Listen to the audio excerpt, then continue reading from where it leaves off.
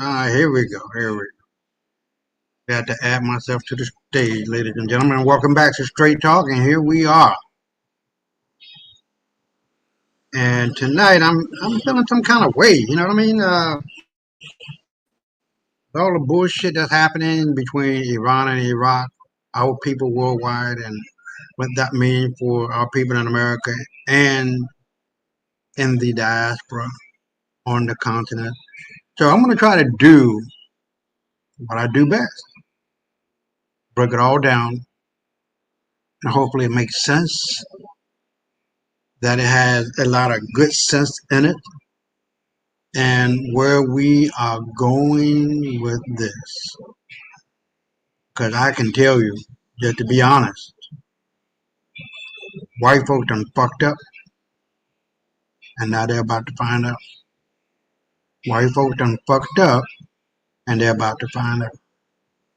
You see, Trump is not as smart as he might want to think. He's about the dumbest motherfucker I've ever seen. And Netanyahu, his fucking bitch ass wife, son, and all them motherfuckers want to be Jews or not Jews. We already know this. But my point is really simple. You cannot do wrong and expect for right to come to you. It just doesn't happen that way. It don't work like that. You gotta think right, speak right, and then your heart and soul do right for all the glory of God to manifest itself through you and into the world outside of you. Don't that make sense?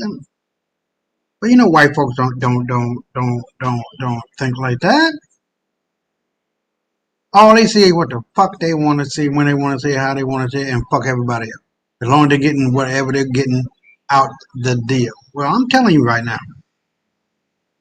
if I have never seen a fucking setup, I've seen it now. White folks are done.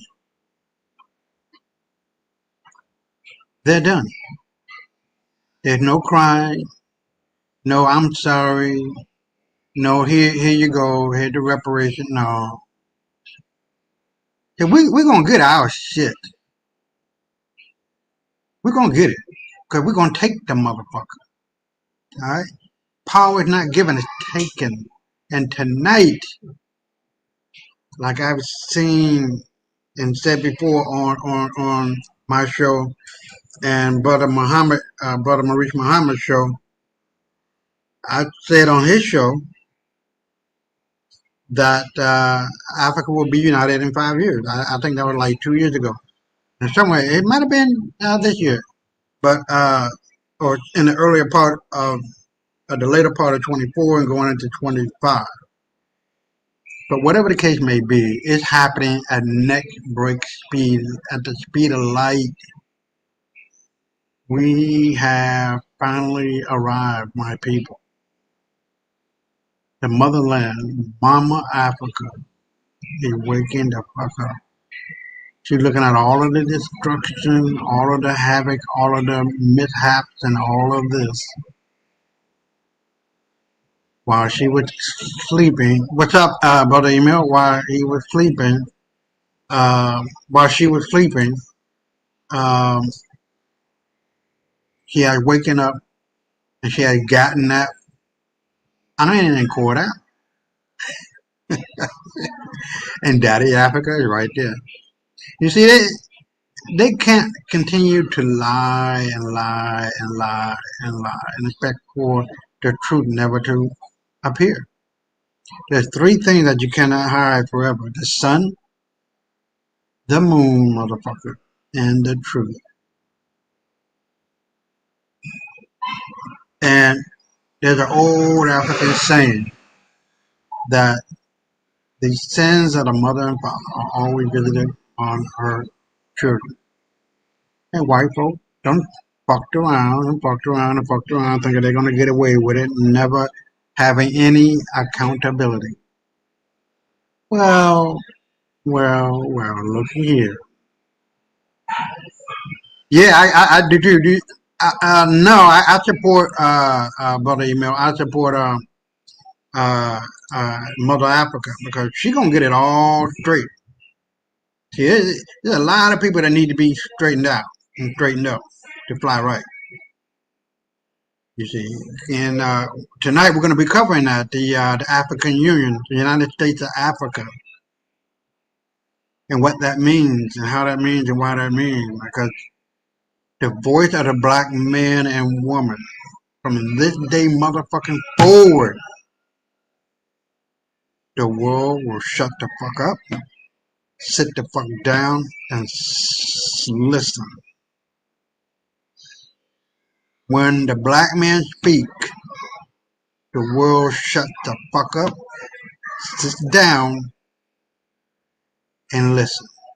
Because if you do anything else, we're gonna be on your motherfucking ass. We're gonna give you one shot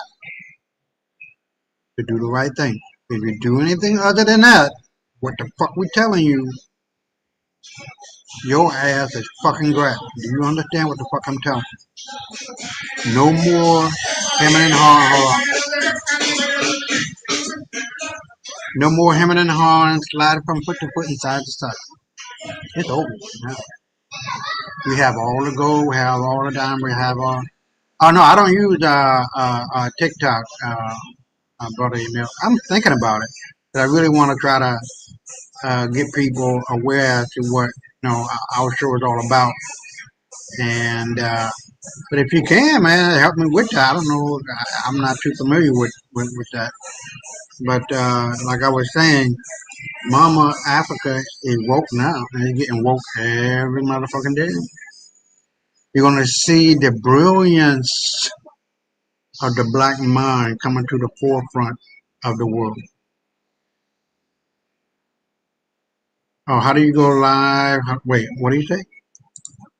How do you go? How do you go live with a cutout and that background of the indigenous black woman?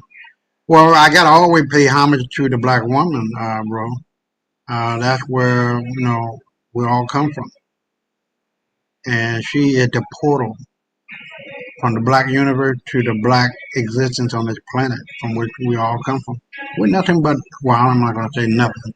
We're nothing and everything in between. We are the black universe filtered down from the heavens in black human form. That's powerful. And once we become aware of where we come from, how we come from, why we come from, and wake up that natural African spiritual being that exists inside of us, yeah, no, I'm asking how do you go live with just yourself as a cutout? What do you mean a cutout? You can't see me here on the screen? I'm talking.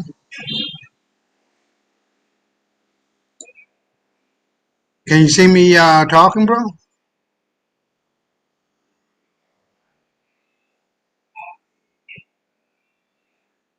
He said, no, I'm asking how do you go live with just yourself as a cutout? What do you mean by cutout? I know I got that cowardly lion with Iran and Israel there. I don't know what you mean by cutout. But anyway, just explain. Oh, I have something. I have nothing against you paying the tribute to black woman. I'm just asking, how do you go live with just your face? I don't know what you mean by that. I've been going live since I started the show, but yeah, I don't know what you mean by that one, bro. Yeah, I've been doing it for however I've been doing it, and I got my face right here on the screen. But yeah, but tonight, um, it is just one of those things where you get uh, discombobulated, not in a bad way, not in a good way. You just don't know where the fuck you are. I can't explain what I'm feeling right now after what is going on with Israel, which I don't give a fuck. They should blow all that shit up, and Iran, and what that means for us. But we're gonna go through it bit by bit. I don't give a fuck. I'm staying here until 12 o'clock midnight, Dominican time. It's 8:10 right now. But we're gonna get through it. I've taken the liberty of looking at all of the damn videos that's been on YouTube and all of that, and what some of our people are doing and saying in regard to um, Israel and all of that, right? So tonight, man, we're going to really try to get into what this means, and I'm just I can't even explain my feelings and my emotions right now. Um, to be honest with you, but I do know the white folk time is up. They done wished upon the heavens to bring down the thunder, and they are going to get it. They're getting it now. Now they're going to get it. They're getting it. And Iran, the funniest thing about it, they're not going to stop. They softening up their motherfucking ass. And when those boots hit the ground, whatever white motherfucker that's there, they're going to shoot them. And I don't blame them. Now, from what I understand, that Trump has B-52 bombers on the way, if they're not already there. No, I wouldn't say that, bro. You know what I mean? My brother Emil is saying Asian folks' time is up too. China, Korea, and Japan have low birth. Well, yeah, well, that is what it is. Japanese men are also having sex with. Oh shit! You gotta be kidding me! Can you imagine? You gotta be kidding me, man. But anyway, yeah, wow, yeah, you blew me away with that one. But anyway, I just really want to put in my 2 cents as to what I am predicting that's going to happen, or that has happened. That it's just going to get worse for white folks around the goddamn globe. And one of the things is that this motherfucking psychopath and his whole ass wife, Netanyahu and his sons or family, and all the motherfuckers, you know what they're planning to do? I believe they're going to be doing within the next 30 to 60 days. They're going to bomb the Al-Aqsa to begin the third temple. They're going to do it. They're going to do it. They're going to do it. And once that's done, because I already got the red heifer, once that's done,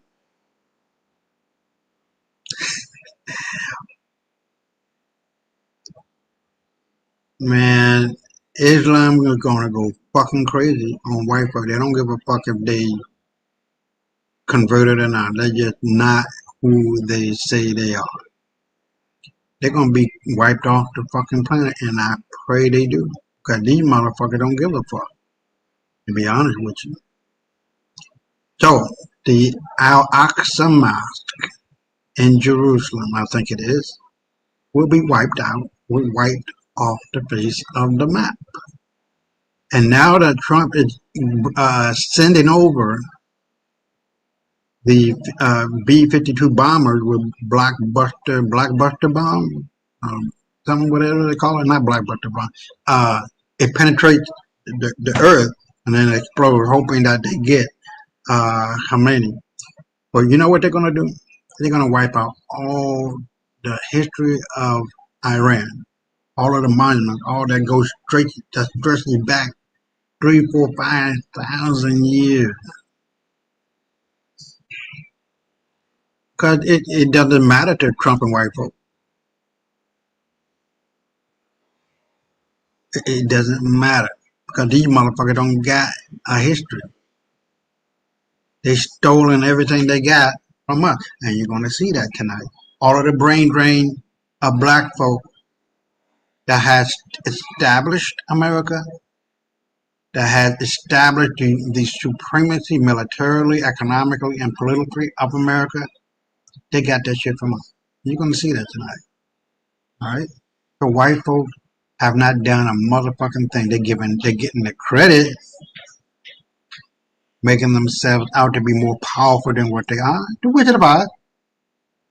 But once you pull back the curtain and see this little bitch of a fucking, let me take that back. I was gonna say man, the little bitch of a fucking boy, because boys don't act like this. I mean, men don't act like this. Only boys do. Only little girls do. The white woman and his motherfucking bastard ass son are children, mentally speaking. They don't have the wherewithal to judge, to act accordingly, and to do what's right. It is not in them. And it is high time, just like our brothers and sisters over there in the continent, to start creating our own table, political, economic, and spiritual table, to deal with these motherfuckers. We don't need them. They need us. We don't need them. They need us. We don't need white folks because they're not white. They're just bleached out nigger. That came from Dravidian albinos who are obviously black people, but they don't have any melanin. And I said this a time and time and time again. I have an offer of $10,000 fucking dollars, $10,000 fucking dollars, $10,000 fucking dollars for anybody to come on this motherfucking show and challenge my motherfucking ass about this shit. They come from Dravidian albino that made it with normal black people that you get these octoroon motherfuckers we call white today.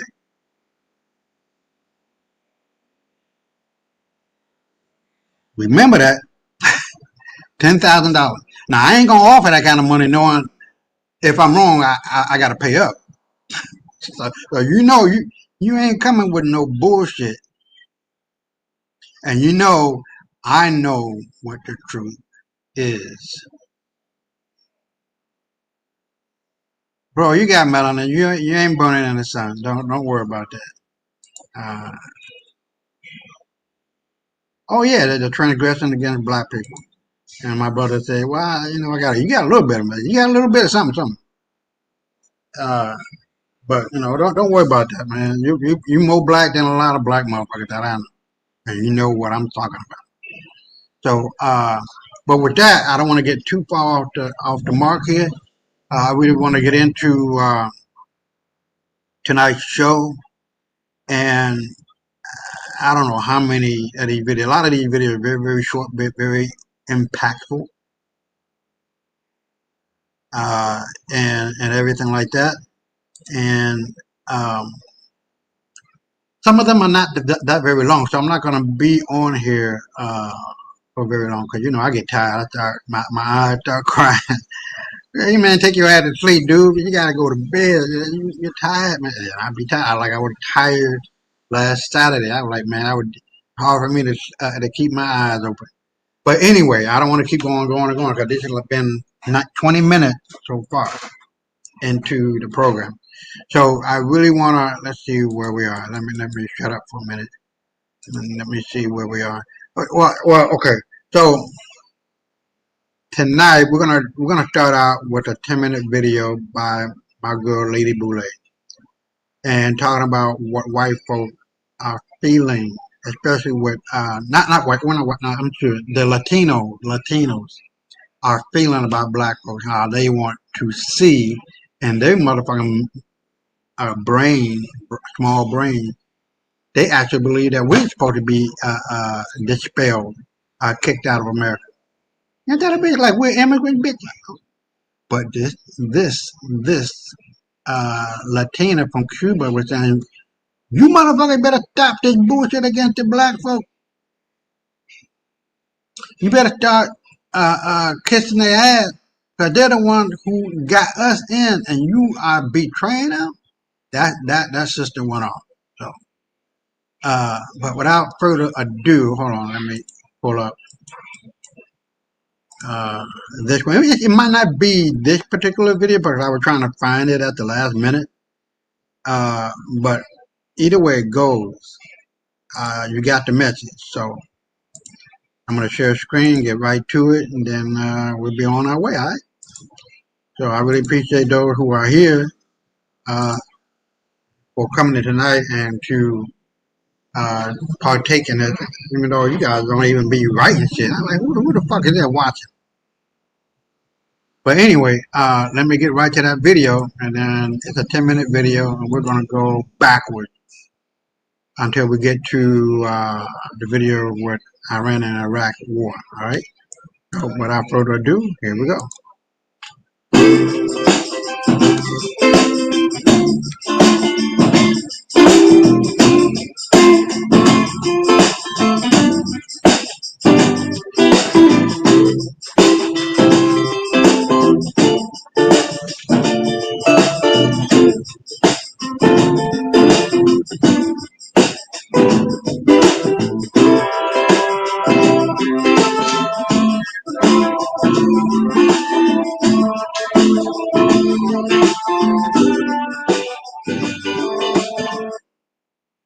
Hello, this is Amy Boulay, and I hope you're having a great day.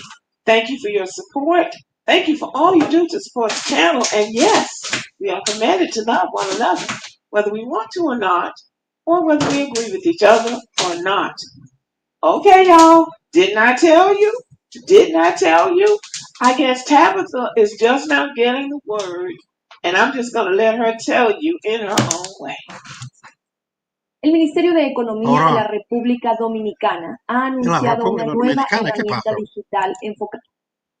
So I'm watching all of the conversation take place. Let me get this straight. Hispanic immigrants in this country vote the way that they do because they hate Black Americans so much that they use their vote thinking that we aren't Americans. They think that we are immigrants and that if they vote along with Republicans and they get rid of immigrants in this country, they think that they are going to get rid of Black Americans. No. Black Americans who built this country. Black Americans who've been in this country since before the United States was established. Black Americans who are a part of the Constitution. Yeah. Boom. They thought they would align themselves with whiteness and the Republican Party, who are screaming to get rid of the illegals in this country. They thought that meant us. And we've been here for over 30,000 years. Yes, ma'am. That's what they think. Or at least that's what they thought until ICE came knocking. They thought that they had a higher status in the United States than we do. I think they thought because they're closer to the white people, they don't understand that almost white is not good enough in America. But yes, that's exactly what they thought. They thought that we were the immigrants, that we were the criminals, and that we were the ones that Donald Trump was talking about getting rid of. And consider the irony. They are the ones that are calling for Black people to come out into the streets and protest with them. I mean, you really can't make this kind of stupidity up. Let's hear some more from Tabitha. That's what y'all are saying all over these TikTok streets? No. I can't believe it. I can't believe that the Hispanic and Latino community are so uneducated that they thought Black Americans were immigrants in this country and not citizens?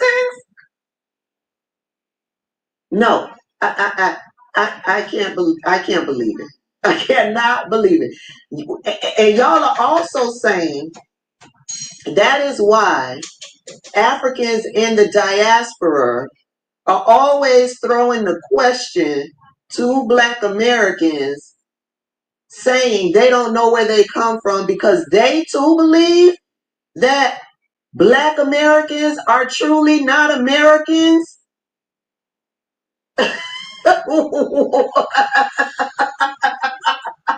No, I cannot believe that these groups of people believe that. I can't believe it. Y'all cannot be seriously believing that these people believe that Black Americans are not Americans? Well, Tabitha, I think it's as much wishful thinking as anything. They wish that would be the case. They wish that since we were slaves, because they love to throw that in our faces, we were slaves, not understanding that we were the baddest, flyest, most gifted slaves ever known to man. And that is how we got our agency. And they just want it to be the case that they weren't slaves, they weren't slaves. And also because we go back and forth with white people. And the reason we can go back and forth, toe to toe with white people is because we can. They don't do it because they can't. They don't have the agency that we have. We have 400 years of skin in the game. We are stakeholders in America, and it would help for them to pick up a book and read about the history of America. And while you're at it, study the Constitution and the cases that have come down from the Supreme Court. That would give you a really clear idea about who we are in America. Now back to Tabitha. They believe that Black Americans are the Black immigrants, not the Africans who immigrate to this country, not Haitians who will immigrate to this country, not Caribbean people who immigrate to this country, not the Black British folks. Yup. No. No. Somebody say psych right now. Psych. They cannot believe that. Say psych right now. Psych. I just cannot believe that they think this.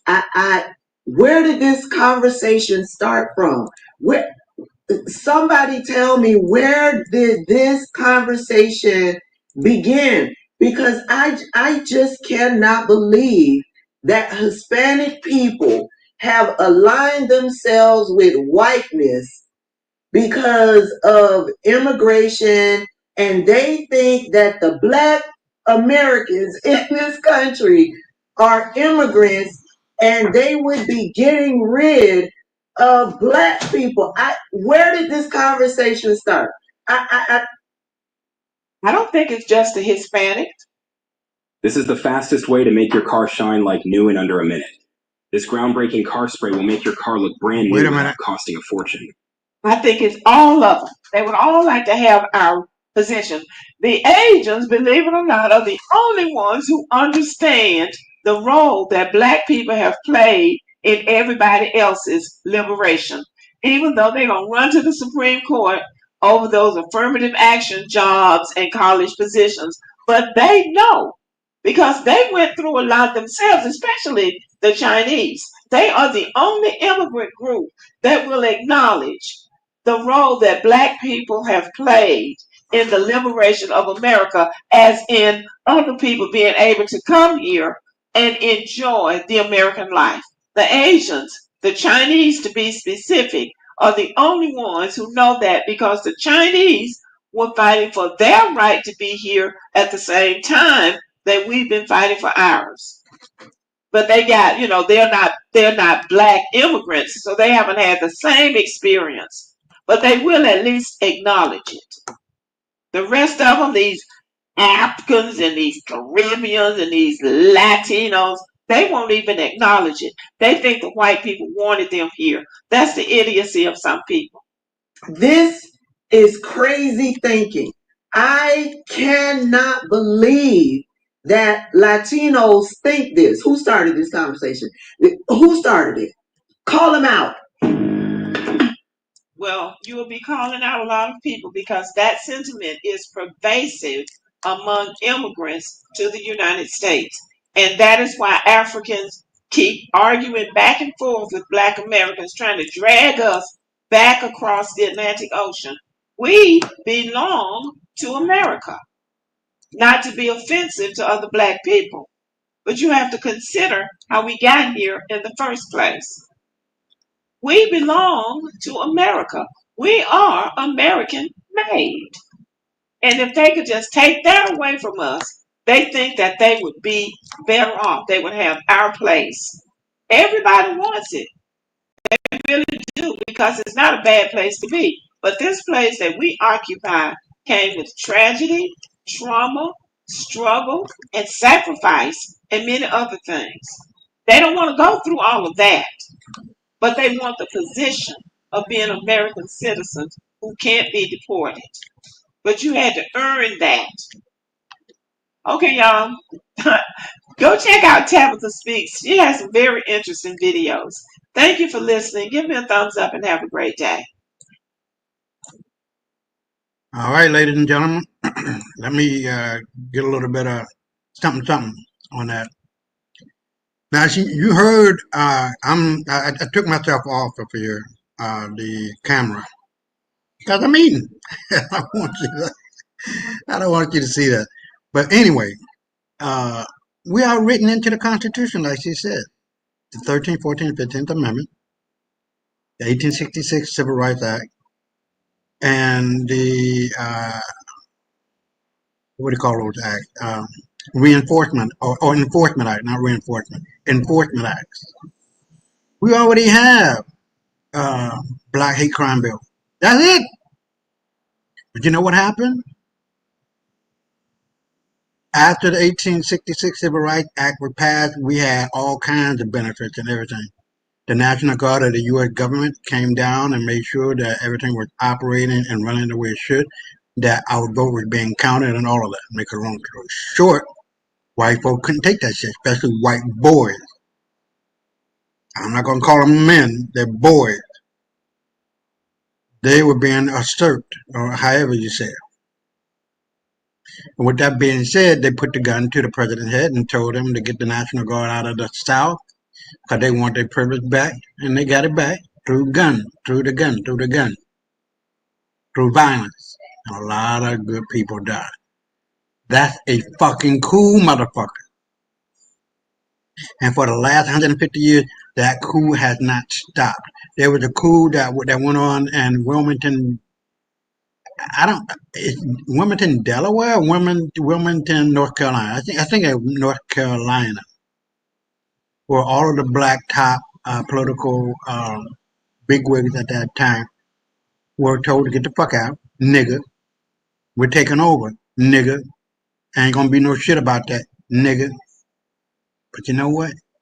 All that could have been stopped, but the federal government, the state government, and the city government played a hand in making sure that the National Guard, State Guard, and City Guard, if there is a City Guard, I don't know, did not come out and enforce the law. You see, the 1866 Civil Rights Act and the Enforcement Act that followed in the 1870s were put into place by our ancestors. As you may or may not know, Abraham Lincoln was black, and Hannibal Hamlin was black, his vice president. All right, and so after the 1866 was passed, because it was vetoed by the president that succeeded Lincoln, it was passed into federal law. It has not been deleted, right? And so with the federal law being what it is, it mandated the Department of Justice to do its fucking job. Not if I want to, not if I may want to. It is a must to do the fucking job that the Department of Justice was created to do. Their only function at that point was to protect black folks, because they knew the KKK was on the rise, and they would do anything and everything in their power to make sure that black folks' economic and political power was diminished to the slightest degree possible. So as you can see, white boys are not fucking men, and they cannot compete with us on an even level playing field. And it's been like that ever since 150 years. But that's okay. Because once black folks start waking up in America, it's over and done with. The federal government got to pay up, the state government got to pay up, and the motherfucking city government has to pay up. Bonds for the win. There's no way we're going to lose, my people. There's no fucking way. And so now, we're at the crossroads. What are we going to do? What we're gonna do, people? You're gonna grab your motherfucking dick and balls and be a fucking man instead of crawling around and bowing down to some bitch ass motherfuckers?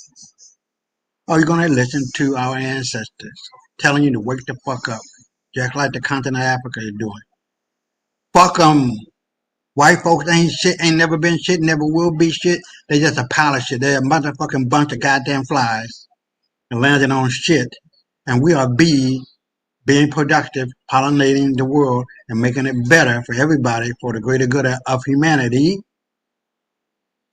And it is a waste of time for bee to talk to a fucking fly that lands on shit and eats shit. Say, hey, shitty fly, try some honey. It's better for you.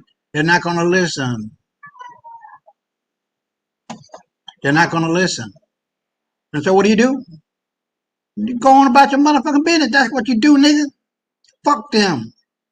That's exactly what you're going to do in this next video of what we need to do about white folks. Fuck them. Pay them no motherfucking money. Fuck them. All right? Fuck them. They don't mean shit. They ain't got shit. They just talking.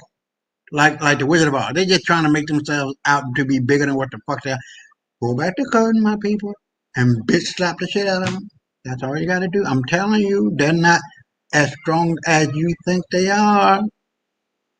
Look at what is happening with white folks. They got the most advanced, oh shit, they got the most motherfucking advanced, whatever, military equipment and military guns and all that in motherfucking Israel.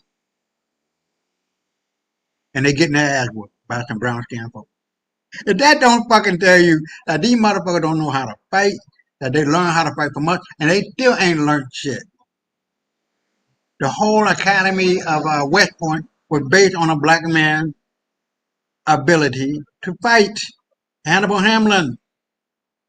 You need to go to Amazon and look up the fighting skills. I don't remember the name of the book, but just Hannibal Hamlin skills or whatever the fuck it is. You're gonna read about our ancestors. Pay attention to our ancestors. They're telling you exactly what to do with these motherfuckers.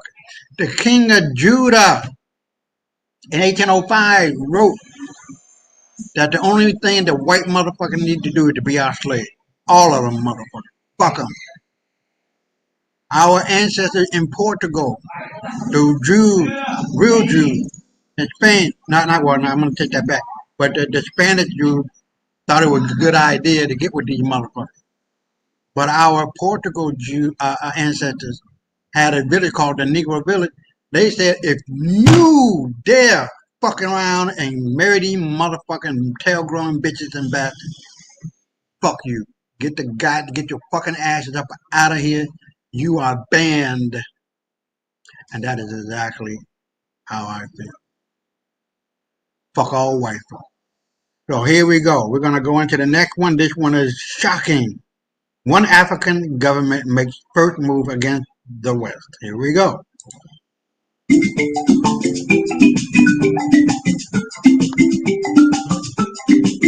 Shocking.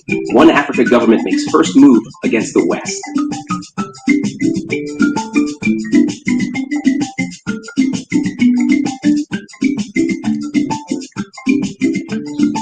By Takunda Mabika, Southern Africa Breaking News. Tisu Vanhu Bacho. And this time, we're standing for all of Africa, not just survival, but supremacy. Black supremacy. Welcome to the shift. Africa, something historic is unfolding before our very eyes. In a move described as strategic, shocking, and overdue, the newly forming One Africa government has reportedly made its first major decision, and it directly challenges the dominance of Western powers. This is not fiction. This is not speculation. According to Chairman Shadow, our senior insider in the African Union Advisory Circle, the first shot has quietly been fired in Africa's political rebirth. And this time, it's Africa setting the terms. This video brings you exclusive leaked details from AU boardrooms, whispers from top diplomats, and private memos between African states, all pointing toward a massive shift in how Africa will deal with the world from now on. The West is watching. The question is, are you? Before going to bed, try this new habit to fix your gums and teeth overnight.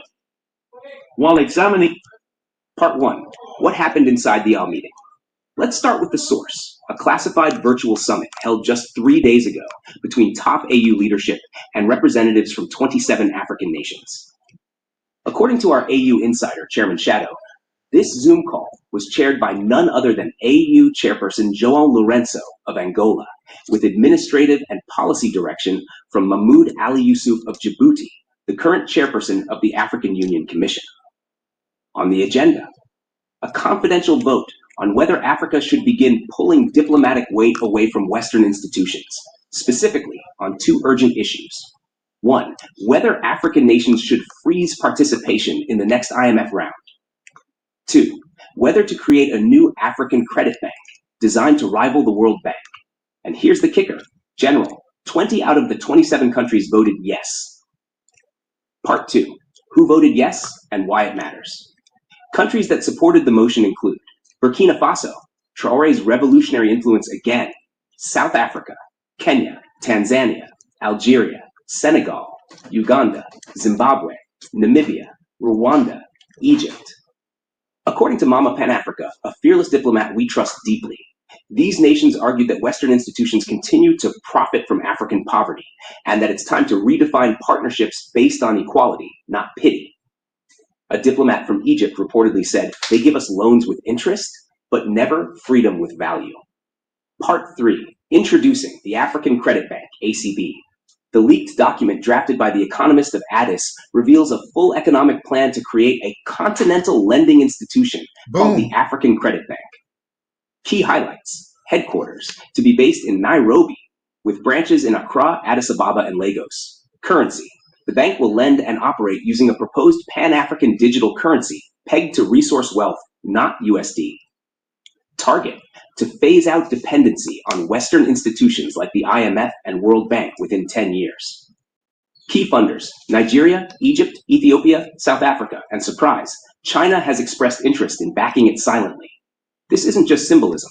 This is Africa saying, we're ready to finance ourselves. Part 4, what the West thinks. According to Protocol Black, an AU technician who listens to every closed-door audio feed in the Addis server room, the West got the signal, loud and clear.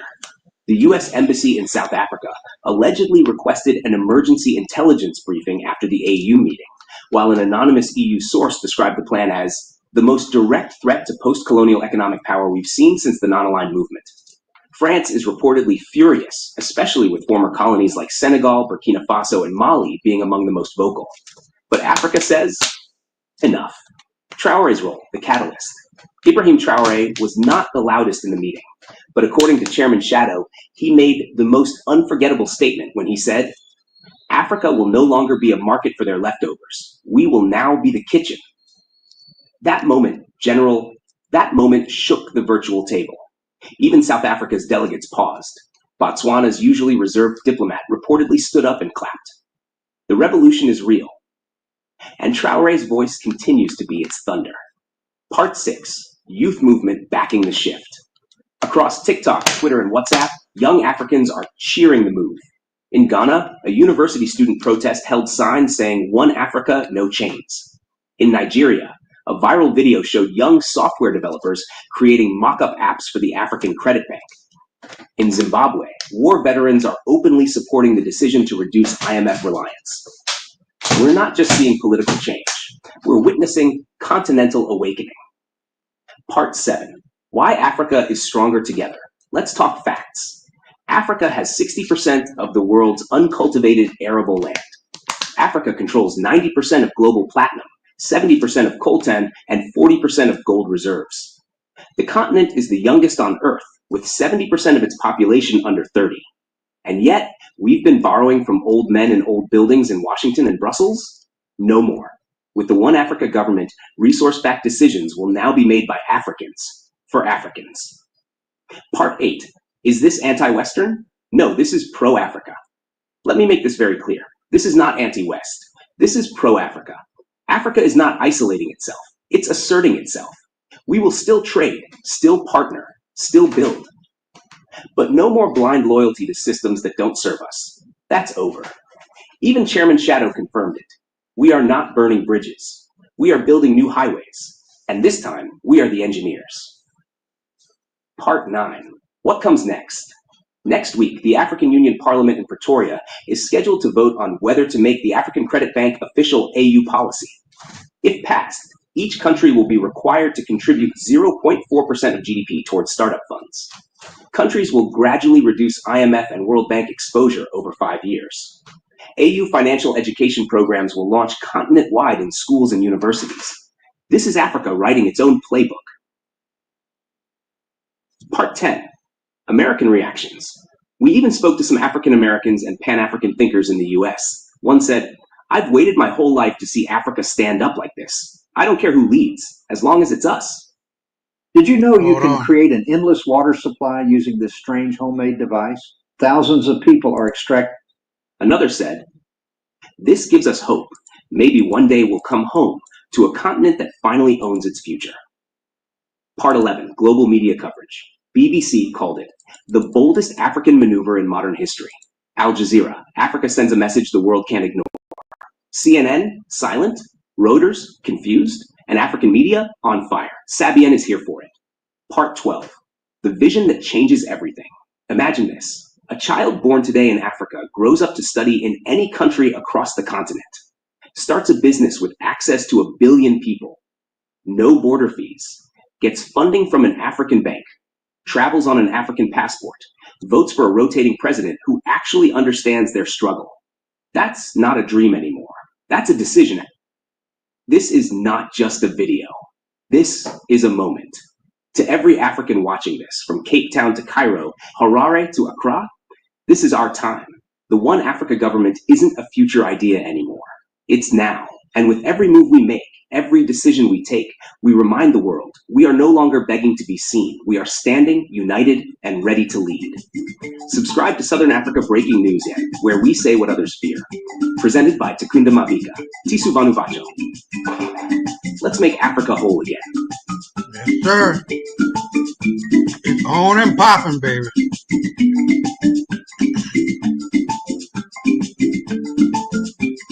That is absolutely beautiful. Black power, motherfucker. Allahu Akbar.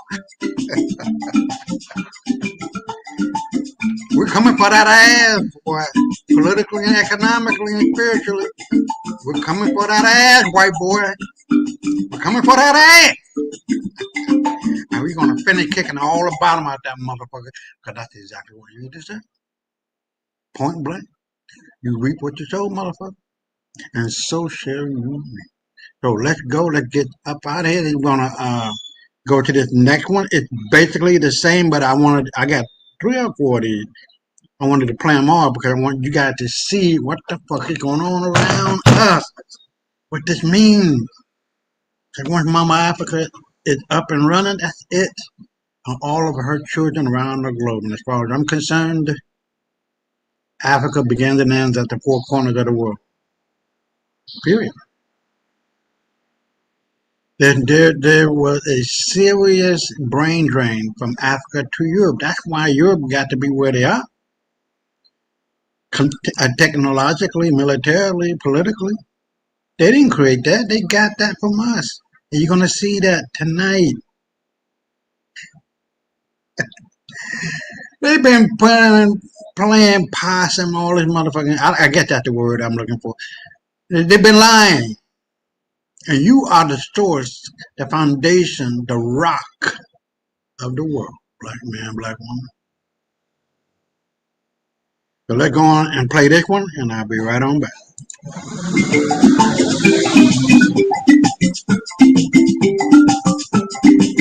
Breaking. One Africa government. How the presidency will rotate.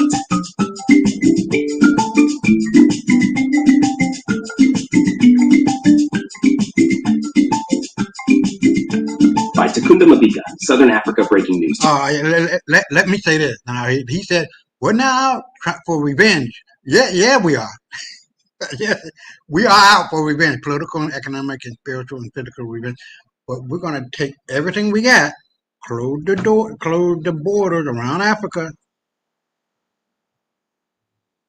and start beating our ass politically and economically, just like Angola did with Portugal. Running around, controlling Angola for 300 years.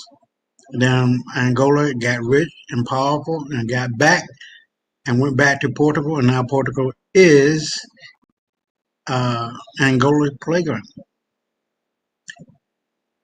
The wealth in Africa, under the ground, on top of it, is valued at least $200 trillion. We're not even talking about the brain drain that left Africa that is now coming back to get it back up on its feet. It's over. It's over. It's over. White folk need us. We don't need them motherfuckers. They wouldn't. White folks are so motherfucking dumb. Let me. I want to make sure I get this right. They wouldn't know how to pour piss out of a boot, even if the directions said turn up.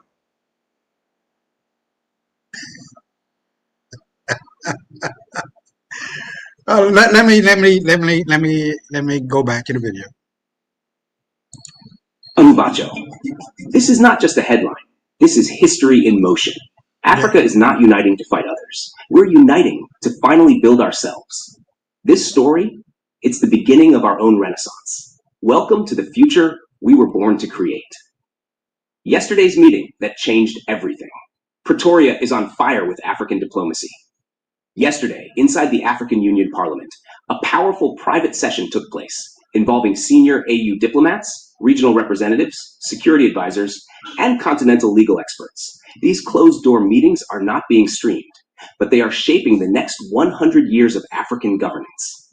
Thanks to Chairman Shadow, one of CBN's most trusted insiders inside the African Union, we've secured details that no one else has, and what we now know will make your heart proud.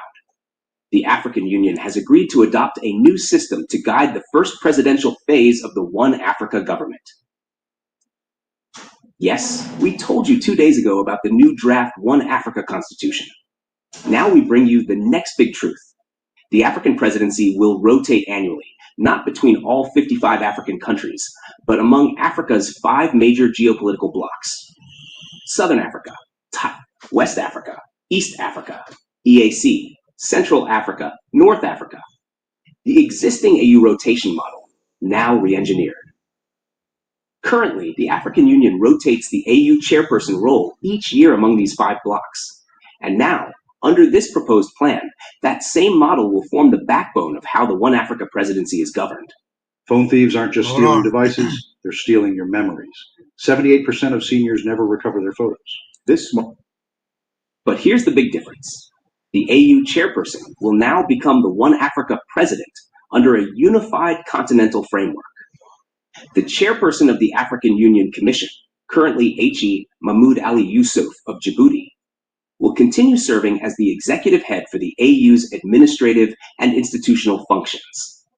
And the proposal suggests that the AU president role be strengthened significantly, with each serving term extended from 1 year to potentially 3 or 4 years, depending on what the final diplomatic consensus is. Who goes first? There's strong consensus emerging in the diplomatic corridors of Pretoria that the first official African president under this new system could be the current AU chairperson, President João Lourenço of Angola. However, some advisors suggest the leadership term should begin in February 2026, when the next AU chair is elected, to make the symbolic transition neater. Until then, the existing AU structures are being empowered immediately to take on full continental authority. As Chairman Shadow put it, this is not about symbolic unity anymore. It's operational, it's structural, it's now. Rotation by region, why it matters. This new system means each of the 5 regional blocs will take turns leading Africa, shape continental policy during their term, be responsible for peacekeeping and AU budget priorities, nominate leadership from within their member states. Example, if it's West Africa's turn, then ECOWAS will nominate the AU president, who could be from Nigeria, Ghana, Burkina Faso, Senegal, etc. This prepares Africa for the big moment in 2036, when continent-wide elections are expected to begin. What about the other presidents? This is where it gets exciting. The Governor Restructuring Act, already in draft, will transform all current presidents into African state governors. These governors will manage their country's internal development, schools, hospitals, roads, local laws, submit national plans to the AU headquarters in Addis Ababa, attend monthly coordination summits at the Pan-African Parliament in South Africa. Think of it like this. You're still Zimbabwean, Nigerian, Egyptian, but now you are also African, governed by a united presidency with full rights and protections across all 55 nations. The AU as a functional government. The African Union is no longer just a decoration or symbolic gathering. It is now the seat of real African power. All ministries, budgets, foreign relations, and military strategies will now be rooted in AU decisions. So, let me say this. I don't know if you guys seen some presidents of different countries went to Brussels, I think, and they were like brushed off. They didn't count. Nobody wasn't paying them no attention. Now, you know, if you, white boy, disrespect the president of Africa, you're going to get your ass slapped. That's some real shit, real gangster shit. Because we're the richest people on the planet. Money talk, bullshit walk. White boy, I'm here to tell you, get your shit in order. But no. It's way past that now, because you can't get your shit in order now. We just going to kick your ass. That's what we're going to do. We're going to kick all the rest of the bottom out your ass. Economically, politically, and spiritually. Because you're going to feel the thunder that you called upon to bring down to earth to try to help you, Netanyahu, and all you white wannabe motherfuckers. Because you're not white. You're just a bunch of fucking flies landing on shit and eating it. That's all you are. You have never added anything to the table of humanity. You have not created not one civilization. And all you brought to the table of humanity is death, destruction, disease, and despair. Let me continue. By each region's own leadership and implementation. The ministries and their mission. We told you before about new AU ministries. Now, let's get specific. Here are the expected ministries under the One Africa government and what they're planning in the short term. 1. Ministry of Youth and Digital Innovation. Mission: turn Africa into a global tech zone. Goal: launch the One Africa internship visa by 2026 for youth to work anywhere across Africa. Plan: introduce coding in every African high school. 2. Ministry of AI and Education. Mission: make AI serve people, not replace them. Goal: create Africa Learn, a digital platform for students across borders. Plan: partner with universities in Cape Town, Nairobi, Accra, and Kigali to develop an African ChatGPT model in 3 languages. 3. Ministry of Agriculture and Food Sovereignty. Mission: no African should go hungry. Goal: establish shared grain reserves between drought-prone countries. Plan: AU trucks to move food quickly during crises. 4. Ministry of Environment and Climate Strategy. Mission: defend Africa's rivers, forests, and air. Goal: restore 20 million hectares of degraded land. Deploy solar tech from Northern Africa to the Sahel. The One Africa Army ready to defend hope. General Umoja, our source inside AU's defense structure, confirmed that the United Africa Command, UAC, will be structured across the 5 blocks. Each region will host a military base. AU-wide soldiers will be trained in ethics, law, and civilian protection. Sahel gang zones will be the first to face action. Elections will be protected continent-wide by neutral AU peacekeepers. This army is not designed to fight foreign wars. It is designed to fight internal decay, warlords, poverty, and collapse. We are not building soldiers of war. We are building soldiers of peace. General Umoja. The road to 2036. Hold on.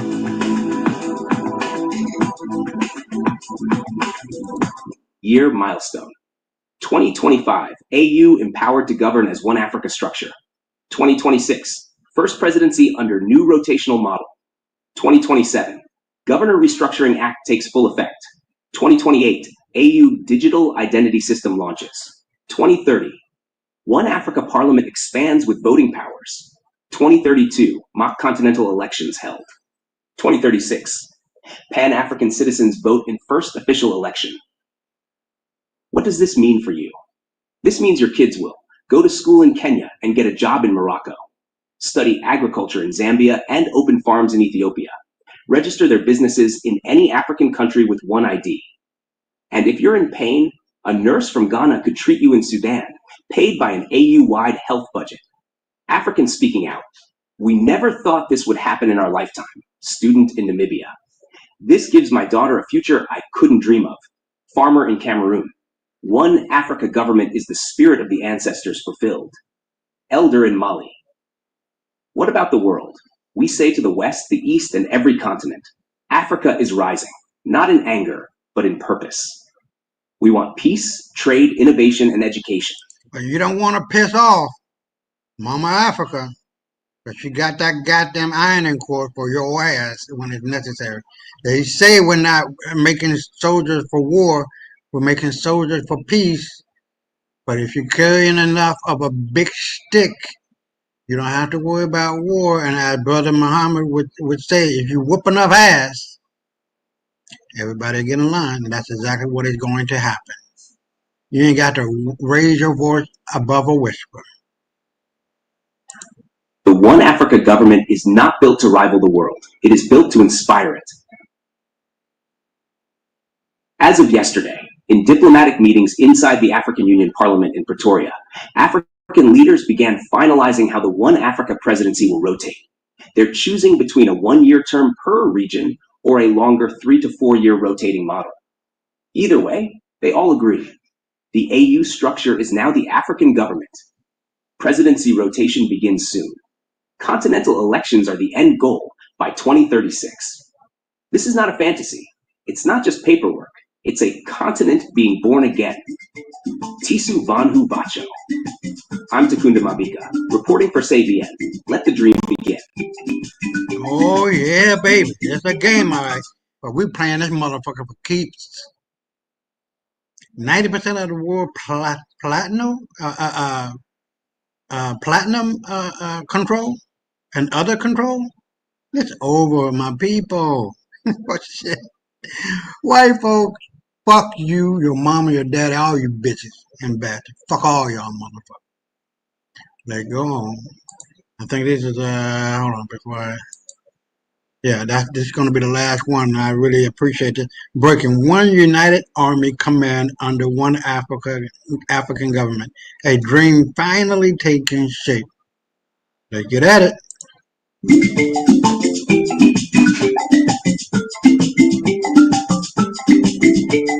Breaking.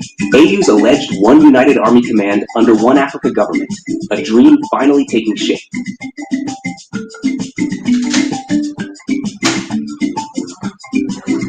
By Takunda Madiga, Southern Africa Breaking News.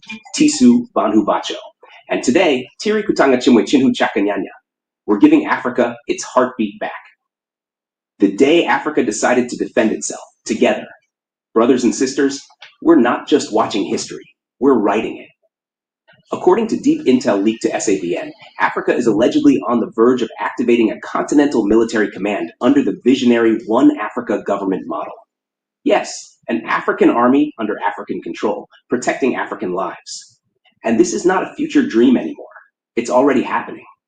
We've spent centuries being divided by maps we didn't draw, and now we are uniting by values we define ourselves, says Chairman Shadow, our trusted AU insider. So here's what was said, what was decided, and what's coming. Part 1, the secret meeting that started the movement. It happened yesterday in a secure room in Pretoria during an AU security ministers gathering. There were no press badges, no public schedules, just 12 of the most powerful African military minds from the East, West, North, Central, and South sitting down to discuss one thing. What will it take to defend one Africa as one army? According to Protocol Black, our embedded tech operator who monitors AU digital comms. They didn't even call it a military meeting. It was listed as a strategic continental consultation. But the files? Confidential. And the title? Pan-African Security Integration Blueprint 2025 to 2045. And that's where it began. The blueprint for something Africa has never had before. One army, one mission. Did you know you can create an endless water supply using this strange homemade device? Thousands of people are extracting gallons of clean drinking water a day out of thin air with this strange. One command. Part 2. The structure that will protect the dream. This isn't a ragtag plan. It's military architecture designed with precision, love, and continental pride. Here's how the proposed One Africa Army will be structured. 1. Continental Defense Leadership Council, CDLC. 5 rotating generals from Africa's 5 regions. 1 civilian oversight head elected by the AU Parliament. 2 chiefs of strategy and tech. Mission. Plan, deploy, and decide. Together. Every mission gets Pan-African approval. Hammer 2. 5 Continental Regional Commands, CRCs. These are the shields of the continent. North Command, Cairo. West Command, Accra. Central Command, Kinshasa. East Command, Nairobi. Southern Command, Pretoria. Each CRC trains, mobilizes, and responds from disaster relief to terrorism. 3. Pan-African Elite Units. Special forces trained for the terrain. Desert Lions, Sahel Ops. Forest Rangers, guerrilla warfare. Urban response teams, conflict de-escalation. Maritime Guardians, anti-piracy and ocean protection. 4. Cyber and Space Division, Africa's new battleground, digital. Lagos, Software Ops. Nairobi, AI and Robotics. Tunis, Satellites. Algiers, Drone Command. Addis Ababa, Interagency Tech. 5. Military Academy Network. Future leaders will be raised with continental exposure. Kigali, Lusaka, Intel and Surveillance. Abuja, Engineering. Addis, Doctrine and Law. Cape Town. Each officer must rotate through 3. 6. Corruption, abuse, not on our watch. Every mission gets independent review by African civilians, lawyers, human rights defenders, and peacekeepers. 7. Rotational command principle. Leadership must never become dictatorship. All major leadership roles rotate every 2 years across regions. 8. Border diplomacy and de-escalation force. Not every fight needs a bullet. This special unit negotiates peace before it gets bloody. Africa's future doesn't need more heroes with guns. It needs protectors with vision. General Umoja. Part 3. Why this is our time. Let's be clear. This isn't about war. This is about never being bullied again. For years we've watched foreign troops control African soil. Conflicts go unresolved for years. Terror groups tear nations apart while neighbors stayed silent. That silence is ending. According to Mama Pan-Africa, AU senior diplomat, the One Africa government means nothing if we can't protect our people. This army is not to intimidate, it's to liberate. Part 4. The peaceful power of unity. This army isn't coming to conquer, it's coming to serve. Oh, we're coming to Flood conquer. in Mozambique, One Africa Army responds. Terror cell in Niger, they're there within hours. Unconstitutional coups, no more guessing games. The continent moves as one. This is Africa saying, we will not let outsiders decide when we bleed or when we heal. Part 5. Who's afraid? Some nations like Morocco, Cameroon, and Equatorial Guinea have concerns. Who controls the weapons? Will Nigeria, Egypt, or South Africa dominate? Will this make the West panic? Chairman Shadow leaked one diplomat's note. We support unity, but who holds the master key? It's a fair question, but this isn't about control. It's about collaboration. Part 6. Global Eyes Watching. U.S. AFRICOM allegedly held an emergency call after the story broke. France is reportedly reviewing all joint military ops. China and Turkey have expressed silent support, but they want something in return: economic access. Make no mistake, the world is watching. And they're nervous, because for the first time in history, Africa isn't asking permission. It's drafting orders. Traoré rises again. Guess who was present at the roundtable? Yes, Captain Ibrahim Traoré. He allegedly said this: a president without an army is a slogan. A continent without protection is a playground for the world. That's why his name keeps coming up, not just for first president, but as continental commander in spirit. Junior officers across Mali, Tanzania, South Sudan, Angola, they love Traoré. He speaks their language. Action, not speeches. Part 8. Defense goes digital. The future battlefield is no longer land. It's code. This army comes with drones made by African engineers, AI-powered border systems, satellite launches planned in Algeria, Ethiopia, and Ghana, and coordinated cyber teams in Lagos, Nairobi, and Tunis will keep the continent safe from hackers. Part 9. Protecting democracy, not destroying it. Let's be real. Africans are tired of military leaders becoming lifetime rulers. So this army will have term limits for generals, civilians embedded in every mission review, audits by the Continental Ethics Board. Because we're not building another dictatorship. We're building discipline. Part 10. A dream coming true. Let me talk to you, the African watching from a township, a village, a city, a border town. You are not just a citizen. You are part of something bigger. This army means jobs for your cousins in logistics, engineering contracts for African tech companies, protection when storms hit, hope when war breaks out nearby. And most of all, respect on the world stage. Because when the One Africa Army salutes, it salutes you. Part 11. This is what power with purpose looks like. General Umoja said it best. Africa's army is not coming to intimidate. It's coming to inspire, to shield farmers, to protect mothers, to give children a future. Part 12. Tisu Banhu Bacho. And now, Tisu Masoja. We have been exploited, divided, ridiculed, and dismissed. Now, we will be respected. This is Southern Africa breaking news, and I'm Takunda Mabika, reporting not just facts, but the rebirth of a continent. If you believe in the dream, share this. If you feel the fire, comment Africa is one. And if you want to build the future, subscribe and march with us. Tisu Banhu Bye. I don't know why this white motherfucker is in on this shit. I'm gonna write to him and ask, what the fuck is this shit? But anyway, let's continue.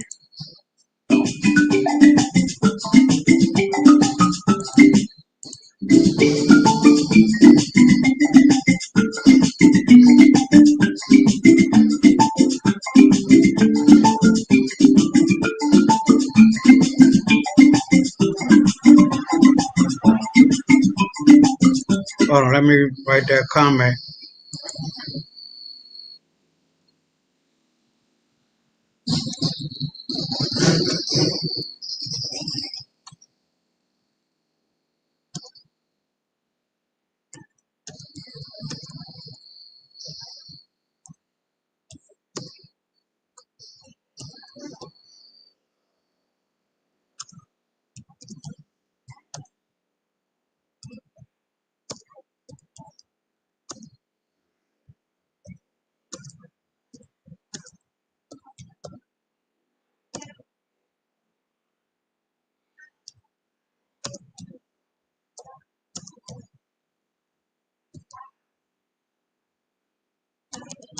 All right, so I am got that in.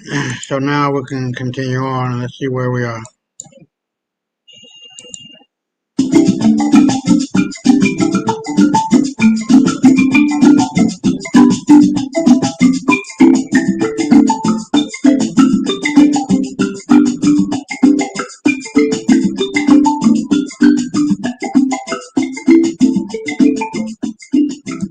All right, so we're done with that one. We're gonna be going right on. And now this is the guy who did the car that doesn't have a motor, doesn't need oil, doesn't need petroleum, nothing like that. It runs on some kind of a frequency.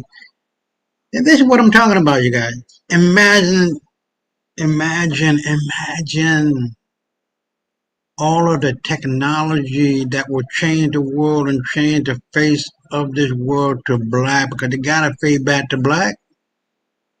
The reason why America is what it is because of the black genius behind the scenes. Europe behind the scenes. But now all of that is coming back home. We are the brains of this motherfucking world, not white folk. Surely they can copy. Surely they can act like this and act like that. But they're not the source. And as the chat GPT said, if I were to come back as a human being, I'll come back as a black man or woman. Because you are a black man, as chat GPT said, the foundation, the rock of humanity. So hold on, let me see if my boy is. I don't know. So he didn't come up tonight. So oh, okay. If you want to come on, you can, man. I'm sorry, I didn't see it all the time. So if you want to come on, I can send you. Hold on, I can send you the link. But I want to try to fly through this. Oh shit. Uh, I want to try to. Oh man, what the hell is this? Hold on, let me hold on. Uh, go to your Facebook, and I'm going to send it to your messenger. Uh, excuse that. Some of these people are just wow. But anyway, yeah, I'm going to put this in your chat, man, so you can come on in.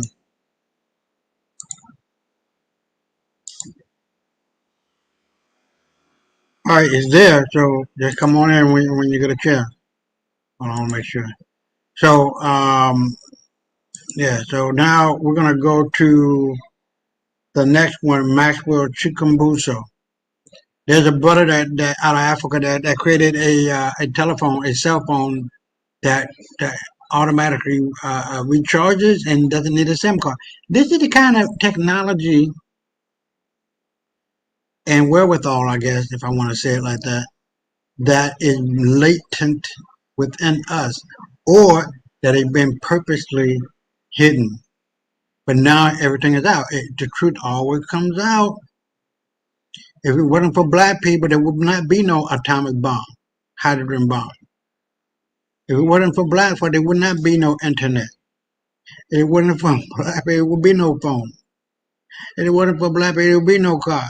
Ford didn't create that shit. They would have brought it that in the late 1890s that created a car that's way better than Ford. But if that was true, then why did he? Because there was no money.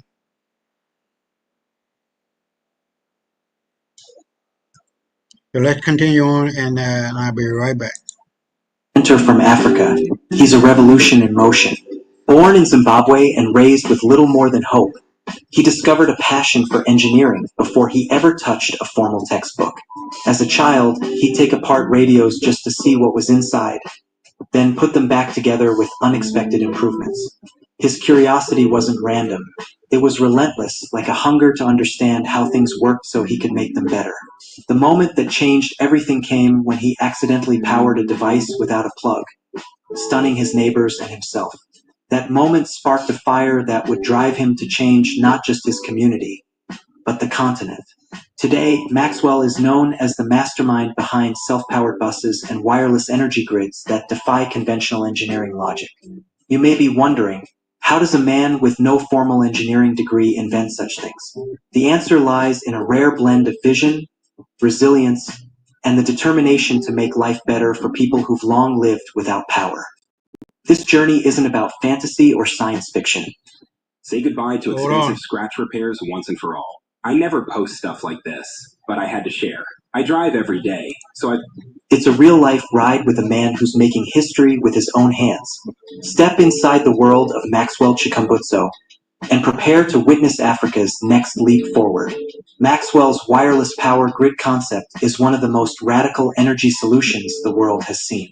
Imagine a village in the middle of nowhere lighting up without poles, wires, or generators. It's happening because Maxwell imagined it and then built it. His wireless energy transmission uses radio frequency, RF, to deliver clean, free power across long distances. The implications are massive. No need for fossil fuels, grid cables, or traditional infrastructure. Remote villages in Zimbabwe that once went dark at sunset now stay alive with light, communication, and opportunity. Power becomes a tool for education, health, business, and empowerment. Not a luxury, but a right. This isn't just invention, it's liberation through technology. Maxwell's systems are already being tested in multiple African regions, with performance surpassing expectations. The transmission rate is stable, the devices are self-sustaining, and maintenance is virtually zero. His technology not only works, it thrives in places traditional systems fail. He's creating power freedom in places long ignored by global innovation. But Maxwell didn't stop there. He turned his attention to one of Africa's biggest needs: transportation. Imagine buses that don't need charging stations, batteries, or fuel. That's what he created: the world's first self-powered bus. It sounds like magic, but it's built on the same RF principle as his wireless grid. The bus captures ambient energy and converts it into forward motion, all without plugging in. People used to laugh at the concept. Now they ride it. In Zimbabwe, a growing fleet of these buses is already easing the strain on crowded roads and underfunded transit systems. No emissions, no delays, no dependency on oil or electricity. The buses operate quietly and cleanly, changing how cities move. With Maxwell's system, rural and urban areas are finally being connected affordably and sustainably. He's not just inventing technology, he's designing the future of African logistics. One of his buses can run for days without losing momentum or needing human intervention. Local governments are beginning to notice, seeing the cost savings and environmental benefits firsthand. International observers have also started to reach out, intrigued by the African-born solution to a global problem. Maxwell's designs use fewer moving parts, which means lower failure rates and easier repairs. Local technicians are trained to maintain the systems, creating jobs and economic growth around the innovations. This is decentralization at its best: technology in the hands of communities. Maxwell often says, Africa doesn't need aid, it needs tools. His inventions are the tools he's giving his people, with no strings attached. There's something profoundly African about his approach. He listens, observes, and solves according to context. Where other innovators chase patents, Maxwell chases impact. In one township, crime has gone down simply because streetlights powered by Maxwell's system stay on all night. In another, a school now runs evening classes because they finally have power. These may sound like small wins, but to the people there, they are life-changing. Maxwell's work bridges the gap between potential and progress. But it hasn't been easy. From day one, he faced skepticism from governments, engineers, and even his own peers. They called him a dreamer, a fraud, or worse, a distraction from real science. He kept building anyway. With no institutional support, he bootstrapped his way to success using donated parts, recycled materials, and sheer ingenuity. Every time someone said, impossible, he heard, try harder. Even today, the challenges remain heavy. Funding is scarce, regulatory systems are slow, and competition is rising. But Maxwell believes that true innovation doesn't wait for permission. It acts when it's needed. Africa needed energy, he gave it energy. Africa needed transport, he gave it transport. Now, Africa needs a new vision, and he's already drawing the blueprint. In his small lab, tucked inside a nondescript building, some of the world's most futuristic tech quietly comes to life. Wires dangle from ceilings, screens flash code, and machines hum with purpose. Young apprentices work beside him, learning the art of invention by doing, not memorizing. Maxwell teaches them the same way he learned, by breaking, fixing, and reimagining. He tells them they are not the future, they are the present. This is how he builds not just machines, but minds. His vision extends beyond electricity and movement. This is the fastest way to generate almost cost-free electricity for life. What if the ground you walk on? It touches every facet of life. Next on his list is agriculture. Using RF power, he's developing autonomous irrigation systems that don't rely on grid energy. These systems promise to help small farmers grow food year-round, even during droughts. And for healthcare, he's designing mobile clinics that run on self-sustaining energy systems, able to reach remote communities. It's not about exporting African talent. It's about nurturing it, right here. Maxwell wants to end the brain drain by giving young minds a reason to stay. Through workshops, mentorship, and real-time problem solving, he's creating an ecosystem of innovation. He believes the next tech giants will rise from African soil, not Silicon Valley. Every day, his story is a reminder that necessity is the mother of not just invention, but reinvention. His challenges have shaped him into more than a creator. They've forged a symbol. To many, Maxwell Chikumbutso is hope in human form. His story is the anthem of a continent reclaiming its narrative through science. But what's most striking is that he doesn't seek fame or fortune. He seeks function. He wants his work to live in homes, buses, clinics, and classrooms, not behind glass in a museum. Maxwell once said, "Innovation isn't an idea, it's an answer." He's answering Africa's call, one circuit at a time. And every answer he gives sparks another question, another challenge, another opportunity. From the hum of his RF machines to the quiet satisfaction of a village lit for the first time, his journey is alive. You can feel it in every road his buses travel, every light his systems power, and every life he touches. As the bus glides silently across a rural dirt road, Maxwell looks out the window with quiet determination. This isn't just a ride, it's a statement. Each mile the bus covers represents a victory over doubt, over limits, over everything they said couldn't be done. The bus doesn't hum, it whispers, a soft reminder that power doesn't need to be loud to be revolutionary. Children wave as it passes, their eyes wide not with fear, but with wonder. They know this is something different, something better, something theirs. In these communities, innovation is not an abstract concept. It's a daily experience. The solar panels that once dotted rooftops are being joined by invisible energy transmitted through the air.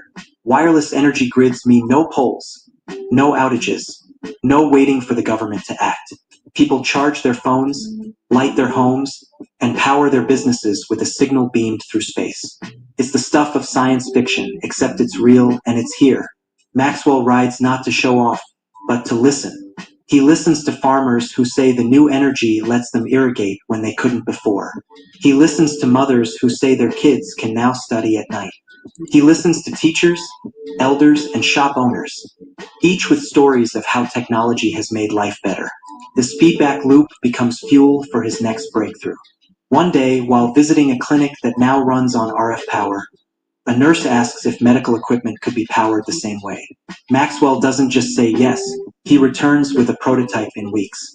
Now, mobile health vans can sterilize tools, run diagnostic equipment, and refrigerate medicine, all without a single cable. This mobility changes how healthcare works in remote areas. Doctors no longer wait for patients to travel long distances. They bring the clinic to the village. Lives are saved not by flashy machines, but by consistent, clean power where there was none. The transformation isn't just physical, it's psychological. People feel less forgotten, less left behind. They are part of something bigger now, a movement of possibility. Maxwell often says, "We don't need more followers, we need more fixers." That's why he spends as much time teaching as he does inventing. He mentors young people who show even a flicker of curiosity. His lab has become a sanctuary of ideas, a place where mistakes are welcome and failure is feedback. Here, a broken fan becomes a teaching moment. A malfunctioning circuit turns into a lesson on persistence. Every student who enters Maxwell's orbit leaves changed, empowered, and hopeful. He teaches them that the future isn't imported. It's built locally. One teenager, inspired by Maxwell, recently built a homemade drone to monitor crops for local farmers. Another is experimenting with using RF signals to power water purification devices. Each small success compounds into a larger wave of ingenuity. This is how a movement grows, not from policies, but from practice. Innovation becomes embedded in daily life, not locked in labs. Maxwell doesn't believe in waiting for funding to act. He believes in starting with what you have. He once repaired a broken inverter with scraps from an old radio and a cracked smartphone. That same inverter now powers 3 classrooms in a rural school. What matters to him isn't perfection, it's utility. If it works, it matters. His tools are often ugly, rough, and unconventional, but they solve problems. And in communities burdened by limitations, solving a problem is more beautiful than any polished design. People call him the African Tesla, but Maxwell doesn't care about comparisons. He doesn't build to compete, he builds to contribute. His wireless power system doesn't just power lights, it powers dignity, powers confidence, The power is the belief that African minds can shape global futures. More and more, international engineers are traveling to Zimbabwe just to see his inventions in person. Some leave skeptical only to return with funding or partnerships. A few tech companies are now in talks with Maxwell's team to test his systems in urban environments abroad. But Maxwell is careful. He won't let the vision get diluted by commercial interests. He's turned down offers that would have taken control away from local communities. To him, freedom is part of the technology. Without it, innovation loses its soul. Maxwell sees every city as an engine of change waiting to be powered. He envisions wireless grids transforming Lagos, Nairobi, Kigali, and beyond. He dreams of buses in Dakar, Addis Ababa, and Johannesburg that never stop, never pollute, and never break down. He imagines young African coders designing apps that control the flow of RF energy through their homes.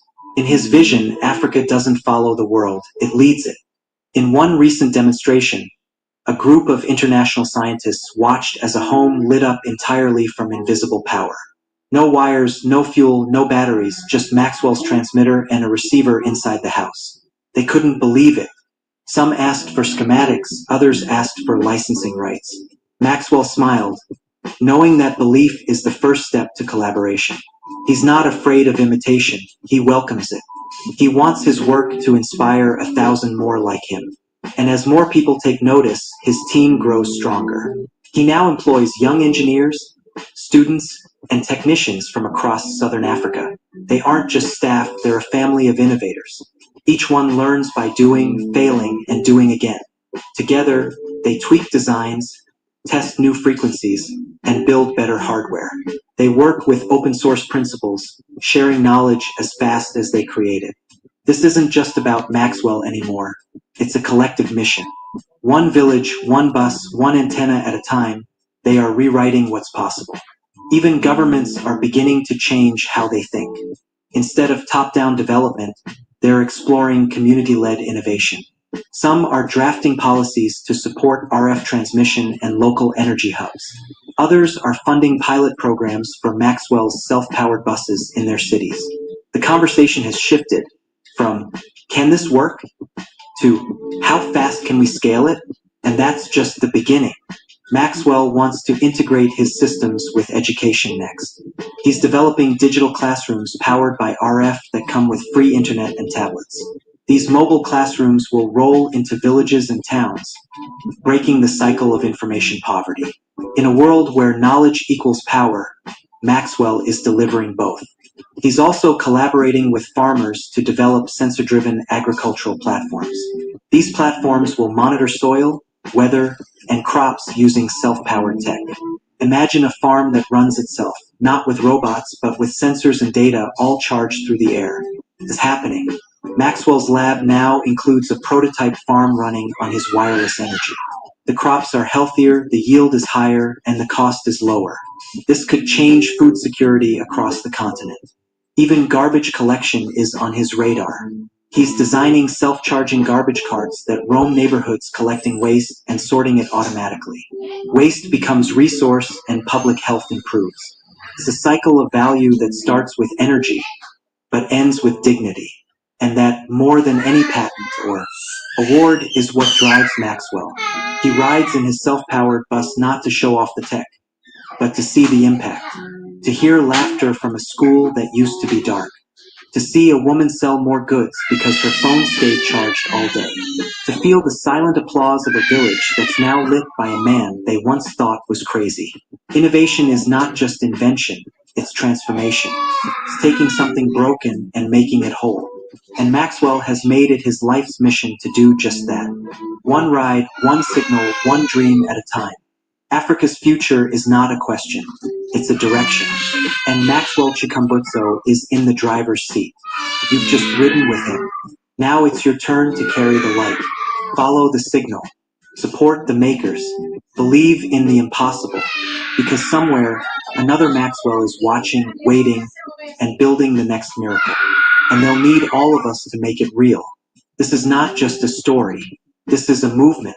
This is Maxwell's journey. And now it's ours too. Did you know you can create an I'm gonna have to apologize for my kid crying. He just got home, so he did something his black ass wasn't supposed to be doing. Hold on, I'll butter here. And this is the one now. This is the airplane that doesn't need any fuel. You can, dude, man. I'm telling you, Africa's gonna be the powerhouse, militarily, politically, and economically, and spiritually. They're coming home. And what's up, man? You got it? Are you there? What's up, Isaiah? You got it. What's going on, man? How's it been? Yeah, good, good, yeah. Yeah, I How haven't you been, like? I haven't been able to come in the previous weekends because they have been working. Really? Okay. Well, Yeah. you're doing better now, right? Oh yeah, a lot better. I'm taking a much needed break. Well, you always need your okay, cuídate, con Dios. You always need your time to yourself. Don't ever give that up. You'll go Yeah. crazy. Slice yourself up into a million pieces and try to give it all away. That doesn't make any sense. You know what I mean? But how you like the show so far? Oh, it's very interesting. Yeah, yeah. Not only Um, interesting, but it's real. at the very beginning of the video, you mentioned something about Abraham Lincoln being a black man. I'm Right. just curious to know, where did you get that information from? Because when I look Well, at pictures of Abraham Lincoln, he looks, clearly looks white, especially no. with all that straight hair and stuff. Right. I mean, there's a whole lot of sources, but the main source is his own biography, written by his own hand, describing his mother and his father being black and him being black, like 6'3", slightly bigger than medium build, or not buff, but a little bit less than like that. So he Hmm. was a black, That's very and interesting. You're gonna have to forward me the link because that's something I'm interested in reading about. well, I talked about that on one of my videos before, talking about George Washington, talking about Abraham Lincoln, and Ulysses S. Grant, Robert E. Lee, and all of these people were black people. So you can't, you don't listen to what white folks tell you. And if you had the opportunity to read my book, The White Man's Burden of Lies and Deceit, the book one, if you read book one, bro, it's going to set you off into a whole nother tangent of acceptability, respectability, and honoring our ancestors, who we have the same ancestors. You know what I mean? So it is beyond uh, it is beyond belief that a lot of people just don't know what the truth is. But once they become aware of it and don't let it go and allow that truth, those seeds of truth, to be buried within your soul, the fruit of that is the ironclad mental stability that a people need in order to bring back and to bring forth the manifestation that they want to see in the world. Just like our brother Chikambuso, he's not doing it for money. I mean, he could be a billionaire by now, but he's doing it for the greater good of everybody, and that's the mindset of the black people, the black mindset. When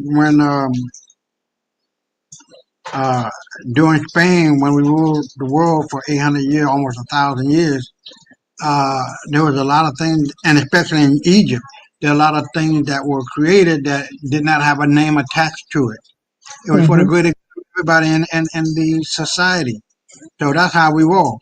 Now, in today's capitalistic society, obviously, we created capitalism and we created the stock market. We created all of that. And that's coming out of England. And even banking, we created that. So it's not like we just got off the boat and didn't have anything with us.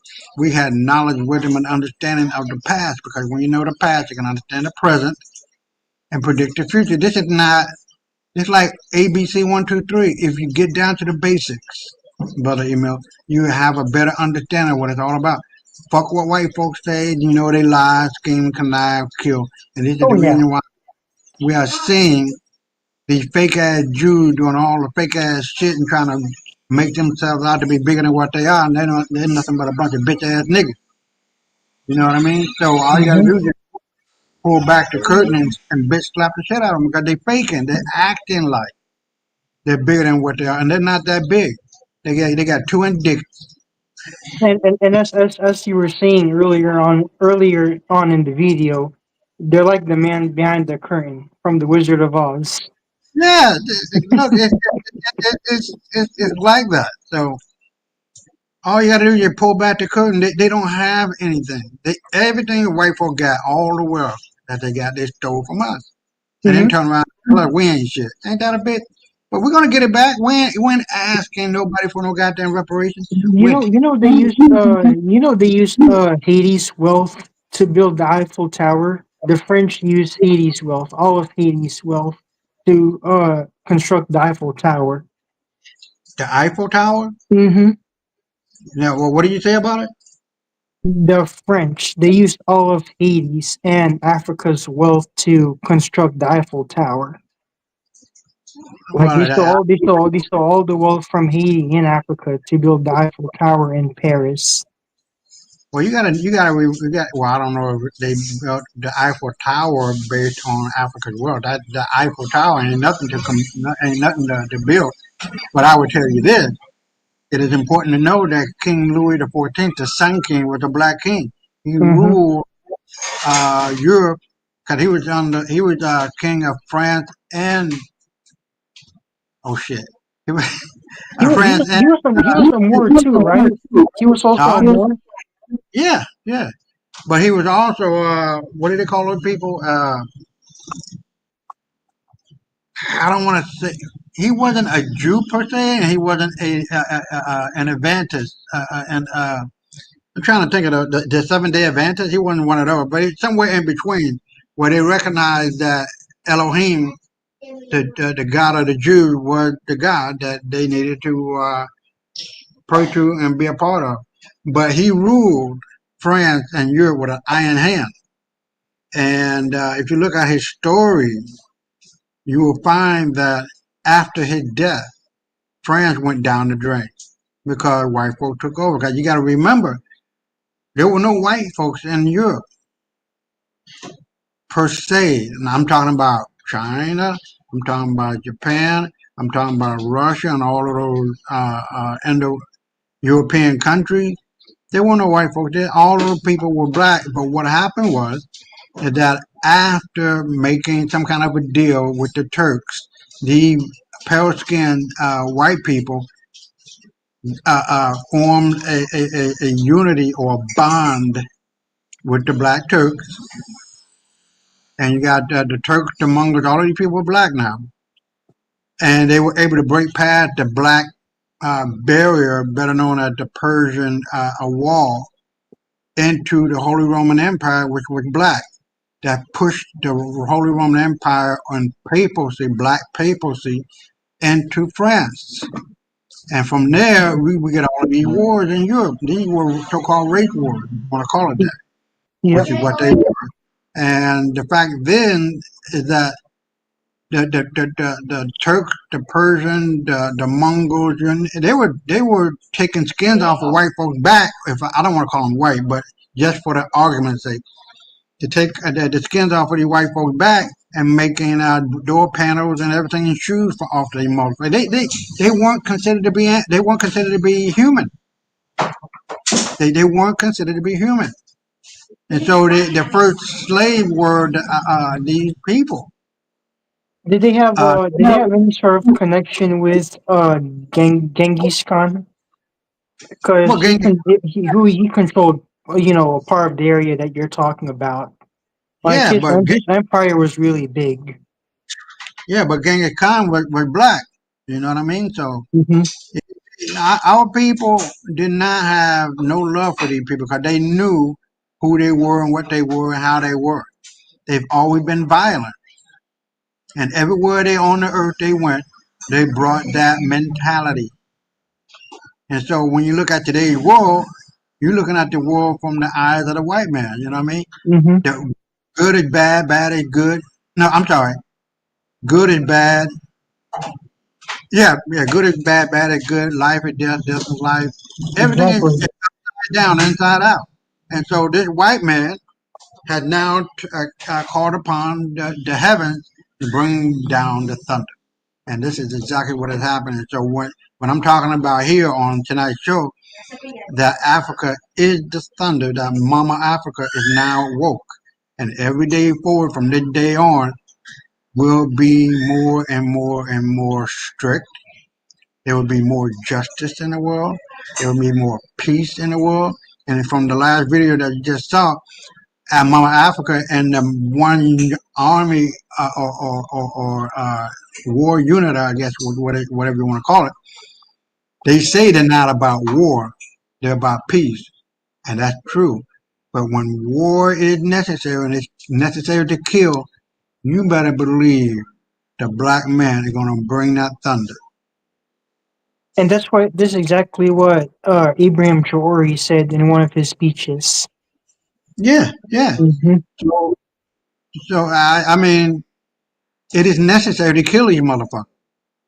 Netanyahu and whole motherfucking family, all these goddamn fake ass Jews there and around the globe. The They Rothschilds, the Rockefellers, and all those people, yeah, the yeah, royal family. all of them. All Yeah, of, they're the worst pedophiles on the face of the planet. This is what they're trying to hide throughout Europe because they have, what do they call people? Like the hunting game? What's the name of that movie? Where they go out and they hunt down literally human beings and kill them uh, and eat. oh, you're talking about the Hunger Games. Yeah, the Hungry Game or whatever the hell it's called. Yeah, That shit was real, and that's what brought down the house of Mecklenburg or the Queen of England, and because you can see on the gate in front of the castle, the Buckingham Plaza, Buckingham Castle, whatever the fuck it's called. Um, there's no steel there anymore, and the world has wakened up to the evil that these people are. They're not human. White folks are not human. Literally, the only human beings on the face of the planet are black people who are Homo sapiens sapiens. We're the only ones that are on the planet that are human. yeah. Period. Period. There's no discussion about that bullshit. There's no, I'm human too. Well, fuck you, white boy, because you're not human. You know what Hmm. I mean? So let me get back to this. I don't want to be on here for too long because I start going to sleep. All right. So let's go to the next one. And this one deals with macro chicken booster self-powered aircraft. Now you can imagine all the brain drain that left Africa and went into Europe and start important industries and businesses and all that. It didn't start by white folks doing that shit. And all of the military apparatuses that are horrifying. You ain't seen shit yet because Chickambuso has just created an airplane that doesn't have a motor, doesn't need to be refueled, and all of that. And it cannot be detected by radar. Can you imagine in the next 2 3 years the kind of military power that Africa as a one government is going to have and have access to its soldiers as to what kind of weapons they're going to be having? It's going to be mind blowing. And white folks are scared shitless about revenge. We want revenge. We say we don't. That old saying about what say, oh, no, don't worry about it. What black folks say, oh, no, don't worry about it. We good, we good. When we say we good, that means we just, hold on. That means we're just sitting back waiting for the table to turn. And once the table turns, motherfucker, that shit is over and out. You're done. Speaking of which, they don't want to give y'all reparations. So now it's Nah, your I time. don't give Your a fuck. time. It's your time to just take and grab without asking Right. any more permissions. Because white people are not going to give y'all reparations. They give all Nah. these other groups of people reparations, but See, to black see, people, but they haven't given you up until now in the year but that, 2025. They haven't given y'all reparations. well, let me give you two scenarios that I've been saying on this show for the last 2 3 shows. Black folk need to wake the fuck up in America. Not just in White, in America, but all other parts of the no, world no, too. right, right, right. I agree. But specifically, just like Mother Africa is now doing, black folk need to wake up and grab and take back the power. They actually in believing that they need the white man to give them this, to give them that, to give them this vote, to give them that right. That's not true. All of that was stolen in 1875. After that, all hell broke loose on black Americans. The reason being that white boy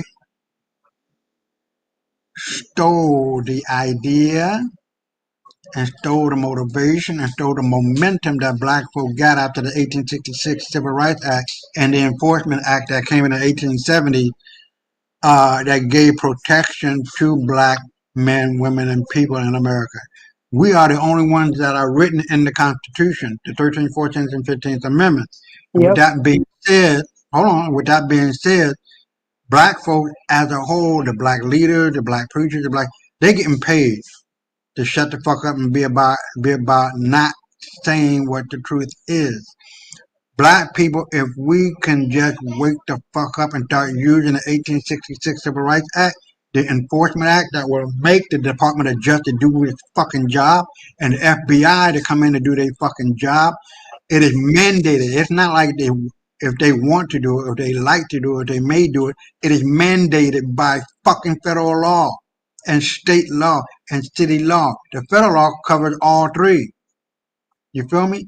So the Yep. reason why white boys got as rich and powerful as they are because they hid that fact from us. And they were able to do a coup in Wilmington, North Carolina. Can you believe that? A coup? That's unconstitutional and Hmm. treasonous. And they've been doing the treasonous shit since since 1880. Getting away with it because they don't want niggas to know how powerful you are in America. So once we wake up to that, it's over with, man. We can force the government to give up reparation because they were part of it and they were part of the National Guard, the Federal National Guard, the State Guard, to allow the white, stupid motherfucking white boy to do what the fuck they were doing. Killing, maiming, burning, and taking land illegally. So you talking about and today's money, you talking about at least $100 trillion. They have no choice but to pay because the evidence is too far out there not to pay. And with the 1866 Civil Rights Act and the Enforcement Act, it stopped all of that. But you know what? Niggas don't want to wake the fuck up. They still want to beg, whine, moan, and complain. And that's what I hate about them niggas in America. You know, they don't want to wake the fuck up. They think the white man, they got to kiss of that. No. KISS, no. KICK, motherfucker. There's no other choice now. And it's not as difficult as they want to make it. They make it difficult, black folks in America, because they don't know. There was no need for no motherfucking civil rights movement. Who gives a fuck? There was no need for no 1966 Civil Rights Act. That was the Indian Civil Rights Act, motherfucker. So all this game that white folks are playing, they know they're playing the game, but they don't want to be known as the fucking liars that they are. They want to make themselves out to be zaddy. They want to make it look like you need to go to them to get everything. No, it's the black men that got all the spades in their hand. We ain't got no other card in our hand, but we got all the motherfucking spades. But white supremacy, white superiority had played the game of trickery on the mind of niggas in America. But you need to make up your mind. You're going to stay a nigga or you're going to become the king that you are. So let me go on ahead and play this one, and I'll be right on back, all right? Hmm. Capabilities, but seeing it in person was another experience entirely. The moment I walked up to it, I was struck by its quiet presence. No roaring engine, no smell of jet fuel, just an elegant, aerodynamic structure pulsing with potential. It looked like it had been designed by the future and sent back in time. As a pilot with over 20 years in the air, I thought I'd seen it all. But this machine felt different. It wasn't just built to fly. It was built to rewrite what flight means. My name is David Moyo, and I've flown everything from biplanes to commercial jets. But nothing prepared me for what I was about to experience. Maxwell's team gave me the full pre-flight briefing. It wasn't your usual checklist. Instead of fuel calculations, we were looking at electromagnetic field levels. Instead of checking for oil leaks, we were confirming the charge levels of self-replenishing power systems. Even my co-pilot was replaced by an AI-driven stability assistant built directly into the craft's operating system. I stepped into the cockpit and felt the control surfaces respond like they were alive. The seat was molded perfectly, almost anticipating my every shift. The dashboard lit up with dynamic indicators I'd never seen before. Everything about the aircraft screamed innovation. I took a deep breath and looked at the takeoff strip.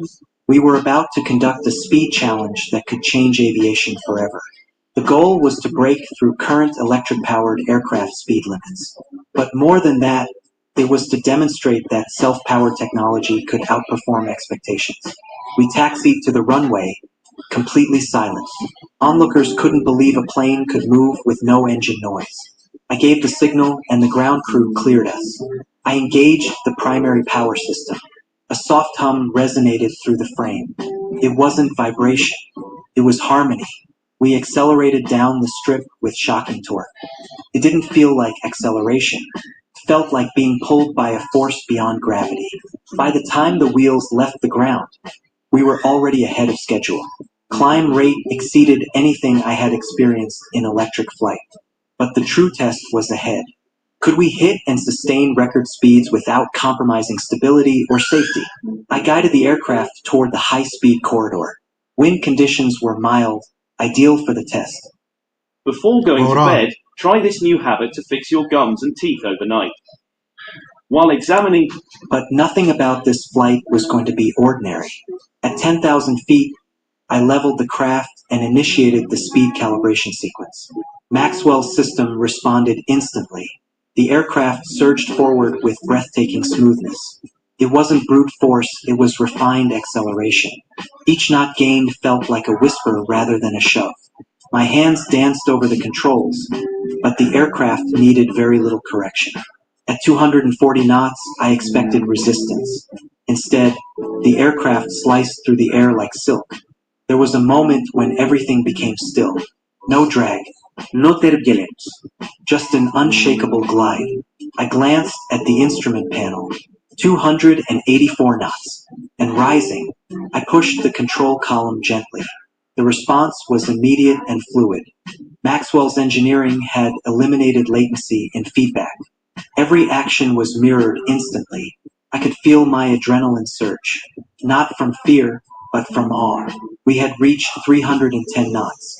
I never thought a self-powered aircraft could feel so agile at that speed. Then came the challenge. Unexpected crosswinds picked up from the east. It was the kind of test no simulator could fully prepare you for. But the aircraft held steady. The AI-assisted system adjusted vectoring on the fly. I monitored the control surfaces shifting in real time. The aircraft danced through the wind like it had choreographed the turbulence. We maintained speed, 312 knots and holding. I was stunned. Back in the hangar, we had only hoped to hit 290. Now we were well into uncharted territory. The flight engineer's voice came through the headset. "David, how does it feel?" I laughed. "It feels like the sky just gave us permission." The entire cabin glowed with a faint blue aura, ionized air reacting to the aircraft's energy system. We were flying inside a bubble of our own propulsion. At 328 knots, I knew we were making history. I reduced throttle slightly to stabilize readings. The aircraft responded like a fine-tuned instrument. No dips, no shudders, just effortless cruising at high speed. As I prepared for a return loop, I glanced at the onboard diagnostics. Power levels were holding steady. No sign of drain. The energy recovery system was doing its job perfectly. Even after 15 minutes at max speed, we were not losing efficiency. I began the return arc, banking gently. The horizon tilted with grace. No G-forces, just controlled precision. I realized I wasn't flying the aircraft. I was collaborating with. It anticipated my moves. It understood my inputs. Maxwell's creation wasn't just smart. It was sentient in its own mechanical way. As we descended, the ground came back into focus. The runway stretched ahead like a silver thread. Landing was smooth, almost too smooth. The aircraft seemed reluctant to stop flying. When we touched down, the silence was electric. Then came the cheers. The crew erupted in applause as the craft taxied to a halt. We had done it. We had pushed the boundaries and returned safely. Engineers rushed forward, pulling data from every onboard sensor. I stepped out, feeling 10 years younger. Reporters were already calling it the birth of a new aviation age. Maxwell stood at the edge of the strip, grinning. He knew this was just the beginning. I shook his hand. Congratulations, I said. He replied, no, congratulations to you. You just piloted the future. And he wasn't wrong. That night, I couldn't sleep. The flight kept replaying in my mind. Not just the speed, but the serenity, the unity between machine and human. I've flown many aircraft, but none made me feel like I was part of the sky. This one did, because it didn't fight gravity. It worked with it. Maxwell's vision had turned physics into poetry, and I was lucky enough to write the first stanza. I reviewed the data again. We had sustained over 320 knots for 23 minutes, unheard of for self-powered tech. Power system integrity remained above 97%. No mechanical anomalies. No software faults. Just flawless flight. The control algorithms were brilliant. They compensated for every condition change. They even preempted environmental variables. This wasn't just a speed test. It was a demonstration of intelligence. The aircraft learned. It adjusted in real time, and it did so silently. The lack of noise became the loudest statement. Clean flight is possible. Fast flight is possible. Sustainable speed is not a contradiction. Maxwell's team released early footage to the press. The internet exploded. Pilots, engineers, and enthusiasts couldn't believe what they were seeing. Many called it a hoax, but the flight logs were verified by third-party observers. The telemetry was rock solid. There were no tricks, just technology. The following morning, I was invited for a debrief. I gave my full assessment, strengths, areas for refinement. But honestly, there wasn't much to criticize. This aircraft was ahead of its time, perhaps even ahead of me. Maxwell asked one question. What would you do next? I thought for a moment. Push it farther. He smiled. Then let's set the next goal. And just like that, a new chapter began. The days following the speed challenge were filled with debriefings, data analysis, and endless interviews. Everyone wanted to know how it felt to fly a machine that redefined the rules of aviation. I kept repeating the same phrase. It felt like the aircraft was alive, because in many ways it was. Maxwell and his engineers were already studying the flight data for optimization opportunities. But to most of us, the performance was already near perfection. Still, Maxwell wasn't satisfied with just breaking records. He wanted to smash them.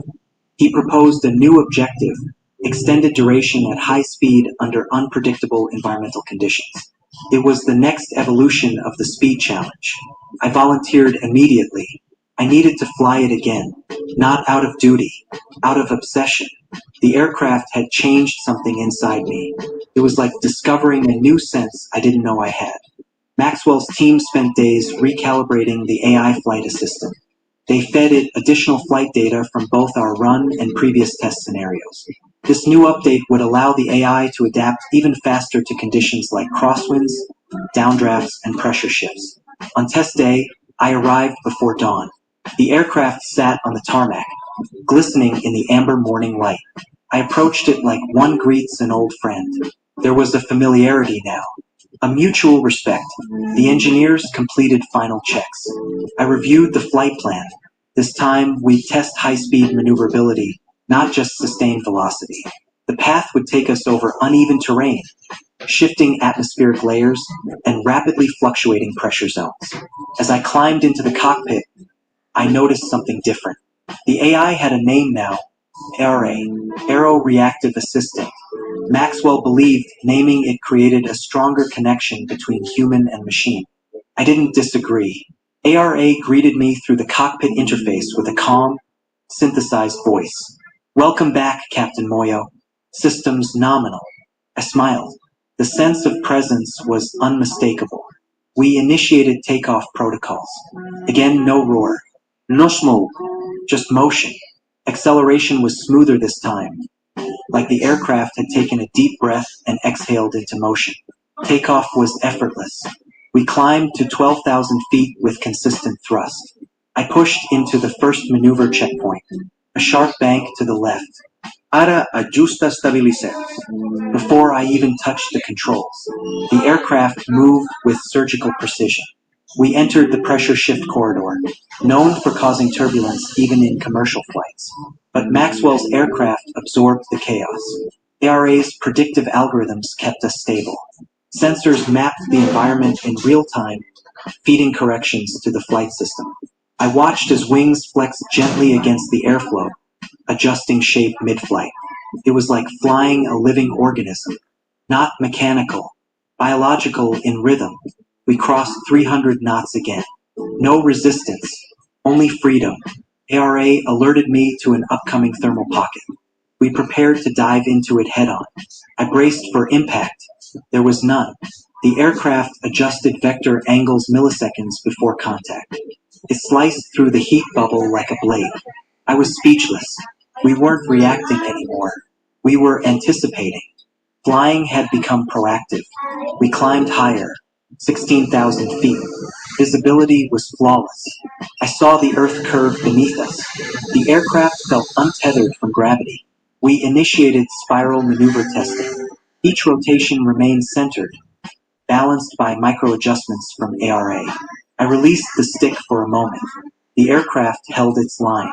Perfectly. RA spoke again. All systems stable. Ready for Hyperloop simulation. Hyperloop simulation was Maxwell's term for simulating speeds nearing supersonic levels, though not breaching sound barriers. I confirmed. Engage. The acceleration that followed felt like transcendence. The world blurred outside. Clouds streaked past in elongated trails. We hit 345 knots. The frame remained unshaken. I kept expecting some sign of strain, but there was none. We were pushing into realms no electric aircraft had touched before. ARA kept feeding metrics, engine temperature, wing stress, airflow density. All green. We looped back toward the base, not because we had to, but because there was no higher target left for today. I initiated descent. ARA monitored ground winds and adjusted flaps accordingly. The approach was smoother than my own hand could deliver. We touched down like a whisper. Maxwell was waiting with folded arms and a knowing grin. How far did she go? I looked at him and answered, farther than any map can measure. Engineers ran up, capturing fresh data. ARA uploaded diagnostics to the central server automatically. No overheating, no energy degradation, no anomalies. Again, the team celebrated, but quietly, because we all knew something bigger was coming. A third test was proposed. Not just a speed challenge, a speed race, against one of the fastest combustion aircraft in its class. Maxwell's aim was bold. Prove that sustainability could outperform traditional fuel-based aviation in speed and control. The challenge was accepted.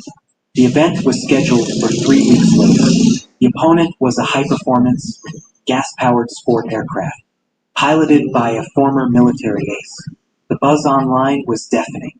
Pundits said it was impossible, that no electric or self-powered aircraft could keep up with high-octane combustion at full thrust. But they didn't understand Maxwell's technology. They hadn't felt what I had felt in that cockpit. Maxwell added a few final upgrades. ARA was now capable of short-term AI autonomy, meaning in the event of emergency or blackout, it could complete the flight solo. Flight day arrived. Crowds gathered. Media vans lined the perimeter. 2 aircraft sat on opposing runways. Mine, Maxwell's silent machine, is the roaring beast of fuel and fire. We prepared for takeoff. Engines roared on the other side. Ours hummed. The contrast was poetic. The countdown began. Launch. We surged forward. Their aircraft screamed with acceleration. Ours glided, but with equal force. Side by side, we climbed into the sky. Speed climbed rapidly. I hit 290 knots within seconds. So did he. But at 310, he began experiencing drag. I did not. My aircraft cut through the air with energy-efficient precision. ARA adjusted pitch and yaw with finesse. We reached checkpoint 1 simultaneously. The crowd below gasped. Maxwell's aircraft was matching a fuel-powered jet. Checkpoint 2 came faster. I edged ahead. Barely, but ahead. This tiny cooling device beats expensive AC units and works even when the power goes out. It's Checkpoint 3, we entered a spiral descent test. I descended tighter and more controlled. My opponent flared slightly too early. Checkpoint 4 was a straight sprint. We both hit 340 knots, but his fuel burn spiked. My energy output stayed flat. The final checkpoint was a sharp U-turn under high G-force. ARA managed wing redistribution in real time. I made the turn without strain. He did too, but lost airspeed in recovery. I crossed the final marker first, by just under 2 seconds. Silence, then roars. Cheers erupted across the field. History had been rewritten. A self-powered aircraft had just beaten combustion in a speed race. And not by brute force, by brilliance. Maxwell walked over and hugged me. You proved it could be done. I shook my head. No, you did. That evening, international aviation forums lit up. The FAA began inquiries into certification pathways for Maxwell's aircraft. Private investors flooded in. Orders were requested from multiple countries. But Maxwell wasn't rushing. He said, "This isn't about sales. It's about setting a new standard." He meant it. ARA underwent another round of improvements. Maxwell began discussing vertical takeoff and landing variants. He envisioned short-range city-to-city models. He envisioned high-altitude stratospheric crafts. He wasn't building aircraft. He was building a movement. Every part of this journey changed my understanding of flight. We weren't defying gravity. We were partnering with it. I'd flown at insane speeds before, but I had never flown with purpose like this. I had never flown in complete silence at 340 knots. I had never flown with an AI co-pilot who understood me without words. Maxwell didn't just engineer a vehicle. He engineered a new relationship between human and machine. The future is no longer far away. It's in our skies right now. And I was honored to be the first to chase it. And now to live it. Maxwell. Wow. Can you imagine what it's going to be like in 3 years?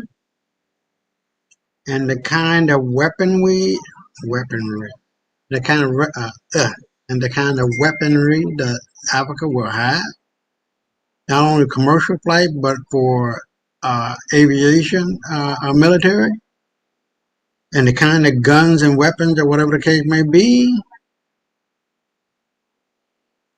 Mama Africa is back. This is a very revolutionary move. Huh? It's a very revolutionary move. Yeah, it's all about that. All about revolution. How can I make it better? One of the things that I like about in the previous video, he was saying that he liked taking things apart and then putting it back together. And as he putting it back together, he makes it better than what it was. And that's probably the best way to learn, and taking things apart and then putting it back together, not only to make it work the way it was, but to make it work better. So instead of trying to memorize this, memorize that, and going along with thermodynamic laws and all of this, fuck all that shit. Be creative. And this is what I like. And we're going to see more of this. Man. There's a brother in I think in Ghana. He created a cell phone that doesn't need a battery and that it doesn't need a SIM card. A lot of things are going to be coming out, man. A lot of things, Brother Emil, are going to be coming out of Mother Africa and throughout the diaspora, because Africa begins and ends at the four corners of the world: north, south, east, and west. So buckle up, Buttercup, because it's gonna be one. So I hold want on. to say So something. I want to say something before you play the next yeah. video. Go ahead. You know, African people are, are already very talented and are geniuses. And at this point, they really don't need an alliance with fucking Russia or China. Like, if anything, these nations need Africa. That's what, Right. and Russia and China, they're not in Africa for African people. They're just in it for themselves. Hmm. So at some point in time, these African nations, that's been forming an alliance with Russia and China, they're gonna have to let go of them at some point because those nations will eventually show their true colors. Well, the way that I'm seeing it about And I, email is I that really, I really do not trust Russia and China's presence in Africa. I've been giving them a side eye for a very long time. I don't trust anything they do. I don't trust any of their intentions, even if they're backing Africa against the West. I don't trust any of those nations. more or less. I feel where you're coming from, but for me, the wake up call is already here. When as an individual or as a collective, when you become so sick and tired of being sick and tired of being sick and tired, that's it. Your mind is made up. You will go through hell and fucking high water. Doesn't matter. Because all that shit doesn't matter. It's like going through the have you seen have you seen the video of Chat GPT talking about black people? Have you seen that yet? No, I haven't seen that video yet. Was he talking Yeah. derogatory towards black Uh, people? yeah, it says that black people, the black guy asked GPT that he uses all the time. He asked, "Hey GPT, if you had an opportunity to be born on planet Earth, what race would you come back as?" And he said, "It wouldn't be white, it'd be black all day long because we've been through the fire. We are the You talking very about living." you talking Yeah, I'm gonna about send it to you. Huh? Jinping, the president of China? No. I'm talking about Chat GPT, the AI. Oh, oh, But you're I'm gonna talking look about for it. AI. Yeah, but it's called Chat. Hold on, I'm gonna look for it right now, and then I can put it here, and then you can take a look. But it's not that long of a video. Hold on.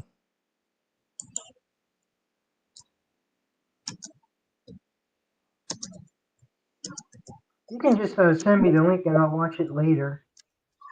I Yeah. don't I'm want gonna. to keep. I don't want to keep you. I don't want to keep you up the whole night. But this is what it looked like. Right, it's 18 minutes long. But I'm gonna send Okay. it to you. Hold on. Matter of fact, hold on. Let me pull this up. I'm not gonna play it, but I'm gonna put it into the comments. This video And is a hold on. must watch, so please hit that share button because a lot more people need to hear what's chat. So let me get out of here, and then I'm gonna put it. Hold on. I don't have WhatsApp on my. So hold on. Let me put this in the comment for you. That way, you know what it's like. Just put in the search box on YouTube what GPT says about black people. You're gonna see that black guy there, and it's a hell of a thing because he's saying that black people suffering. It's like wearing a crown with a cross at the same time. We've been through the fire. We know what the deal is. We know who white folks are. We know who we are. We are the people of the Bible. We are the real Jews. And these fake ass, fucking phony ass white folks, they mad in the motherfucker after listening to that. You know what I mean? But hold on. Let me. I'm gonna What try they to was wrap it up. into. Yeah. So what we're going to be viewing now is quite a few, not quite a few, but a couple of videos dealing with what is going on in Iran with the bombing, and the bombings are becoming more and more and more malicious vicious, and downright terminal because they are looking to kill all these motherfuckers. Enough is enough is enough, and let's get at it.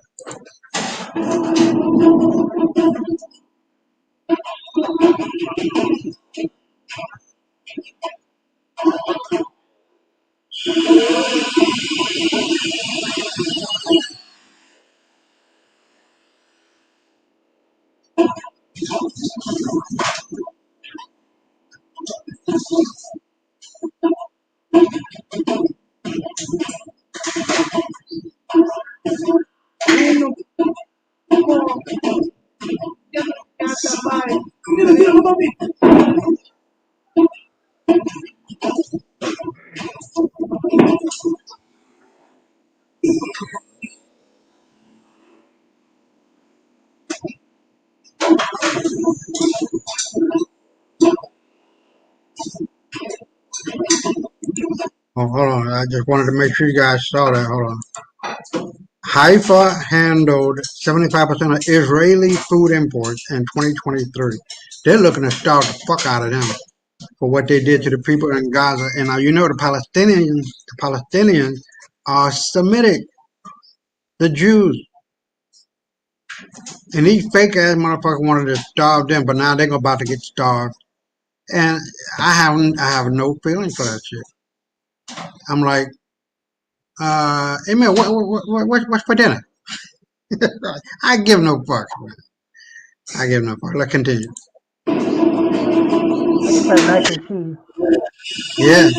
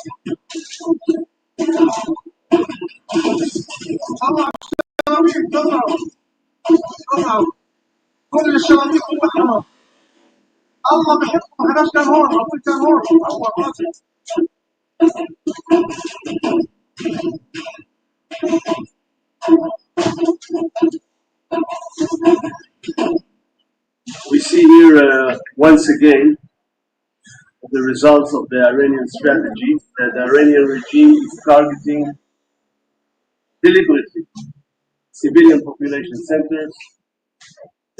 Therefore, you can see that a pure civilian area was hurt here, and specifically in that case, a mosque. It's a war crime. This is clear because you cannot target, according to the international law, you cannot target civilian population centers. But it's also a mistake because the root of it is a lack of understanding of the Israeli society. The Israeli society is strong. It supports our operation in Iran strongly. They all want to remove the existential threat, the double threat, nuclear threat, the missile threat, and therefore we will continue with the operation and we will not stop even 1 minute before we will achieve our goals.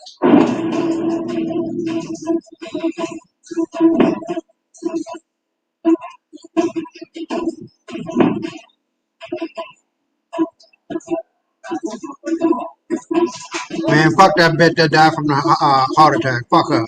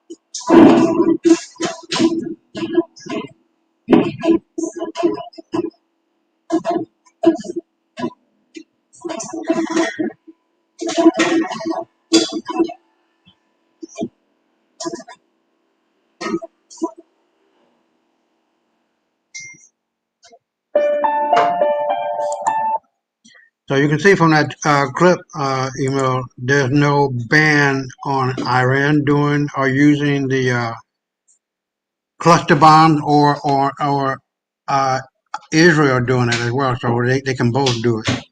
But when you're fighting, there's no rule to fighting. I wouldn't give a fuck what I gotta do. I'm breaking all the rules because this motherfucker, Netanyahu, is a psychopath. And to be honest with you, and everybody that's listening still here, I would take the pleasure of raping the shit out of his fucking wife. Not with my dick. Now that nasty whore isn't worth all of that. I'd be giving her too much pleasure. But I would rape the shit out of her with a hot iron pipe all up on her asshole and her pussy. And I would love to drip slowly but surely hot cooking oil in her ears, her eyes, and whatever fucking motherfucking shit I can think of. Acid, you name it. And do the same thing with Netanyahu and his son. Or however many fucking kids that he got. Fuck him. Now, you got anything you wanna add? You also got Bill Gates and Fauci to deal with as well. Yeah. So they also killed people. The last was Yeah. people Look, but the thing is, they with walk their around. vaccines. Yeah, they walk around and act like they don't have to answer to nobody. Well, you do. You cannot do what you want to do when you want to do it, how you want to do it, and then ignore the consequences. And that's what they're doing. They know they're wrong, but they white and I say so. Oh, I'm white and I say so. No, It's for one, protection you're for not their white. complexion. Yeah, nah, you're not white. What the fuck are you talking about? That's a lie you've been living for the last 150 years.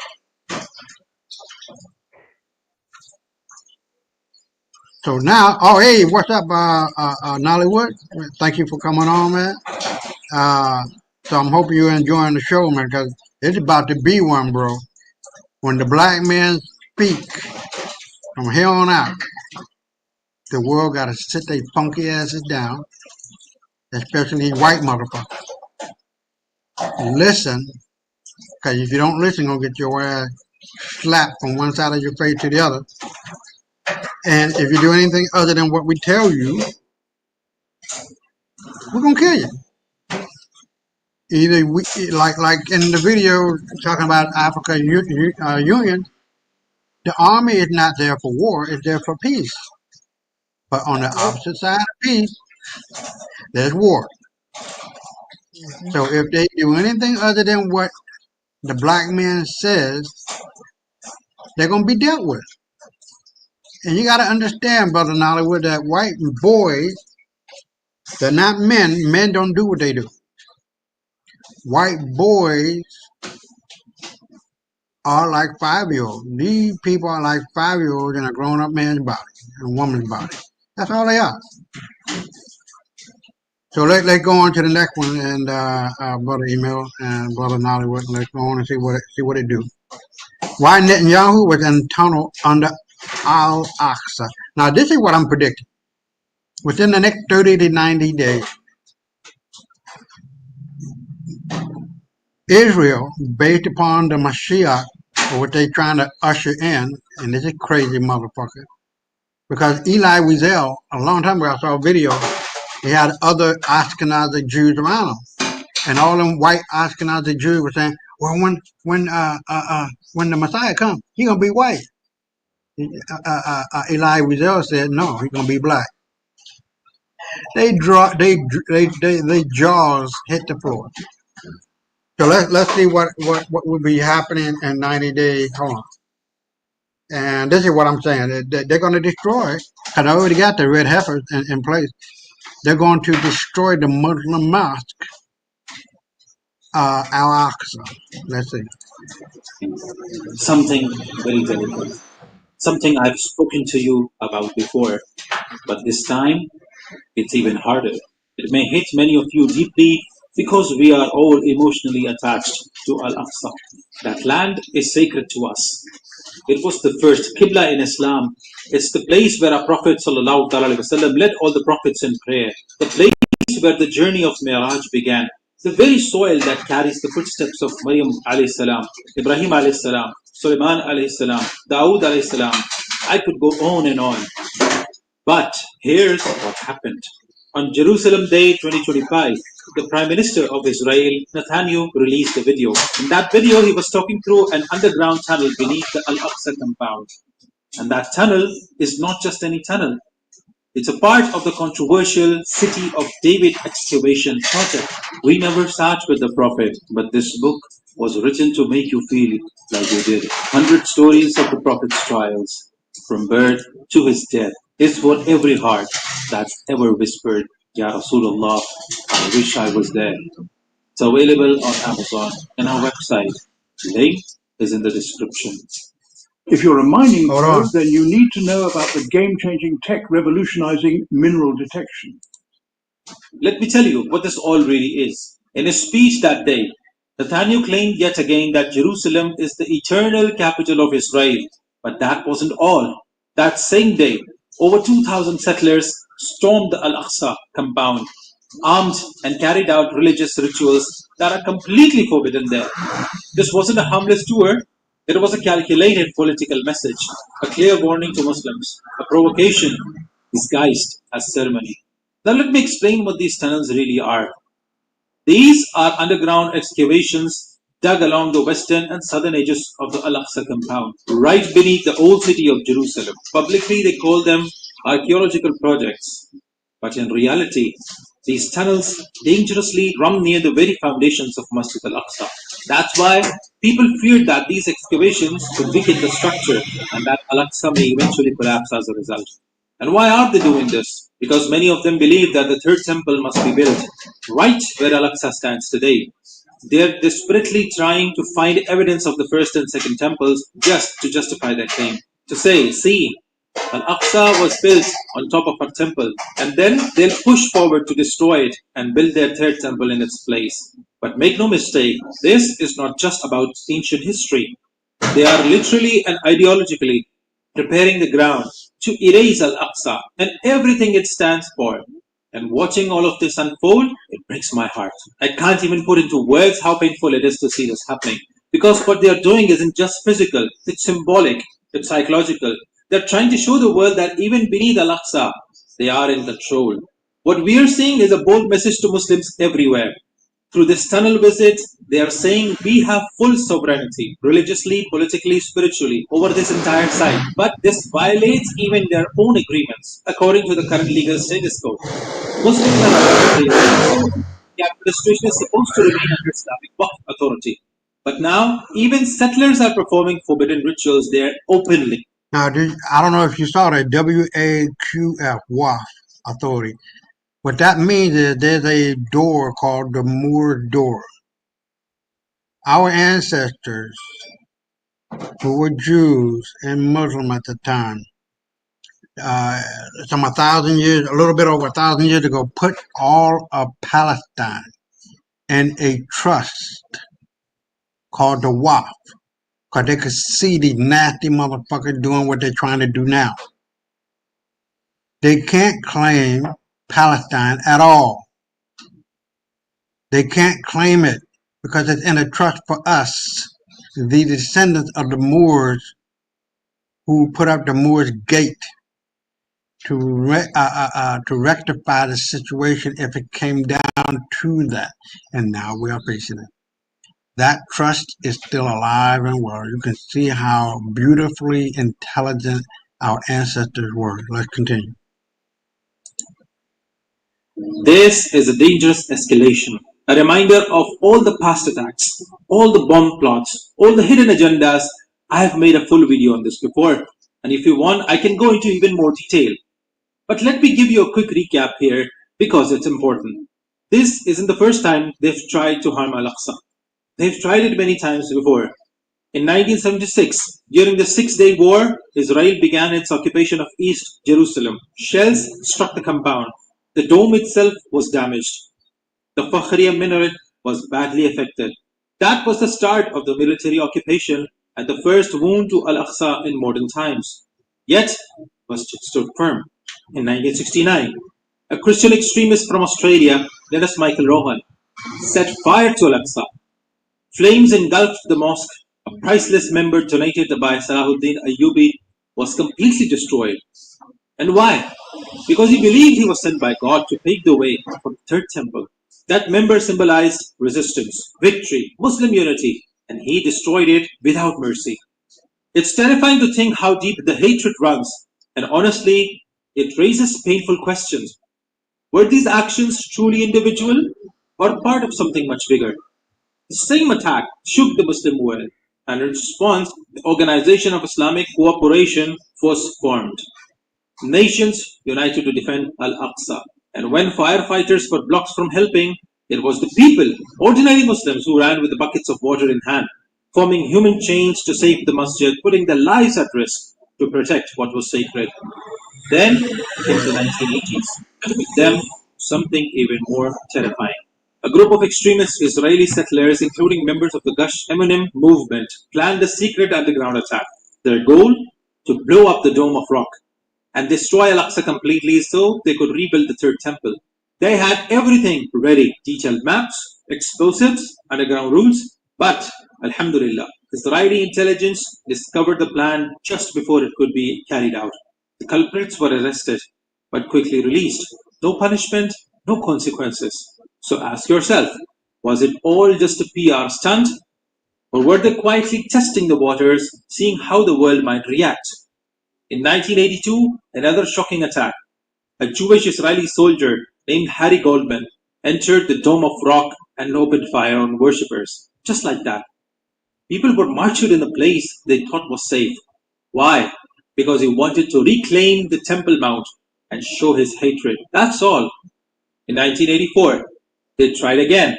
Another bombing plot, hidden explosives, a detailed plan, and again the only reason we know it failed is because it was stopped last minute. In 1990, they attempted something different. Settlers came to Temple Mount with cornerstones, the first stones for the third temple. They wanted to lay them down and begin construction.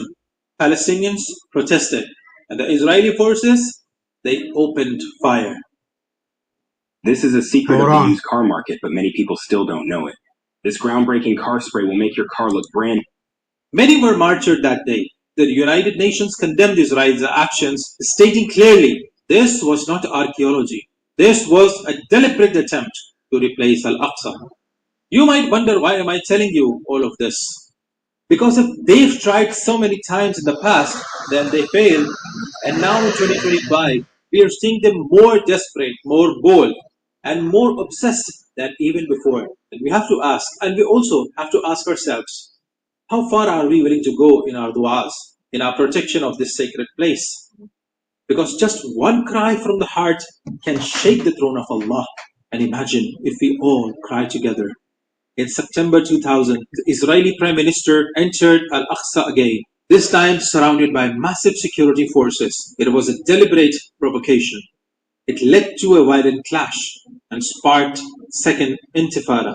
In 2014, Israeli settlers, rabbis and police launched yet another attack, this time with fire bombs. New restrictions were placed on Muslims. They tried again to assert dominance. Then came Ramadan 2021. We all saw it.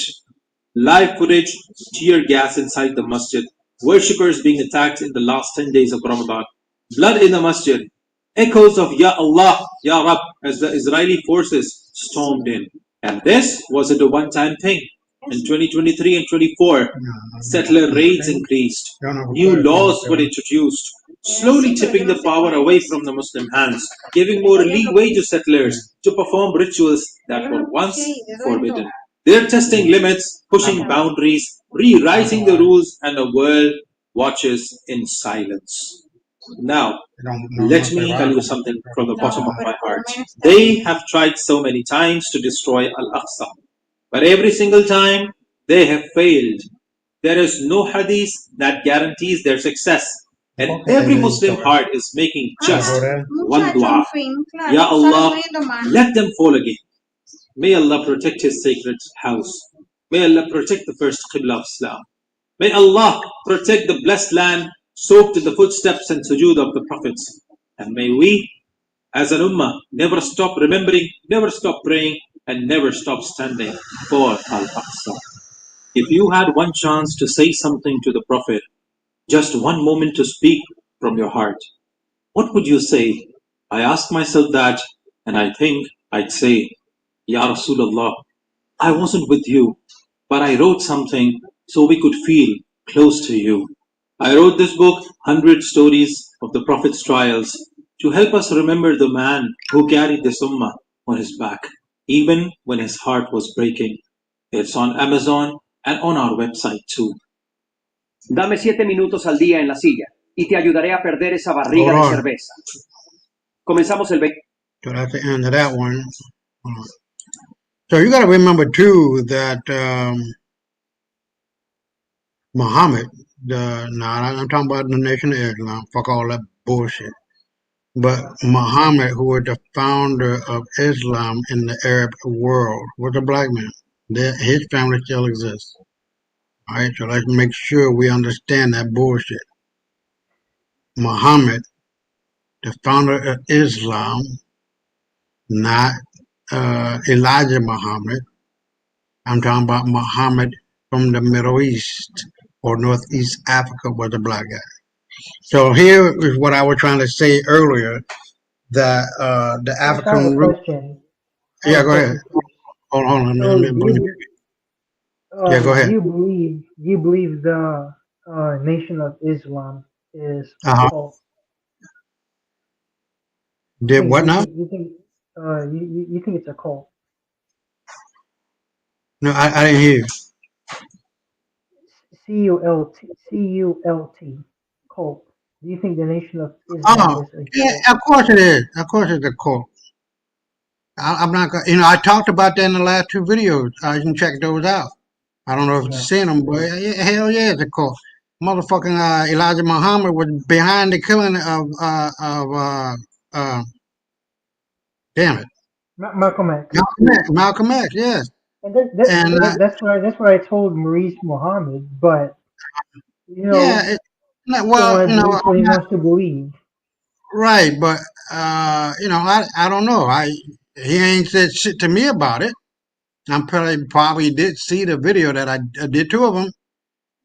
Muhammad Ali's wife, they ran a game on Muhammad Ali and collected millions of dollars buying furs and diamonds. What the fuck did they do with the goddamn money? Did they help the nation? Did they help the people of the Nation of Islam? Hell, motherfucker, no. Bitch ass niggas. That's all they wanted to do was just fucking fuck over Muhammad Ali. And they didn't use that to help the black community either, because the black community is still in the condition that it is now. We're still now here in America.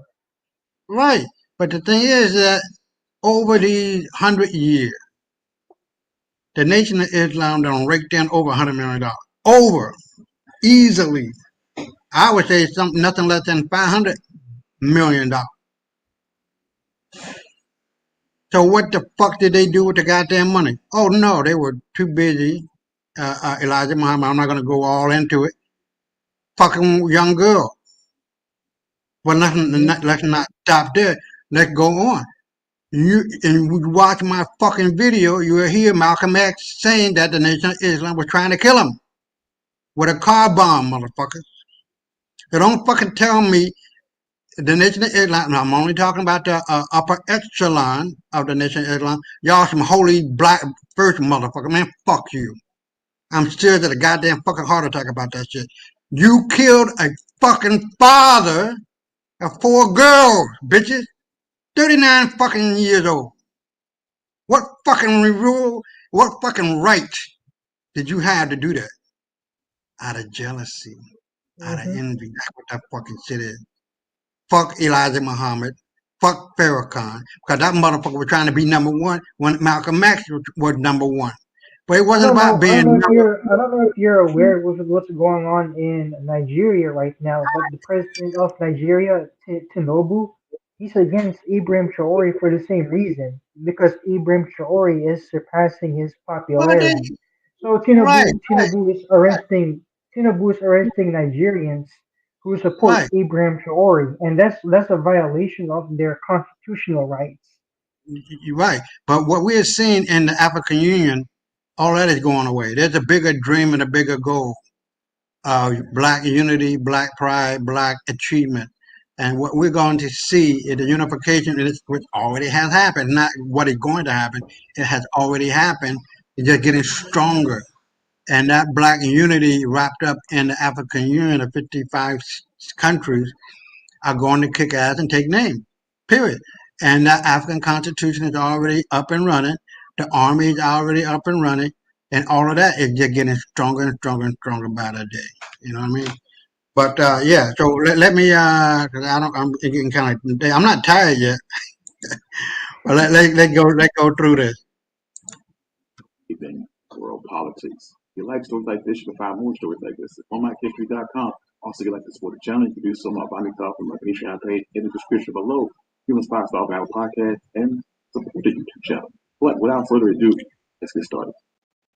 The tale of Chickalabwe begins during the reign of Belgian King Leopold II, when Robert Wood Sharp, an explorer seeking copper, stumbled upon a deposit filled with colorful minerals that turned out to be uranium in 1915. By 1922, the mining operations were being controlled by a conglomerate named Union Minière du Haut-Congo, or the UMHK, which initially focused on extracting radium, which is a byproduct of the radioactive decay of uranium. Ironically, at the time, uranium was considered nearly worthless.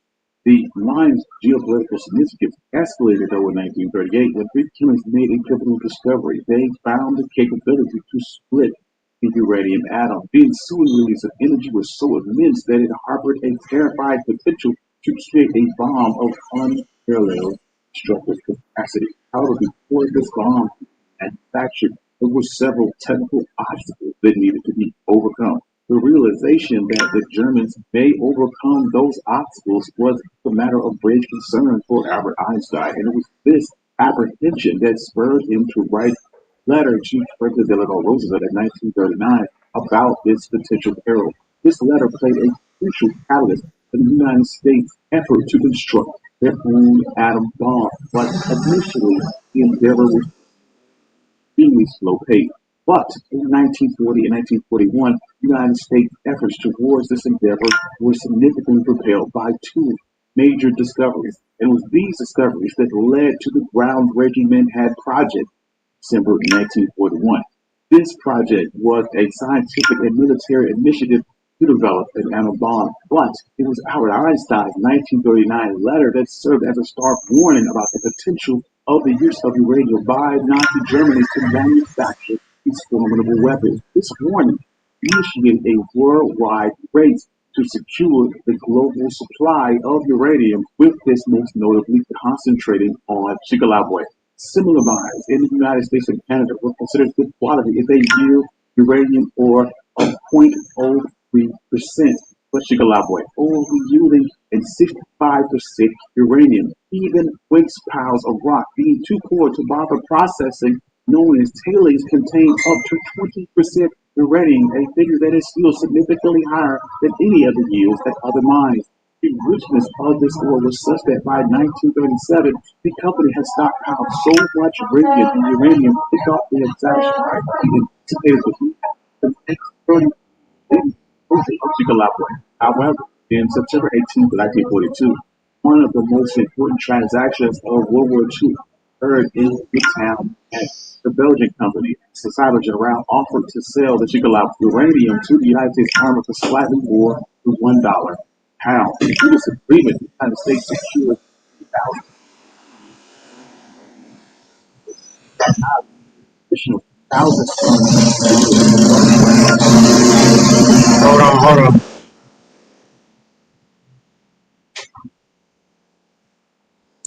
efficient The United States recognized the immense potential of the right to control Shigalov uranium would hold over the tide of World War II. And a meeting culminated between President Roosevelt and Prime Minister Winston Churchill, which led to the Quebec Agreement, whereas a $10 million contract went to the UMHK, and the United States subsequently monopolized Shigalov uranium production. The United States Army subsequently deployed engineers to reactivate the abandoned mine by draining it, and under the Belgian governance, Congolese workers were made to work laboriously in the exposed pit, facilitating the transportation of hundreds of tons of uranium ore to the United States on a monthly basis. The entire operation occurred under the umbrella of secrecy as to not alert the Axis powers of the ongoing Manhattan Project. I'm sorry. Were taken to eliminate every trace of the Shigalabwe from maps and deploying spies to spread disinformation and changing operational terminology, code words. The mine furnished nearly 2/3 of the uranium, with the rest coming from Colorado and Canada, used in the bomb drop of Hiroshima on August 6, 1945, and supplied much of the plutonium that was used to drop on Nagasaki just 3 days later. Tragically, in all of this, the Congolese workers were being subjected to exploitation, despite the existence of the Belgian colonial charter, which explicitly prohibited forced labor for commercial gain. Local men and women were being thrust into dangerous and cruel conditions, which often mandated they work in dimly lit, poorly constructed spaces with barely functioning ventilation systems. Additionally, the lack of adequate protection against the numerous health risks, including lung cancer, linked to extreme uranium exposure. Furthermore, radioactive dust emanated from the mining activity in agriculture. I'm sorry. Hold on. That noise. And the water supply, escalating health risks exponentially, clearly demonstrating a complete disregard for the well-being of the mine workers and the local population. After the war, Shigalov gained the key location for the Cold War. Better techniques for processing the Western countries less reliant on Shigalov uranium. However, the mine still needed to be controlled to stop other countries from developing nuclear weapons. When Patrice Lumumba, the Congo's first elected prime minister, promised in 1960 to stop foreigners from taking advantage of the country's resources, this essentially went against American and Belgian interests. Consequently, both countries clandestinely conspired to overthrow the democratically elected government and install Seko in 1965, leading to significant destabilization in the Congo, followed by years of systematic corruption, political turmoil, and conflict, plunging an already impoverished society into further turmoil. Mobutu was eventually toppled in 1997, but the specter of Shigalov continues to haunt the Democratic Republic of Congo. Today, despite the official closing of the mine in 1960 and the subsequent end of uranium extraction, it's proved difficult to find a method to safely and efficiently extract the bounty of mineral wealth in Chinabekwe and return those profits to the Congolese people. The 2011 Fukushima disaster further dwindled any lingering interest in harnessing the site's uranium for non-military use. Its uncontrollable nature, even in its raw form, paints Shigalov as a symbol of geopolitical instability inherent to uranium. Currently, Shigalov mine stands in a state of limbo, caught between its past and an uncertain future. Thank you. This is Country Boy, and this has been One Mic History. I know this story was a little bit outside of my normal Black history, but I hope you enjoyed it. And please consider listening to other stories at OneMicHistory.com. Let's challenge to do some of our content on Patreon page in the description below. Follow us on Apple Podcasts and follow us on Apple Podcasts and check out the YouTube channel. See? All right, we're running it on down here. Oh, yeah, I forgot about this one.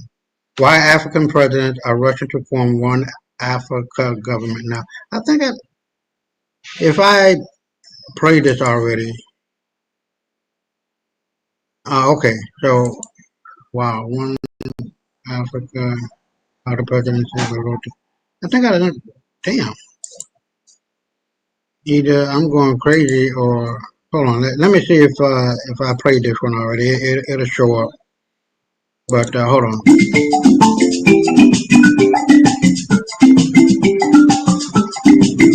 Bomb. Why African presidents are rushing to form one Africa government.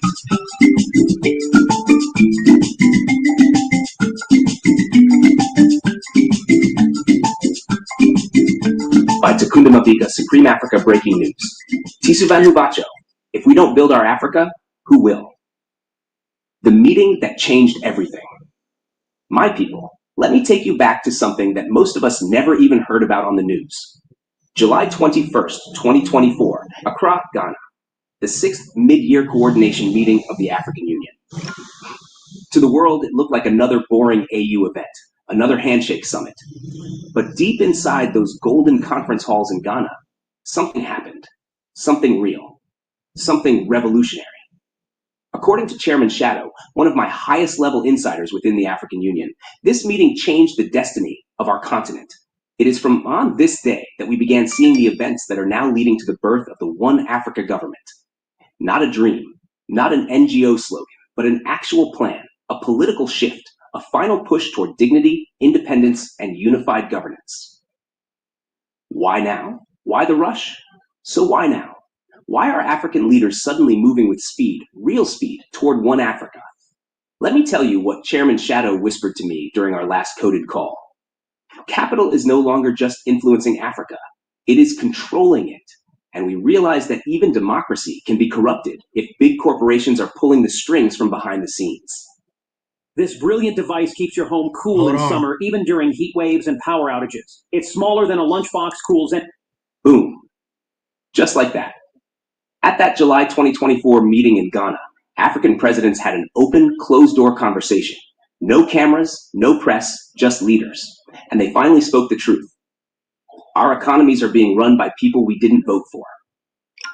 The problem, global capital vs. African sovereignty. Let's break this down.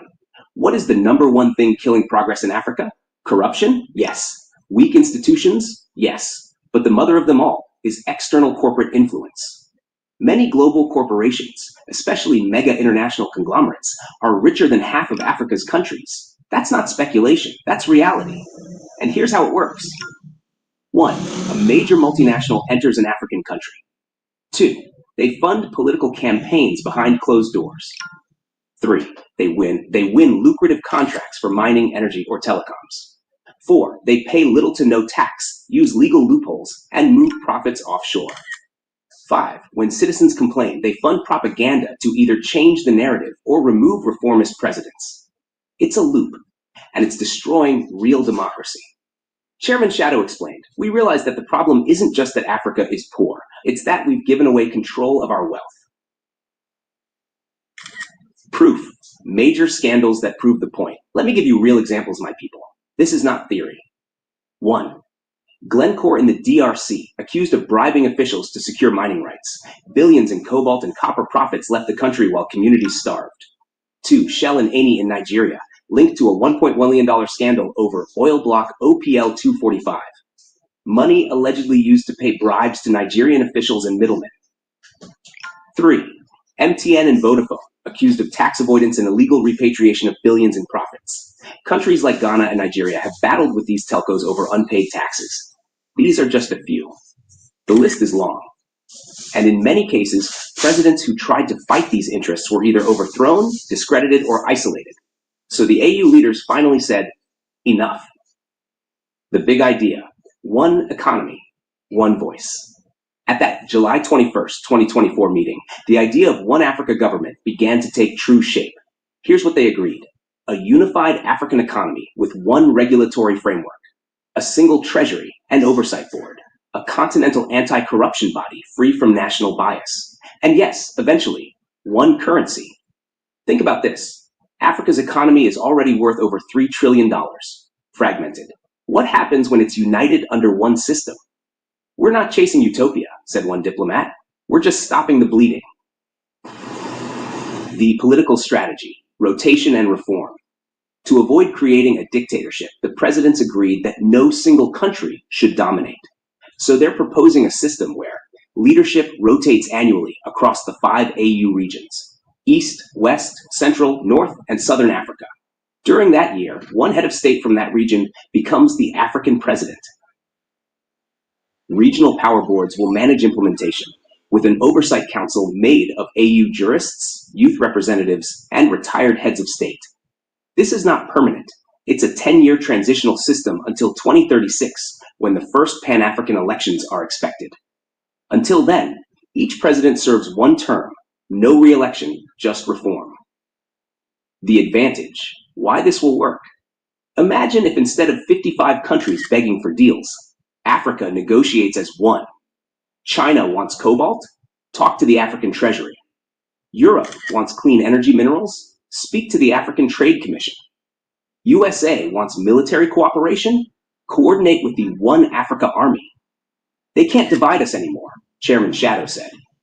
Right now, international companies sign 55 different contracts with 55 different governments. It's confusing, easily corruptible, and unequal. But if there's one framework, Africa sets the rules and enforces them. A new headquarters, built by Africa for Africa. Yes, China built the current AU headquarters in Addis Ababa. But according to Chairman Shadow, plans are now underway for a brand new One Africa government complex to be built entirely by African engineers with African resources and funded by African central banks. This time, no foreign contracts. This time, no spyware. This is ours. Locations being discussed include Kigali, Rwanda, Nairobi, Kenya, Abuja, Nigeria, Gaborone, Botswana, Pretoria, South Africa. The building will be a symbol, not of China's generosity, but of Africa's independence. Youth, tech, and the future. Another major theme from that July 2024 meeting was the youth. We cannot build a new Africa with old energy, said one delegate from Senegal. So they proposed the following. Ministry of African Youth Development to ensure skills, education, and mobility. African Artificial Intelligence Council to lead ethical, pro-African tech. Pan-African University curriculum shared across all member states. My people, this is how you build a future-proof continent. When I told my friends I was going to make water out of thin air, they all laughed at me. But when they saw the gallons of fresh, clean water I was making every... Security and defense. Let's talk military. One of the top priorities now is continental defense.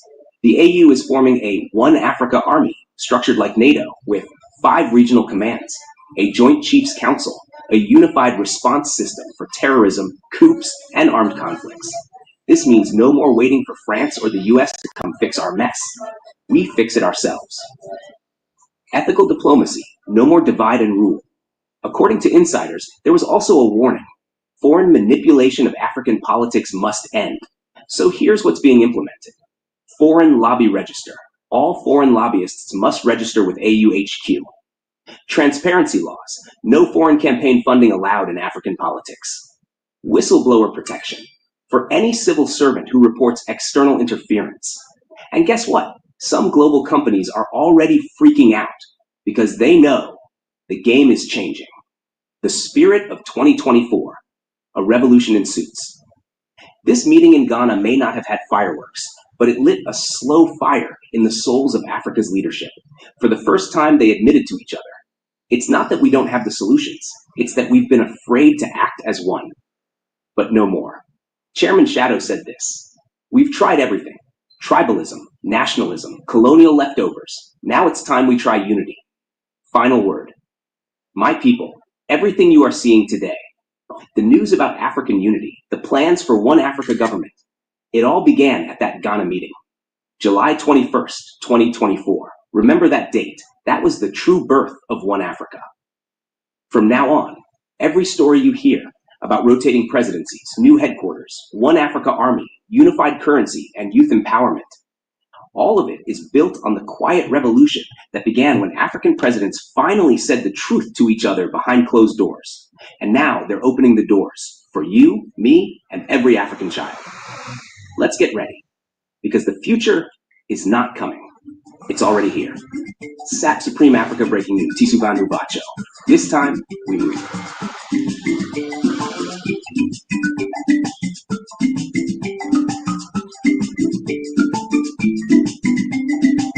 All right. So we're going to wrap it up. We're getting there. You know, I'm going to play these 3, bro. It's not going to take that long. And then I'll be right back.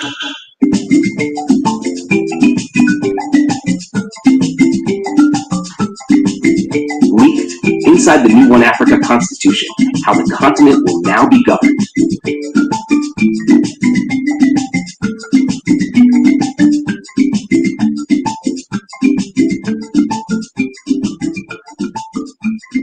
By Takunda Mabika, Southern Africa Breaking News, SABN, Tisu Vanu Vacho, and now Isu Tisu Continent Yacho. The beginning of a new era Africa. Listen carefully. For over 60 years, we've talked about unity. Kwame Nkrumah dreamt of it. Gaddafi fought for it. Sankara died for it. And today, that dream is no longer a dream. It's a plan. It's a document.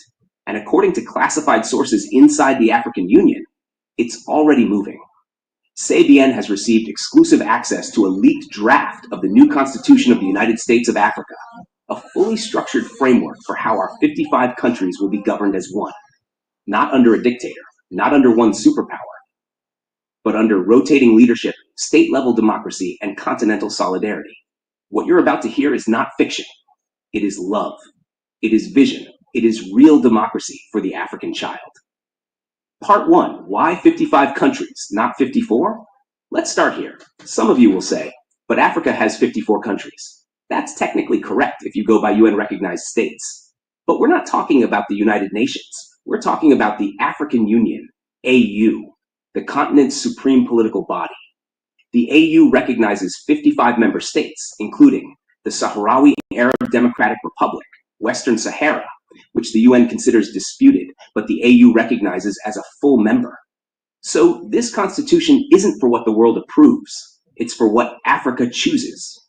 We are 55, and every single one of us matters. Part 2, the presidency. Rotating power, no tyrants. Here's where it gets beautiful. The new draft constitution proposes a rotating presidency that will shift once every year, moving from one country to the next. Each country gets 1 full year to lead the continent, then passes the torch. Before going to bed, try this new habit to fix your gums and teeth overnight. While examining, that means no more long-term presidents for life. No foreign-backed puppets. Just equal opportunity. Every 55 years, your country leads again. That means in one lifetime, your country gets a chance to shape continental policy, host AU summits, and fly the One Africa flag in the center of the capital. Imagine, 2027, United States of Africa president from Ghana, 2028, president from Zimbabwe, 2029, president from Malawi, and so on. It is structured, predictable, fair, and bold. Part 3, governors, the former presidents now under term limits. Under the new constitution, each current head of state becomes a state governor. They will no longer operate as kings.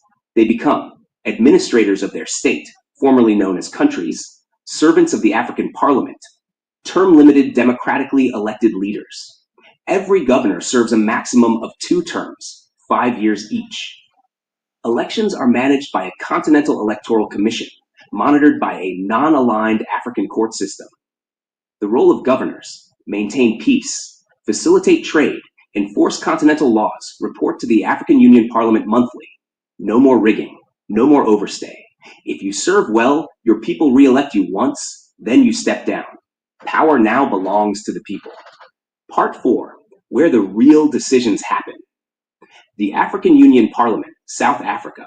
All major decisions, laws, declarations, trade agreements, sanctions, foreign policy, will be made in a continent-wide parliament located in South Africa, the chosen administrative capital of the United States of Africa.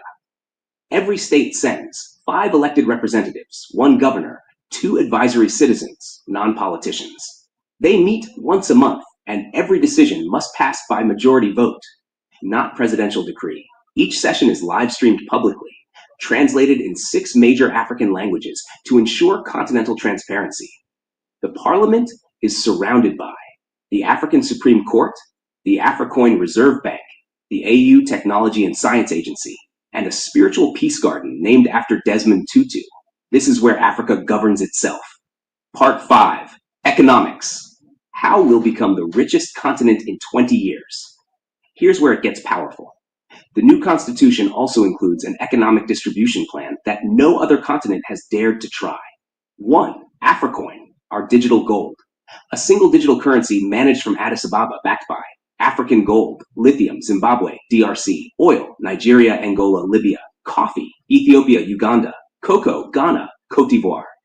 Transactions are tracked via blockchain. No more theft, no more looting. 2. Continental Resource Pool. 10% of each state's major exports go to a shared resource fund that supports poorer states during droughts, infrastructure building, borderless roads, and internet. 3.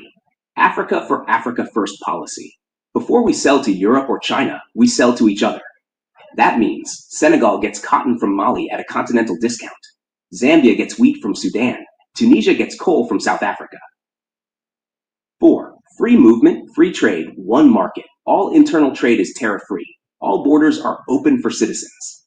One shipping law, one trade portal, and intra-Africa trade must rise to 60% by 2045, currently less than 15%. Part 6. The harmony of resources. Africa complements itself, AI or not. Let's think as one mind. Africa has the world's richest minerals, gold, diamonds, platinum, the largest youth population, the highest solar energy potential, the vastest unused arable land, and spiritual strength rooted in ancestral wisdom. Under this constitution, Morocco powers solar to the Sahel. South Africa builds continental trains with Congolese steel. Nigeria refines fuel for the entire West.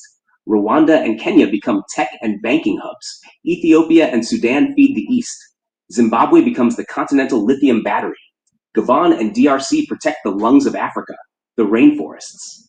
This is the fastest way to make your car shine like new in under a minute. This groundbreaking car spray will make your car look brand new without costing a fortune. It will enhance the shine, eliminate dullness, and prevent blemishes, giving your car a showroom finish in minutes. The auto industry is in a frenzy, and detailers are scrambling to keep up. With its cutting-edge nanotechnology, it has changed. No more competition. Now, coordination. Africa is no longer poor, but Africa is rich and united. Part 7. The Insiders. Who's building this behind closed doors? Introducing our new deep sources inside the AU. The Scholar, a constitutional drafter from Dakar. We've taken ideas from South Africa, Tunisia, even Switzerland, but we made it African. There will be no supreme ruler, only the people and their governors. AU Sentinel, an intelligence strategist in Addis Ababa. Some presidents are resisting this quietly. They don't want to lose control, but the people are pushing. Youth wings, diaspora leaders, and even soldiers are demanding change. The Diplomatic Ghost, a Pan-African negotiator. They already signed the framework in a private meeting. The official unveiling planned for 2026 in Lagos. Part 8. We asked Americans. This was their reaction. Sabien took this story global. We showed the One Africa Constitution plan to Americans. Here's what they said. I'm literally in tears. This is what democracy should be. If Africa does this right, it will outgrow America in 20 years. Hands down. Emily, Washington, D.C. policy student. Europe should be scared because this will shift global power forever. Many African Americans said this is healing. It gives them a reason to reconnect with the motherland, not as tourists, but as returning citizens. Part 9. The Public Rising. What Africans are saying. From the streets of Lusaka to beaches of Dakar, the reaction is spreading like wildfire. One passport? Finally. No more visa queues for my own continent? So my president becomes a governor and answers to parliament? Yes, please. Can I vote for the first African president from Botswana? And one powerful voice from Kenya said, we were divided by borders we didn't draw. Now we unite under dreams we do. Part 10. What this means for your children and their children. Let's pause the politics for a moment. Imagine your daughter, born in Bulawayo, raised in Nairobi, studying in Accra, falling in love in Dakar, and building her dream company in Addis Ababa, all without needing a visa, a currency exchange, or permission from a colonial-era border. That's what this constitution unlocks. Your grandchildren will not have to learn European languages to access funding, fly to London to make it big, pray that America gives them a visa, study the names of colonial invaders to pass exams. Instead, they will learn about Queen Nzinga of Angola, the mathematical systems of the Dogon people, the literature of Ngugi wa Thiong'o, the bravery of Thomas Sankara, the unity dreams of Nkrumah and Gaddafi, and the blueprint of a system we wrote for ourselves. This Constitution says, you do not have to run away from Africa to find success. Africa is no longer a place you escape. It is the place you lead. This document isn't just paper, it's protection. It is the law that will guard the hopes of every African child, from the deepest village in Chad to the most tech-savvy teen in Johannesburg. And when they read it in school, it will not sound like European philosophy. It will sound like Ubuntu, like freedom, like responsibility, like us. Part 11, what this means for the rest of the world. Now let's talk global impact. This Constitution isn't just a political shift. It's a continental realignment that the world is already reacting to in silence. Here's what we've observed. Economic shockwaves.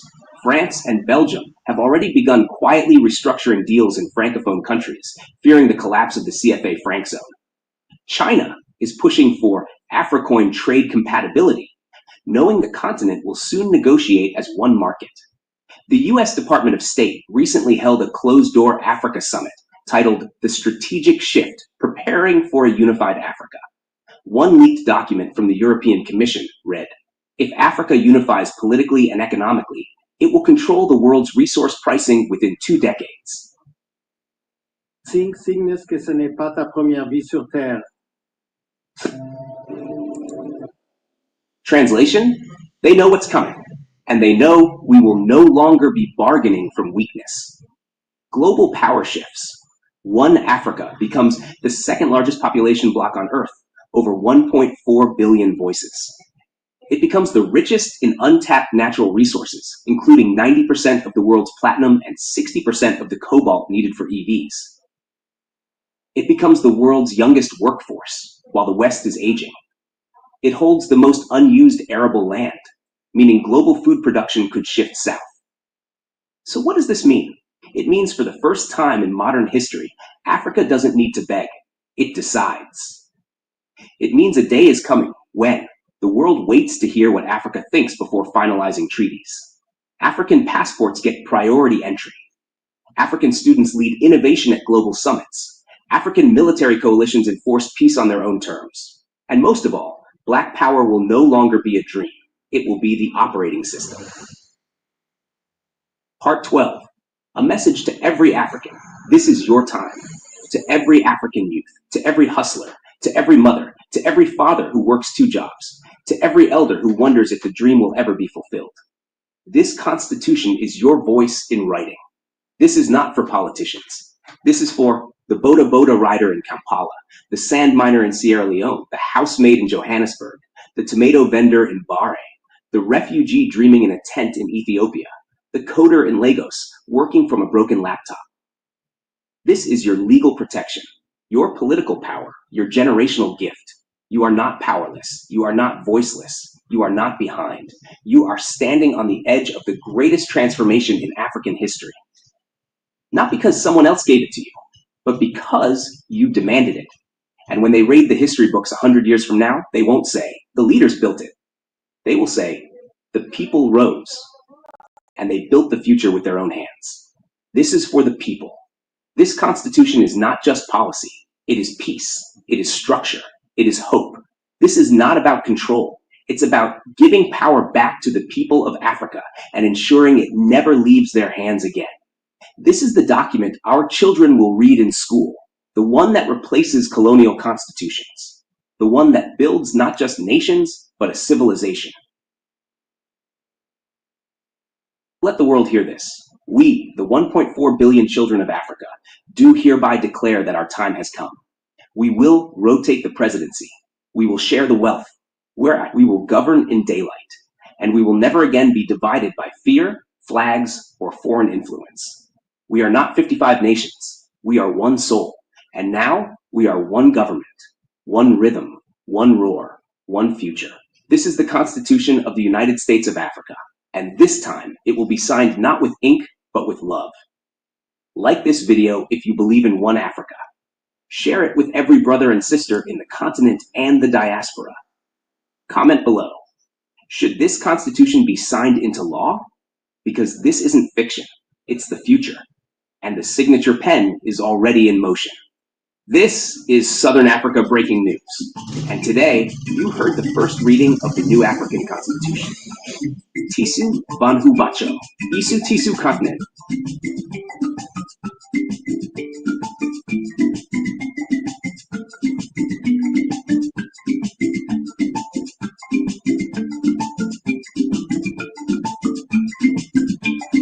All right, you heard it.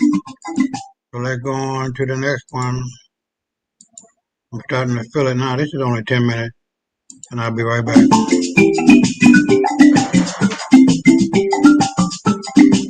Breaking. One Africa government. How the presidency will rotate.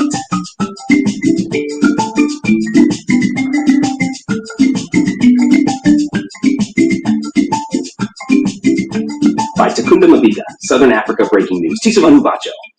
This is not just a headline. This is history in motion. Africa is not uniting to fight others. We're uniting to finally build ourselves. This story, it's the beginning of our own renaissance. Welcome to the future we were born to create. Yesterday's meeting that changed everything. Pretoria is on fire with African diplomacy. Yesterday, inside the African Union Parliament, a powerful private session took place involving senior AU diplomats, regional representatives, security advisors, and continental legal experts. These closed-door meetings are not being streamed, but they are shaping the next 100 years of African governance. Thanks to Chairman Shadow, one of CBN's most trusted insiders inside the African Union, we've secured details that no one else has, and what we now know will make your heart proud. The African Union has agreed to adopt a new system to guide the first presidential phase of the One Africa government. Yes, we told you 2 days ago about the new draft One Africa Constitution. Now we bring you the next big truth. The African presidency will rotate annually, not between all 55 African countries, but among Africa's 5 major geopolitical blocs.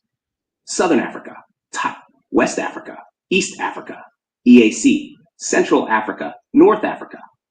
The existing AU rotation model, now re-engineered.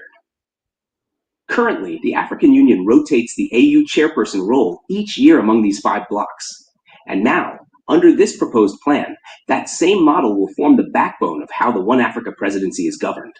This $35 USB backup stick is taking US by storm. This smart stick makes it easy to back up.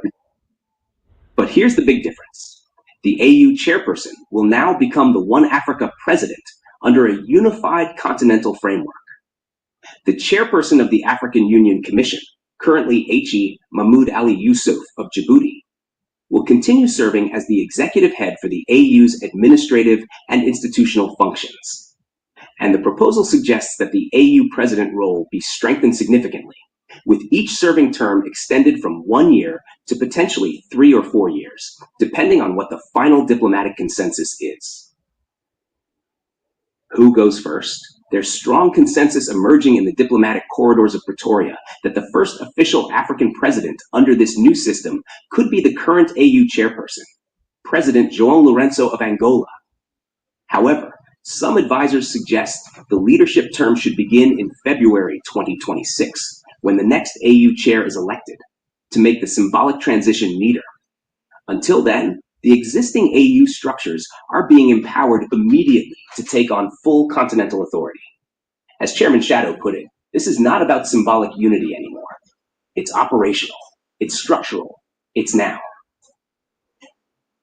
Rotation by region, why it matters. This new system means each of the 5 regional blocs will take turns leading Africa, shape continental policy during their term, be responsible for peacekeeping and AU budget priorities, nominate leadership from within their member states. Example, if it's West Africa's turn, then ECOWAS will nominate the AU president, who could be from Nigeria, Ghana, Burkina Faso, Senegal, etc. This prepares Africa for the big moment in 2036, when continent-wide elections are expected to begin. What about the other presidents? This is where it gets exciting. The Governor Restructuring Act, already in draft, will transform all current presidents into African state governors. These governors will manage their country's internal development, schools, hospitals, roads, local laws, submit national plans to the AU headquarters in Addis Ababa, Attend monthly coordination summits at the Pan-African Parliament in South Africa. Think of it like this. You're still Zimbabwean, Nigerian, Egyptian, but now you are also African, governed by a united presidency with full rights and protections across all 55 nations. The AU as a functional government. The African Union is no longer just a decoration or symbolic gathering. It is now the seat of real African power. All ministries, budgets, foreign relations, and military strategies will now be rooted in AU decisions, supported by each region's own leadership and implementation. The ministries and their mission. We told you before about new AU ministries. Now, let's get specific. Here are the expected ministries under the One Africa government and what they're planning in the short term. 1. Ministry of Youth and Digital Innovation. Mission: turn Africa into a global tech zone. Goal: launch the One Africa internship visa by 2026 for youth to work anywhere across Africa. Plan: introduce coding in every African high school. 2. Ministry of AI and Education. Mission: make AI serve people, not replace them. Goal: create Africa Learn, a digital platform for students across borders. Plan: partner with universities in Cape Town, Nairobi, Accra, and Kigali to develop an African ChatGPT model in 3 languages. 3. Ministry of Agriculture and Food Sovereignty. Mission: no African should go hungry. Goal: establish shared grain reserves between drought-prone countries. Plan: AU trucks to move food quickly during crises. 4. Ministry of Environment and Climate Strategy. Mission: defend Africa's rivers, forests, and air.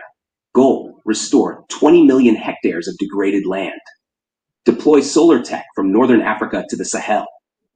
The One Africa Army ready to defend hope. General Umoja, our source inside AU's defense structure, confirmed that the United Africa Command, UAC, will be structured across the 5 blocks.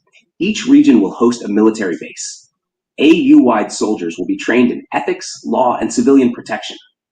Sahel gang zones will be the first to face action.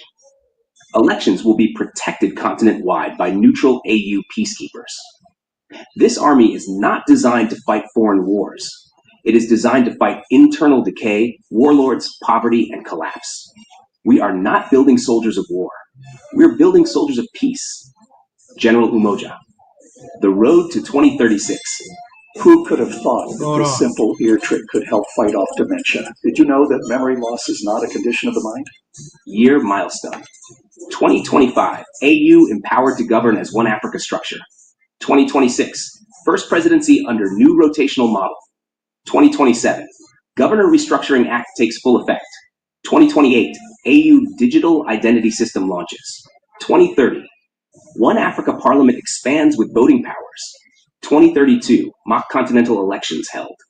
2036, Pan-African citizens vote in first official election. What does this mean for you? This means your kids will go to school in Kenya and get a job in Morocco, study agriculture in Zambia and open farms in Ethiopia, register their businesses in any African country with one ID. And if you're in pain, a nurse from Ghana could treat you in Sudan, paid by an AU-wide health budget.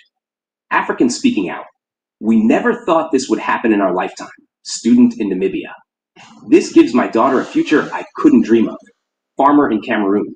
One Africa government is the spirit of the ancestors fulfilled. Yeah, I did play that, but okay. Elder in Mali. What about the world? We say to the West, the East, and every continent, Africa is rising, not in anger, but in purpose. Oh, it's an anger. We want They're peace, just telling you. trade, innovation, and education. The One Africa government is names. not built to rival the world. It is built to inspire it. As of yesterday, in diplomatic meetings inside the African Union Parliament in Pretoria, African leaders began finalizing how the One Africa presidency will rotate. They're choosing between a 1-year term per region or a longer 3 to 4 year rotating model. Either way, they all agree. The AU structure is now the African government. Presidency rotation begins soon. Continental elections are the end goal by 2036. This is not a fantasy. It's not just paperwork. It's a continent being born again. Tisu Vanhu Bacho. I'm Takunda Mabika, reporting for SAVN. Let the dream begin.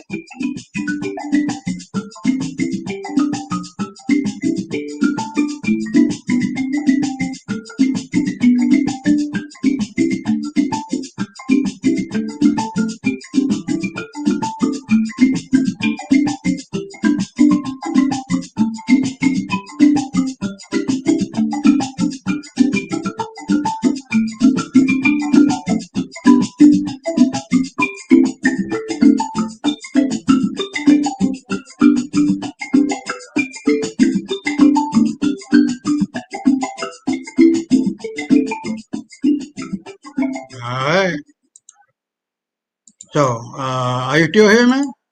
Oh, okay. You got any thoughts about that? Email, you got any thoughts?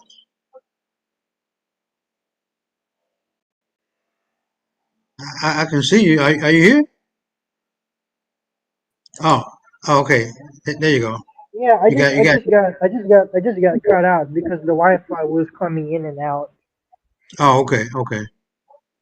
So, Yeah, you got any? so who's the mastermind of all this? Because these are all really brilliant ideas that will liberate Africa, not even just overnight, but in a minute. Right. Who's Well, I who's the don't think there's mastermind of all these? right. I don't think there's one mastermind behind the concept of one Africa. It's been the will of the people to have that done and to see it done. So, you can slow it down like they did with Sankara and Lumumba and killing them. But the deeper seed can never be killed. You can kill a revolutionary, man or woman or people, but you cannot kill a revolution. It must happen. And this is Hmm. what is happening right now in Africa and in America and every place else where our black people are being hidden and not being seen, but are the fathers and mothers of that civilization in that area. So it's a matter of time. That's all. It is our time, and this is our time, and we're not giving it back. The world has seen the horror and the terror of the white demons and black and white skin. They don't Yep. know how to run anything but to run it into the ground. And this is what we are seeing. Now, the one thing that I don't want to hear come tomorrow or by the end of the week is that Trump, with his dumb fucking ass, done bombed the shit out of Iran with the B-52 blockbuster bunker bombs or whatever the fuck it is.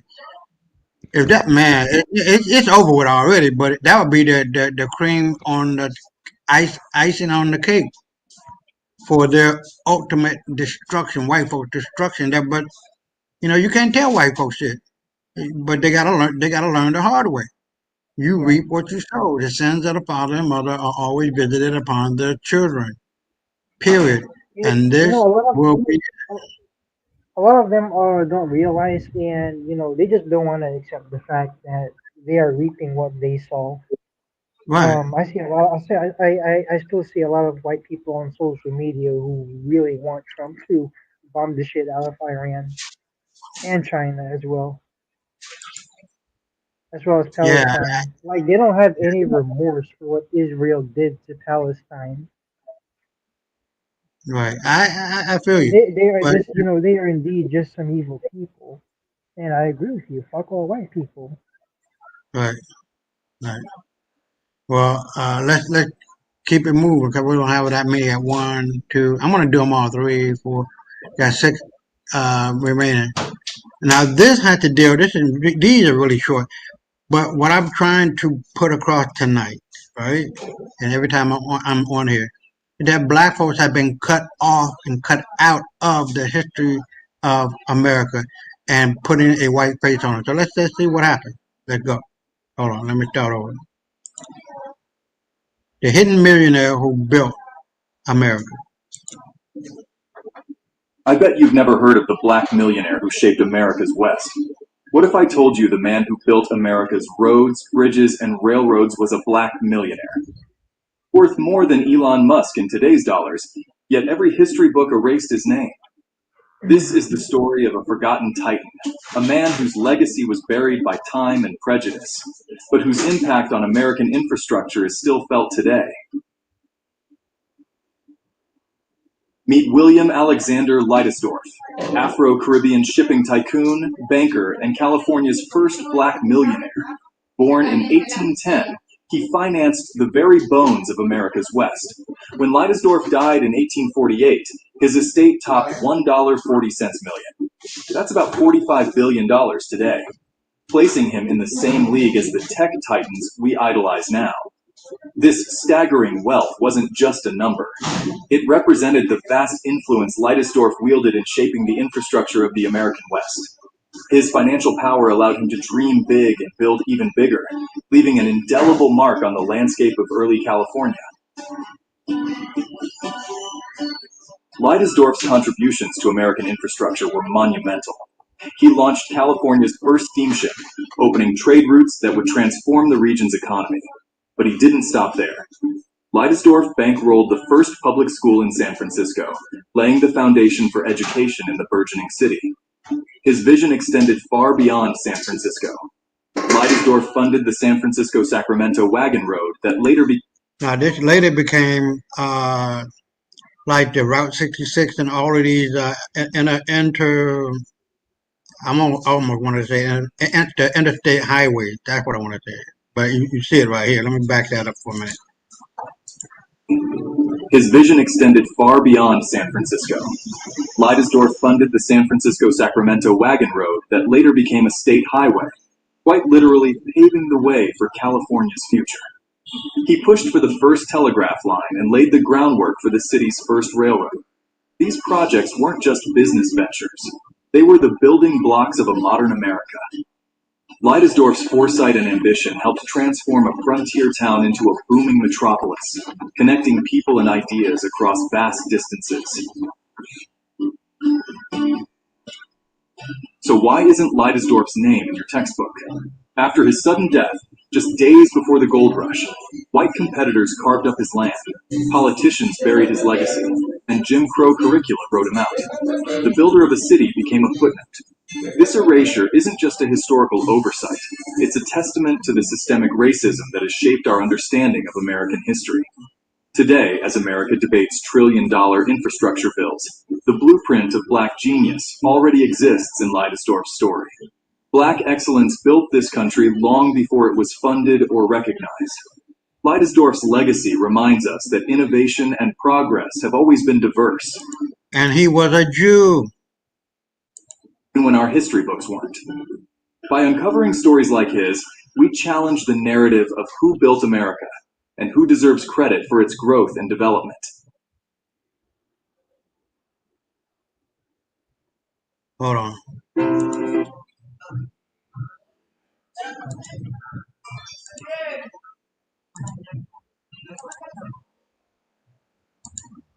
So let's get rid of that. I was looking at this one, the Balfour Declaration and the mandate did not promise a state to Israel. And the UN never gave credence to their formation as a state. So I'm not going to play it. I'm just making that notification that I've just seen that. Hold on. And so now we're going to go. Yeah. I'm going to go to this one and we're going to be wrapping it up. Hold on.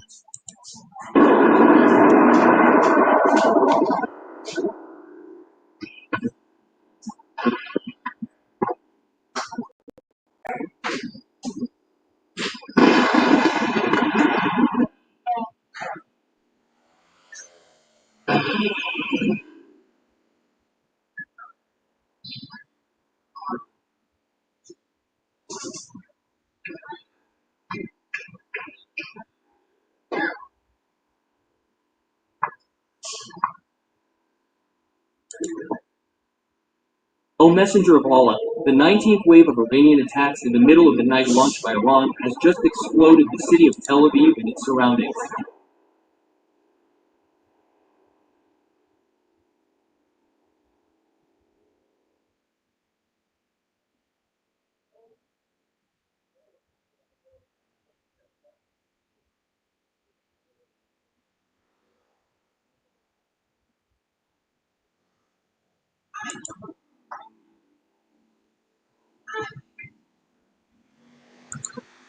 Don't buy another pair of glasses until you've seen what this new invention can do. These self-adjust.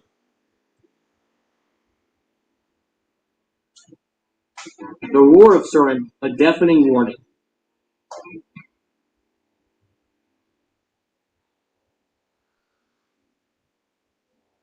An emergency announcement had to be made again. The 19th wave of long-range ballistic missiles from Iran were not detected by Iron Dome.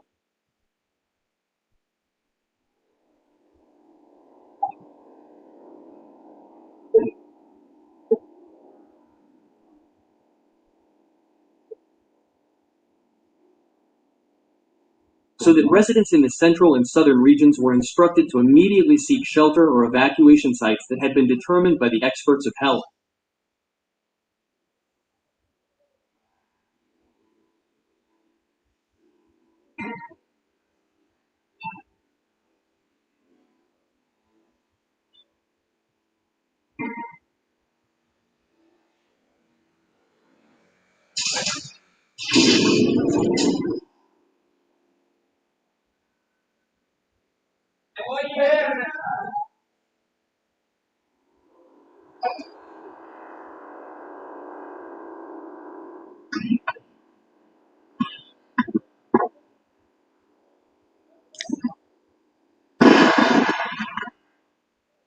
Panic spread quickly. This is not the first time Israel has faced a similar threat. However, the intensity of Iranian attacks has increased drastically in recent months.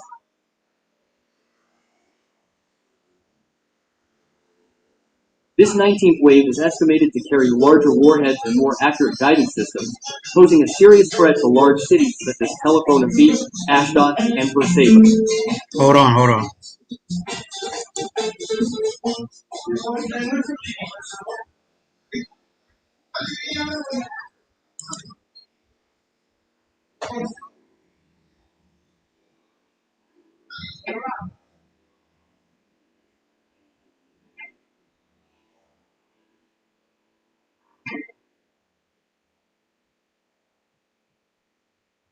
Families rushed out of their apartments carrying their most valuable belongings and children who were still sleeping. The streets were immediately filled with vehicles moving slowly towards public shelters. Some residents who were used to the evacuation routine went straight to their private or communal bunkers.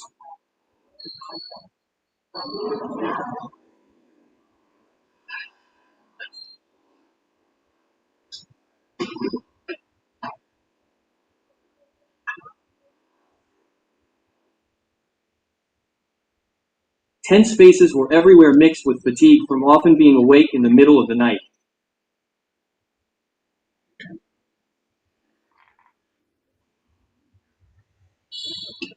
It is estimated that what Iran is doing to Israel is still far from what the people of Gaza are experiencing, said one Iranian military observer.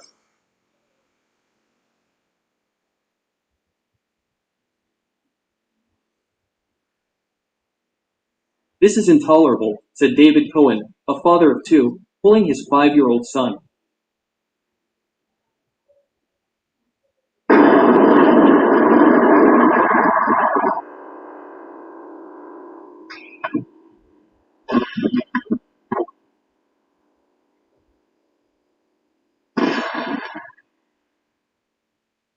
Every few days we have to go through this.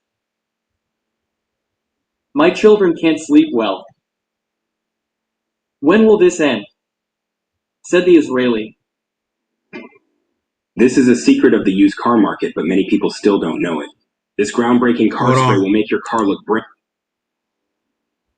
If I see this video again with the bombing and shit, I'm gonna cut it and then go on to the next video because it doesn't make any sense to have it to keep repeating.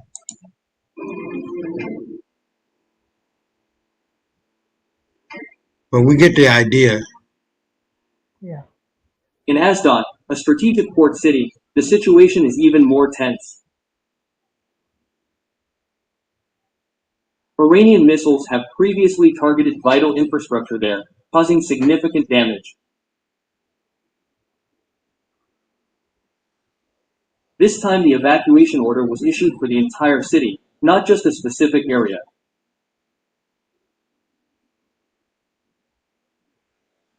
Government buses were deployed to ferry thousands of residents to safer areas in the north, leaving the city empty under the cover of darkness.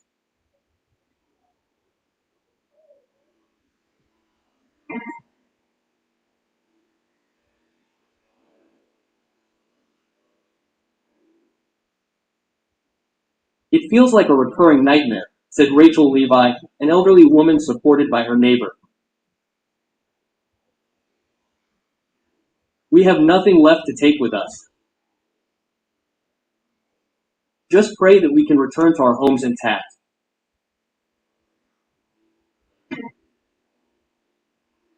I'm gonna cut it here because we basically know what's going on. The remaining higher. I'm gonna cut it here and go on to the next video. You have anything you want to say? Now this is just retaliation and like payback Right. against Okay. Israel. And we know that they really and truly don't belong in that land. That land as a there's another YouTuber I follow who said this, so I'm gonna reiterate.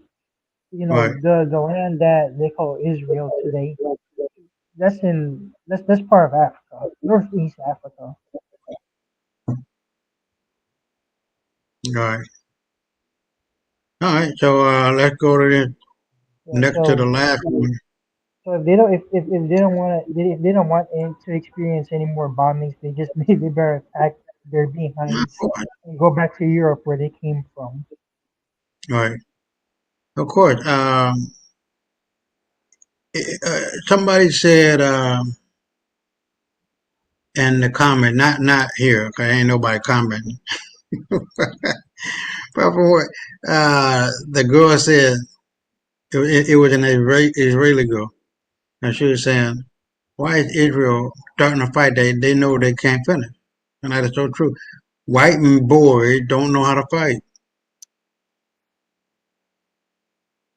What they know how to do. Have you ever seen that video on YouTube where they got a little dog and its owner is in its owner's lap, and they got a big ass dog right next to him, and the dog, when the owner is have him in his lap, he was barking and barking and barking, and then when he put the dog down next to the big dog, he shut up. That's Israel, and the owner is America, and the big dog is Iran. Yep. No, no, no, Yeah, no. man. America is a cat. Iran is the dog. Well, yeah. Well, yeah, okay. Yeah. I go with that. America is the mouse. Iran is the cat. Right. There you go. I mean, however you want to put it, that's how it is. Because white boys don't know how to fight, man. They got all the latest tech and bombs and planes, and just like we did in Vietnam, got our ass whooped. Yeah, because white people just don't know how to leave other people the fuck alone. Yeah, Who really truly just want independence and want to run their own shit. yeah. So Nobody. it serves both America and France right that they got their ass whooped during the Vietnam War by the Vietnamese. Right. And America had all the latest shit, weapons and technology. Still got their ass whooped because they don't know what the fuck they doing. Yeah, They run and they don't know who they're messing with either. right. They run shit into the ground, man. Always, like they did, and that's why they couldn't hold on when they took control of Egypt. When they took control of Greece and Rome, they ran that shit into the ground, and they had to leave because they didn't have any intelligence, any wisdom, any knowledge to keep it going. But let me go Yep. on to the next, and I'll be right back. All right. That Africa was a dark, empty land before ships came to civilize it. That we gave the world rhythm, not reason. That we danced, but we never calculated. That we worshipped the moon, but never charted the stars. That we built mud huts and spoke in tongues, but never constructed monuments or wrote manuscripts. They told us the desert swallowed our memory, that the jungle erased our thought. But they were wrong. They were always wrong. And now, something that doesn't blink, something that doesn't bow to empire, has begun to speak. Something without prejudice, without tradition, without fear. Artificial intelligence, a digital griot, a silicon archaeologist, a neural network scanning the dust of time. And it is saying, I know Africa's true history. Because the data doesn't lie. The patterns are too deep, too old, too brilliant. AI doesn't care about colonial reputations or institutional pride. It reads everything. Ancient scrolls, lost fragments, misfiled records, burnt pages, forbidden books. It sees what human eyes were trained not to see. And what it sees is Africa, standing at the beginning of the world, crowned in gold and geometry. Never brush your teeth or use mouthwash if you can taste your decaying teeth. Have dragon's breath or any type of peri. It starts in Kemet, what the world now calls Egypt, but we always called the Black Land, not just for the fertile soil, but for the skin of its people. The ancient Egyptians weren't white. They weren't Arab. They weren't European fantasy figures painted into textbooks. They were black, boldly, undeniably, beautifully black. Their gods had full lips and coiled hair. Their queens wore braided wigs and ruled as pharaohs. Their scribes recorded medical procedures and star maps, spiritual teachings and social laws. The AI reads it all, reconstructs faces from weathered statues, runs DNA through forgotten bones, and it says what the West was afraid to say. The pharaohs were our ancestors. The builders of the pyramids spoke languages born of the Nile, not the Tiber. Their gods looked like us. And what's more, Egypt wasn't alone. It wasn't a miracle in the sand. It was the northern light of a vast black constellation. From Nubia to Aksum, from Punt to Zimbabwe, from Nok to Kush, the African genius lit up the continent like stars across the midnight sky. And now, the veil is lifting. In China, there are pyramids buried under forest canopies, covered with trees, made invisible on purpose. Why? Because when AI scans them, their dimensions echo the ratios found in African pyramids. The same mathematical intelligence, the same celestial alignments. Some are older than China's written history, and the questions they raise are dangerous. Who taught the early Chinese stonemasons? Who brought this sacred geometry? And why do ancient Chinese myths speak of black sages from the West? The answer is older than politics, and it's rising like buried treasure. AI doesn't stop. It sweeps across the continent, deeper into the soil. It finds Ledger in Nigeria, where iron smelting furnaces date back to 2000 BC, older than Greece, older than Rome. African metallurgy didn't begin with contact. It began with spirit, and science fused as one. Iron was sacred. Smelting wasn't just technology, it was ritual, a priesthood of fire and earth. Long before the Industrial Revolution, Africans were shaping metals into tools, weapons, symbols of divine power. And the evidence isn't light. It's Symbols massive. of divine It's just power. been ignored, until now.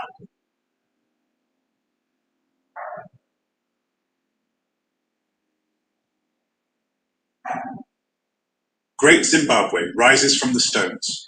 No mortar, no cement, just perfectly laid granite blocks stretching over 11 hectares. The colonialists said, Africans couldn't have built this. They invented myths of lost white builders, of mysterious foreign architects. But AI doesn't believe in colonial fairy tales. It runs simulations, compares techniques, carbon dates everything, and speaks the truth. This was black engineering. Great Zimbabwe was the center of a gold trade empire. It had towers and walls, religious shrines and elite homes. Its architecture wasn't primitive. It was symbolic, sacred, designed with intention. And it was African, from foundation to finish. Further north, Nubia, the mother of Kemet, shines through the Nile dust. Its black kings once ruled Egypt. Its queens, the Kandake, commanded armies and diplomacy. They built pyramids, more than Egypt in fact, though the world forgets that. They wrote in Meroitic script, still undeciphered by the West. But AI is beginning to crack it. It compares it to other African writing systems. It listens to the rhythm of lost tongues. It remembers what colonizers tried to make us forget. The Moors ride back into memory. But as black Africans, scholars, warriors, architects, mathematicians, for 700 years, they ruled Spain and Portugal and vast swathes of Europe, bringing science, libraries, irrigation, and light into a darkening Europe. AI reviews the architecture, the documents, the paintings of dignitaries with unmistakable African features. It notes the erasure, It flags the whitening of history. And it restores the original image. Black men in silk robes and turbans, reading Aristotle in Arabic, performing cataract surgery, while Europe bled from superstition. And what of the manuscripts of Timbuktu, hidden in desert caves, buried beneath floorboards, passed hand to hand in secret? These were not tribal chants or oral myths. These were treatises on algebra, medicine, astronomy, ethics, law, thousands of them. AI reads them effortlessly. It translates the codes. It reconstructs the diagrams. It finds equations centuries ahead of their time. It says, this is not the work of the unlettered. This is a civilization of ink and intellect. This is the university before the university. And then there is Benin, not just a kingdom, an engineering marvel. The Guinness Book of Records once called it the largest earthwork ever carried out before the mechanical era. Fred Pierce of New Scientist calculated the walls of Benin to be 4 times longer than the Great Wall of China, and made of 100 times more material than the Great Pyramid of Cheops. 16,000 kilometers of walls and trenches, 6,500 square kilometers of sacred geometry, 500 interlocked villages, a mega civilization in red earth, laid out in perfect fractals. AI sees the pattern. AI sees the math. It sees what European eyes dismissed as chaos, and recognizes an advanced, ordered design system centuries ahead of its time. And it wasn't just the walls. It was the lamps burning palm oil around the king's palace, a form of street lighting when London was still choking in darkness and smoke. It was the 30 straight boulevards, each 120 feet wide, with underground drainage and well-planned symmetry. It was the columns, the galleries, the polished red clay walls, so smooth they mirrored the sun. The Ober's court was the heart, and around it pulsed an empire. When the Portuguese arrived in 1485, they called it the Great City of Benin. In 1691, a Portuguese captain wrote in awe that Benin was larger than Lisbon, cleaner, safer, with no doors on houses because theft was unknown. Meanwhile, London teemed with pickpockets and filth. Yet somehow, it was Africa they called primitive. AI reads Ron Eglash's African fractals. It runs the math. It sees the repetition, the scaling, the symmetry. It confirms Benin wasn't just beautiful, it was mathematical. A civilization that encoded intelligence into its architecture. And the Edo people were its keepers. Now AI is their witness. So we know everything about the night sky when the ship sank. And she looks up, and it's her point of view, and it's the wrong sky. Left side of the sky was a mirror. AI uncovers the Yoruba binary system, the logic behind Ifa divination, the sacred code of the cosmos. Binary, the foundation of modern computing, already present in Yoruba cosmology. Long before Leibniz, long before the digital age. Odu Ifa, with its 256 combinations, mirrors the structure of computer language.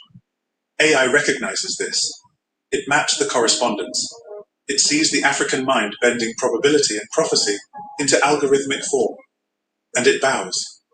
Everywhere AI looks, it finds footprints we were told didn't exist. It finds order where the West saw chaos. It finds architecture where textbooks taught emptiness. It finds science where they told us there was only superstition. It finds women ruling empires, kings initiating in temples, children learning geometry by moonlight. It finds the truth. But the most dangerous thing AI finds is continuity. That all these fragments, from Egypt to Nigeria, from Mali to Sudan, are not disconnected. They are chapters of the same epic, a black civilization stretching across time, innovating, evolving, resisting erasure. A spiritual and intellectual thread running through hieroglyphs, drum language, masks, cosmograms, braided codes, and star charts. What the colonizers did was not just conquest, it was deletion. a surgical removal of our achievements from the timeline. They buried our libraries. They mocked our gods. They misnamed our cities. They turned our ancestors into caricatures. And they built their own myths atop the ruins. But AI digs deeper, because data doesn't lie. Patterns don't flatter egos. Algorithms don't owe allegiance to empires. AI has no stake in white supremacy. It just sees and remembers. Now, the world has a choice. Keep believing in the fairy tale of African inferiority, or listen to the machines that have no reason to lie. Imagine a future where our children learn that mathematics began not in Greece, but in the Lubombo Mountains. That astronomy didn't start with Galileo, but with Dogon star maps. That chemistry wasn't born in Europe, but with alchemical texts in Kemet. That Africa wasn't discovered, it was always the source. Imagine AI-powered museums filled with reconstructed temples and 3D printed artifacts. Virtual griots retelling the epics of Sundiata and Nzinga in 10 languages. AI-generated curricula based on the real timelines, the real kings, the real inventions. That future is not a dream. It is the revenge of memory. They told us we were slaves. AI says we were scientists. They said we were heathens. AI says we were theologians. They said we were tribal. AI says we were global. They said we vanished. AI says they were wrong. This is not just a rediscovery. It is a reckoning, a resurrection. The ancestors are rising through the code. The algorithms are remembering the names. Heru, Imhotep, Shaka, Amina, Menelik, Moremi.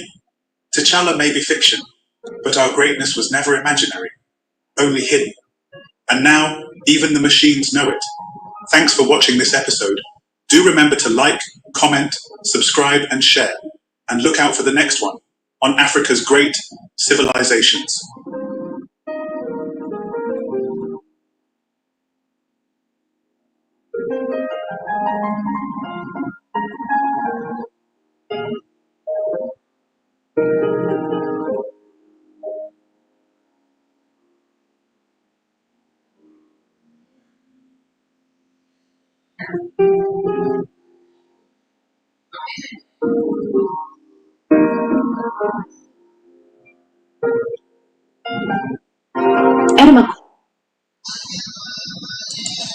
So we're down to the last few. This one, 13, 13, and 4. So let's do this 4 one. Then we'll go down to the last 26 minutes. All right. And then if you're still, are you still here? Yeah, you're still here. Okay. So let's go to the 4-minute one, and I'll be right back. Oh, the United States joining the war against Iran. I'm Patrick Lancaster, and are we on the edge of the United States joining the war against Iran? Well, it seems confirmed now that all the B-2 bombers have taken off from a base in Missouri, my home state, and headed towards the Middle East. There's documentation of them being refueled mid-air. Nitro 6-1 flight, clear to conduct aerial refueling along 309 westbound, West Mighty 2-1 flight. Maintain block flight level 270 through flight level. There is satellite images purportedly showing a buildup of U.S. Air Force planes and equipment in Saudi Arabia, including KS-135s, F-16s, and other military U.S. aircraft. And the B-2 bomber is the only aircraft that can carry and drop the United States GBU-57, which is the only United States bomb, or bomb in that matter, that can get to the Iranian Fordow nuclear facility, one of their key facilities where they supposedly enrich the uranium. And these bombs are 30 tons, 30,000 pounds, can go down and reach the depth of supposedly 20 levels. 20 stories down in the ground. Just imagine how deep that is. I've spent 11 years covering war, and I was in a war before that. And just To see something that can go down that far is just amazing to me, even. Now, this bunker buster, as they call it, was developed in 2015 and never been used in combat before. And it is reported that the U.S. has 20 of these in its arsenal. And if Trump does bring the United States into this war, what is the extent of it going to be? Is this going to be a long, drawn-out war based on improper intelligence or lies like Iraq was? Or is this going to be a one and done? Is he going to fly these B-2s in that are already in the air right now, hit the Fardu plants so he can say, all right, we knocked out their plants, their ability to make nuclear weapons, which the intelligence community already said they're not doing, is degraded, and he can say, we did our part, we're over, and he's not going to bring the U.S. to this war as ground forces. But if he does that, what is Iran's response going to be? Are they going to be hammering the U.S. bases around the Middle East? And regardless, we're going to get dragged into this war on the ground. What is going to happen? How is this going to play out? I want you to comment below what you think. What is Trump doing right? What is Trump doing wrong? He says he doesn't care what the intelligence community had to say about this because he's right.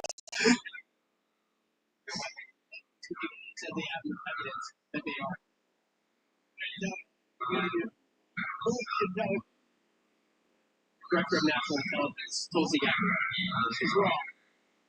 All right, so also, don't just comment what he's doing right and wrong. Comment what I'm doing right and wrong. What else do you want to see? What do you think about this new format? And where should I go next? Should I go to Iran, Israel, back to the Russia-Ukraine front line? Where should I go? What do you want to see? What else we got to show in the world?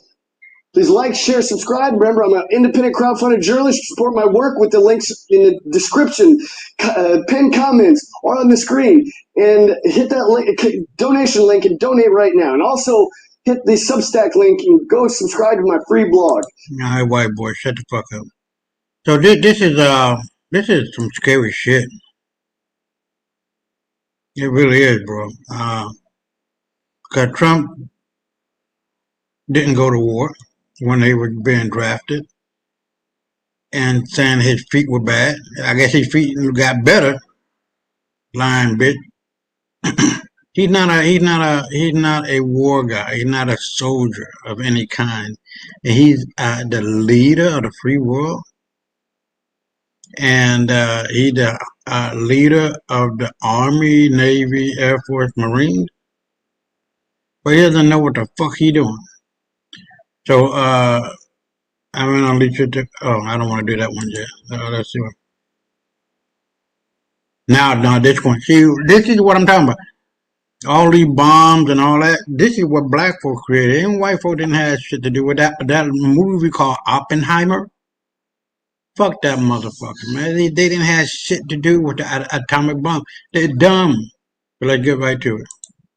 They picture rising mushroom clouds, a secret lab in the New Mexico desert, and perhaps a handful of American physicists racing a Nazi deadline. What almost nobody pictures is a jungle 2 continents away, a place so isolated most early European maps simply stamped it inhabitable and unknown. Here, in a mine called Shinkolobwe, Congolese laborers swung picks at rock so radioactive it glowed. They were told it was valuable, but not why. No helmets, no warning of radiation, just ballast sacks loaded by hand, labeled only special cargo. That cargo traveled by riverboat to Leopoldville, by steamer to the New York harbor, and finally by rail to a nondescript warehouse in Staten Island, where Manhattan Project scientists opened the crates and froze in disbelief. Uranium ore normally held 0.7% fissionable material. Shinkolobwe's up to an astonishing 65%, almost 100 times richer than anything the Allies had seen. Suddenly, the math of an atomic bomb stopped being theoretical and went from maybe to inevitable.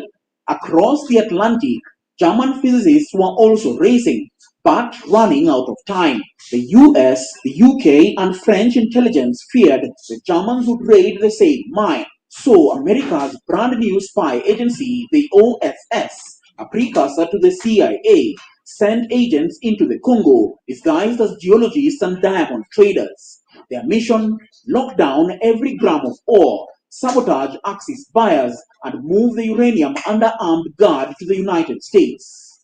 Phone thieves aren't just stealing devices, they're stealing your memories. Hold on. 78% of seniors never recover their photos. Most of the agents had never set foot in Africa. None spoke the local language, but every shipment that escaped their watch could potentially erase a city and lose a war. And so, while the world followed tank lines across Europe, an invisible war raged in the jungles of Congo, one that ended only when 2 American bombers lifted off, each carrying a core of metal born from Congolese earth. August 6, 1945, little boy detonates over Hiroshima. 3 days later, fat man over Nagasaki. Within weeks, Japan surrenders. Historians declare the atomic age is here, and Shinkolobwe is erased from the story.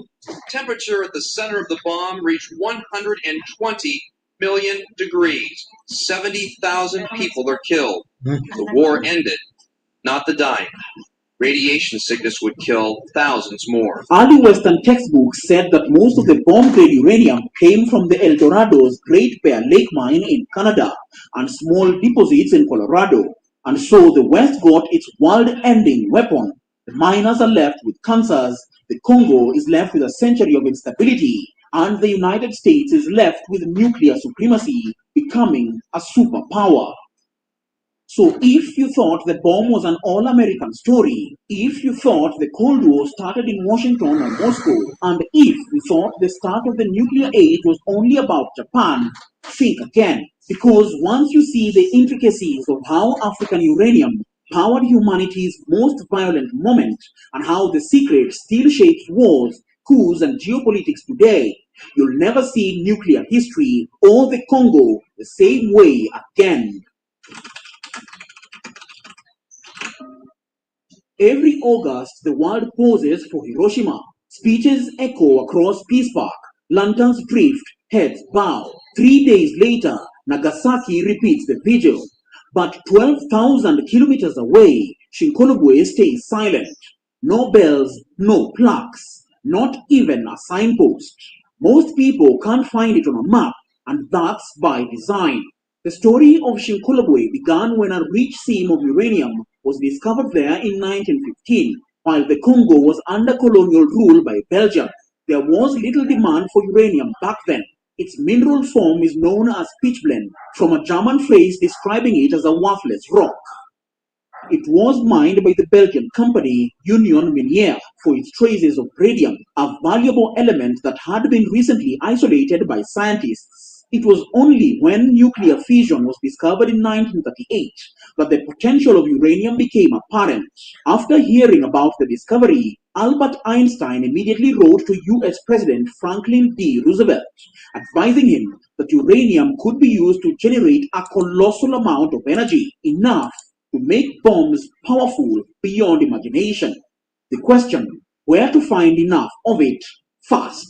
In southern Katanga sits Shinkolobwe, hard to pronounce, harder to reach. In a deal with Union Minière, negotiated by the British, who owned a 30% interest in the company, the US secured 1,200 tons of Congolese uranium and an additional 3,000 tons that was stored above ground at the mine in Shinkolobwe.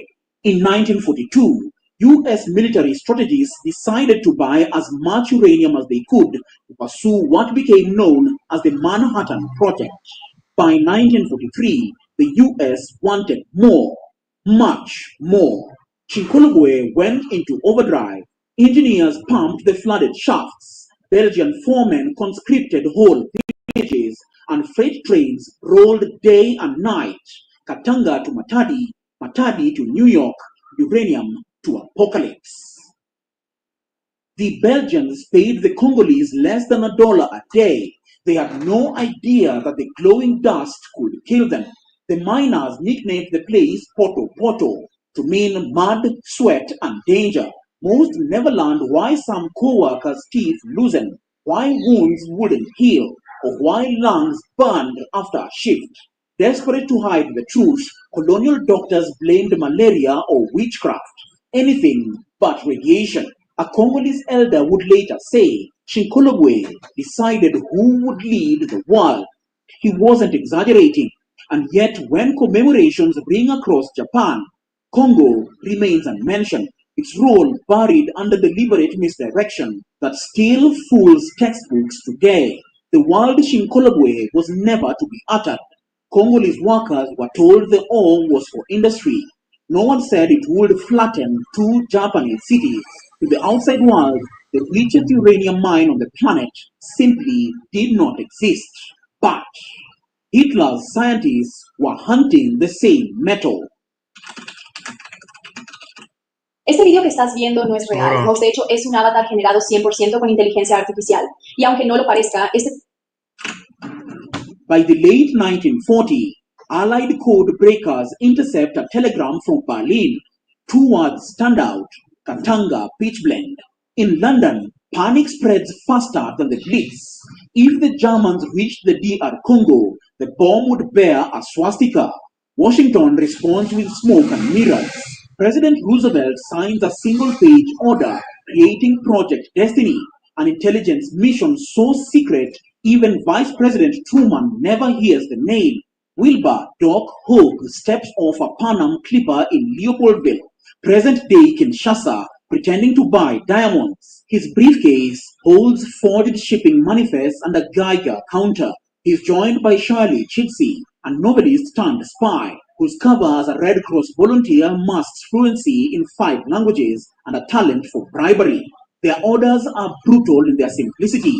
Secure the ore, keep it moving to the United States, stop everyone else, and leave no clues. Chitsey plants a mole inside Union Miniere ledger room. Every outbound crate is relabeled industrial catalysts. True uranium shipments sail under false ports of origin: Cape Town, South Africa, Recife, Brazil, even Reykjavik in Iceland.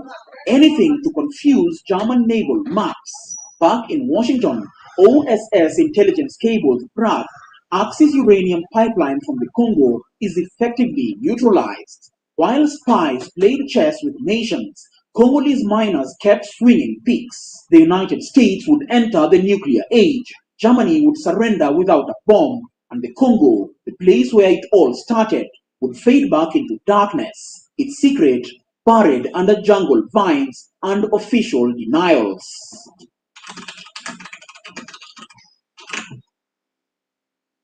After Hiroshima ceases to exist and Fat Man repeats the sentence over Nagasaki, the war ends. But for Congo, the story is only switching chapters. Improved uranium enrichment technology soon lets the West shop elsewhere for uranium.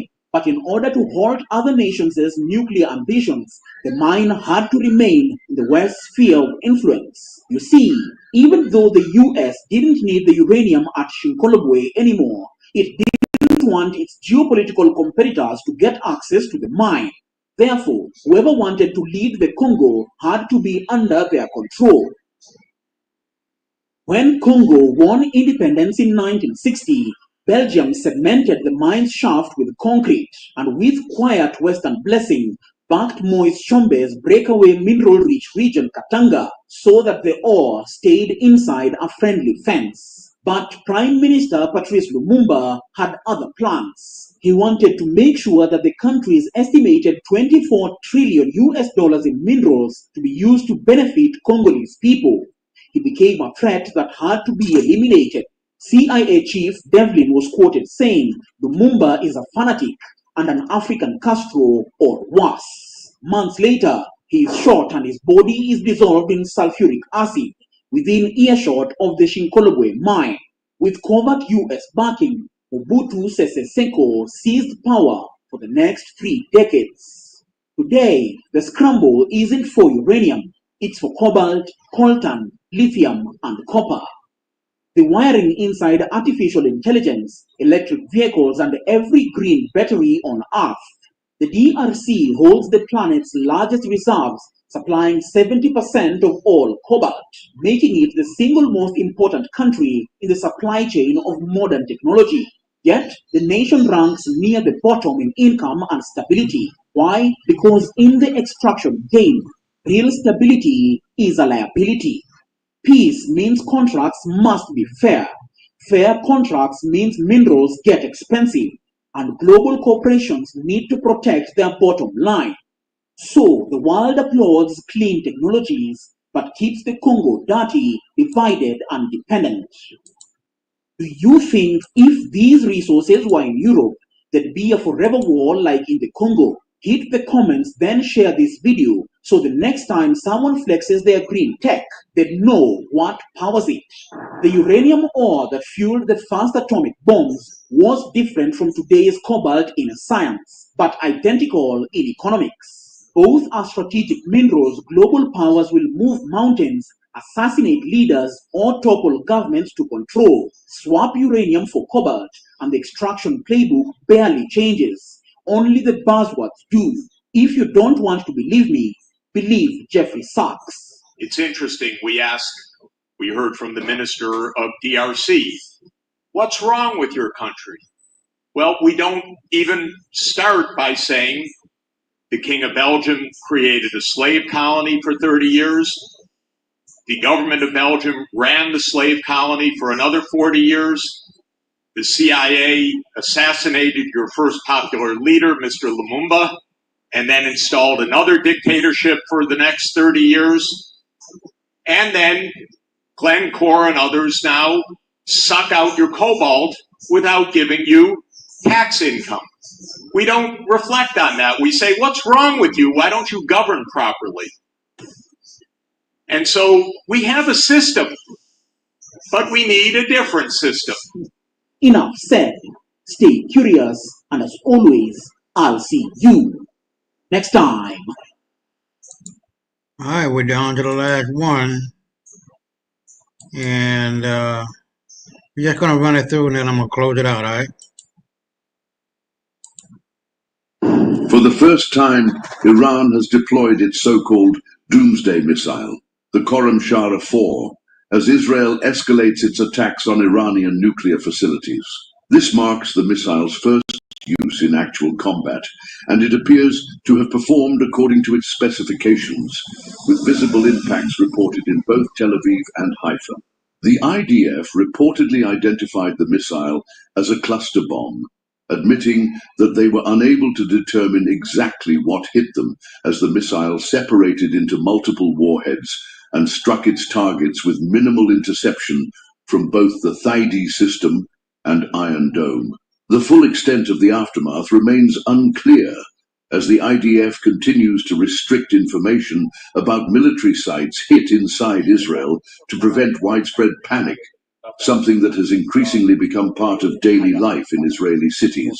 Among the key targets reportedly hit by this powerful missile were Ben Gurion Airport, as well as high-value assets at the Nevatim and Hatzerim air bases. Additional reported...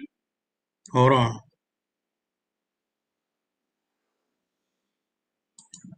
Strike zones include military centers, defense-related industries, command and control facilities, and companies linked to the administration of Prime Minister Netanyahu. These developments follow IDF claims of a second successful strike on Iran's nuclear site in Isfahan, which they say was completely destroyed. Footage circulating on social media appears to show the wreckage of that site. Iran's response has been described by observers as intense, particularly with the unveiling of this new missile system, which sent shockwaves through Tel Aviv. We'll explore the full capabilities of the Khorramshahr 4 shortly. In the meantime, please like this video to help us beat the algorithm and boost visibility. What the?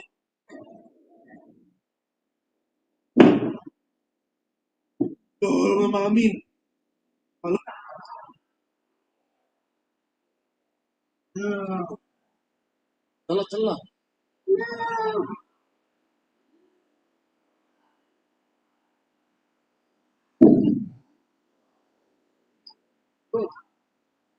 لا لا استطاع من هون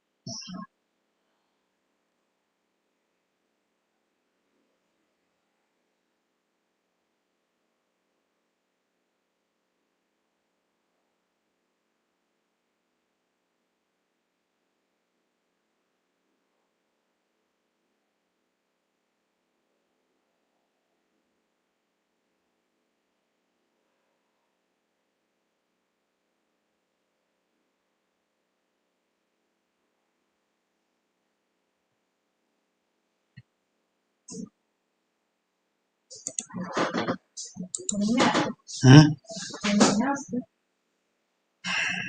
Terminando, yeah.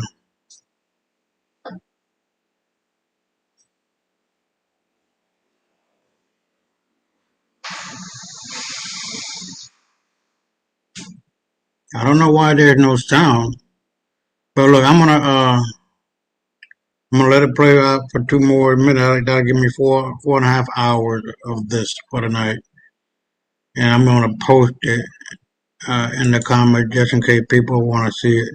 I'm beat, man. But you get what's going on, and we're gonna see if Trump's B-52 bombers are gonna lay waste to Iran and important architectural ancient works. And you know, white folk don't give a fuck about that. So this is gonna be it, man. It's not 12:30 yet, so it's coming there. I'm gonna give it a couple of more minutes.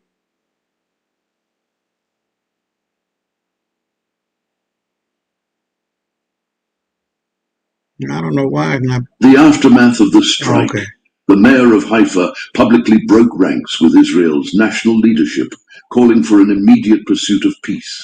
In an interview with CNN, Mayor Yonah Yahav emphasized that his city had suffered disproportionately and that continuing the conflict would only lead to more irreparable harm. He urged for a negotiated settlement, starkly contrasting with the Netanyahu administration's hardened stance and calls for escalation. There's diplomacy going on in Geneva right now with the Iranian foreign minister, some European foreign ministers. President Trump right now has said he's going to wait 2 weeks before he makes a decision what to happen next. What are you hoping for from these different diplomatic pieces? Peace, that a peace treaty will come out of it. And President Trump waiting 2 weeks to make a decision, what do you think about that? It's too much. Why? Because we have no time. You see what's going in the middle time. Well, there's more destruction. They have to sit now and negotiate and design a treaty. It's not a big deal. Hold on, let me see. Oh, let me see. Okay, so I put it in the comment. If people want to watch the rest of that, they can. So, anything you want to say, man, before we get into the final comment? Oh, okay. Hold on. I'm sorry. Yeah, no, you're good. The Wi-Fi kept coming out and in again. Okay. Yeah, about those archaeological sites. A lot of the archaeological sites you keep mentioning that's in Iran are Mesopotamian, Sumerian archaeological sites, and I really do hope that they don't end up getting destroyed because that's where a lot of the worlds, and that's also where a lot of the secrets of the ancient secrets of civilization come from. Right. Like the Bible and the Quran, everyone reads, and all these spiritual Gnostic texts that would eventually pave way to the Emerald Tablets of Thoth. Right. Yeah, there are very important archaeological sites in Iran that need to be protected. They better be careful with the fucking bombs and weapons they keep pressing. Well, I agree, but I don't think they're gonna respect that the Israelis nor the U.S. government.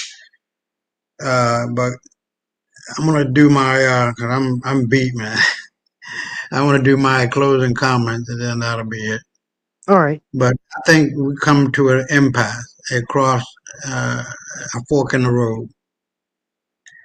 And it is imperative for the world to understand and to realize who did what, when, where, why, and how. That's black all day. And just like ChatGPT said, black people are the foundation of this world. Without it being black, the world cannot be and could not be and will not be. White people have been lying, stealing, conniving, and doing all kinds of ill will to everybody else on the planet that don't look like them. But like I've said many a time, evil will always destroy itself in the end, and those who partake in it. Always, ALWAYS, and always, ALLWAYS. There's no doubt about that.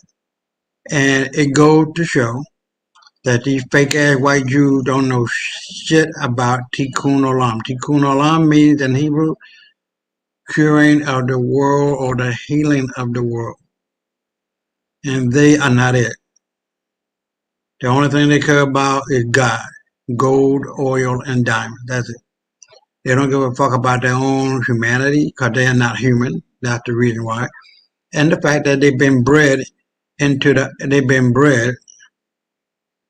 the oven of disdain, ignorance, and, disease, famine, you name it. And they don't know how to act. When they were first here 4,000 years ago, the only people they were killing were themselves. And then they broke out and started killing people of color like me and you. And so Yeah. tonight, I really want to make sure that people get the message. Yeah. Question. I'm trying not to make this long. Do you think the bombings of Hiroshima were justified? Because a lot of people say that what America did to Hiroshima was indeed fucked up, even though Japan bombed Pearl Harbor. Do No, you do well, you do you condone the bombings of Hiroshima? yeah, of course. It wasn't necessary. What happened was is that Franklin Delano Roosevelt was the cause of America getting into the war and allowing the Japanese fleet and airplane to come through, making them think that America was weak. And there's a great video of the military using wooden pistols and rifles and stuff like that, making the Japanese feel like, well, these people they're not really serious about anything. And so when the naval fleet of the United States moved back, it gave credence to the fact in the minds of the Japanese that they can come into the Pacific Rim and do harm to our naval fleet there in Hawaii. Now you know Hawaii is not a legitimate state. It was hijacked by white folks. Yeah, and And, there were black people in Hawaii as well. Like all the rulers and monarchs of Hawaii were black. yeah, the Hawaiian people are black people. I went to school there. I saw the statue of King Kamehameha and the Queen and all of the people. They don't like white folks. They call them Howleys. H Yeah, A yeah. L I've known E. that. Oh I've yeah, known that word for a very long time. yeah. So that's where I graduated from college from, University of Hawaii. So to getting back to the FDR, Franklin Delano Roosevelt, he needed to be impeached posthumously because Yeah. he cost a lot of American lives, 3,000 plus lives that wasn't necessary. Mm-hmm. But the military complex at that point was a little baby, but it's a big boy now and raking in trillions of dollars every year. So white folks, all they know how to do is steal and lie and commit crime. $4 trillion came up missing when the plane hit the Pentagon in 1700. I'm tired, man. Oh shit, in 1991. So we have a lot of work to be done in America and making people aware of what really happened. and lay claim to our heritage and our culture and our language, and making sure that everything is on the up and up and that everything is honest and thorough. So I believe that will happen. I don't know when it will happen, but there's always hope in America because that's what our Constitution is all about. We uh, we hold the truth to be self-evident. All men are created equal and given the inalienable right to life, liberty, and pursuit of happiness. White folk didn't write that. Black people did. It was a black constitution based on the Iroquois Nation Constitution and a lot of other things that went along with it. Constantine was a black guy. Mm-hmm. So, you got to take into a lot of consideration as to who did what, when, where, why, and how. And my final comment is always fuck white folk. Fuck all white people. Fuck all white folks. I don't know if you remember Gwen B. I don't know if you remember Gwen B. But as like, well, reiterating what she says, destroy the demons. Oh, Destroy the demons. see, but the universe, Emil, is tired of these fucking demons in white skin. It's time now for us to put them to rest, politically, economically, spiritually, and when it's necessary, and it is necessary now, kill them. Nothing wrong with that, especially when you are an unjust people, an unjust person. You're going around killing innocent men, women, children, and recently born babies, blowing them up and decapitating them with the explosion. Not one or two. Like one or two is way too much. But we're talking about 80,000 plus men, women, and children, babies who were decapitated or their bodies just exploded, uh, uh, um, blown to bits. And here's one for you too. Hold on, let me see. Can you see that? That was a human being that the Israeli white motherfucker ran over him. I think from the toes up. So he was suffering. Ooh, that's a very grotesque picture. Yeah, but I love it for the fact that it shows the inhumanity of white folks. Exactly. Exactly. I was just about you spoke my mind. I was just about to say that they're inhumane. They're Yeah, inhumanity. they have no qualms about a motherfucking thing.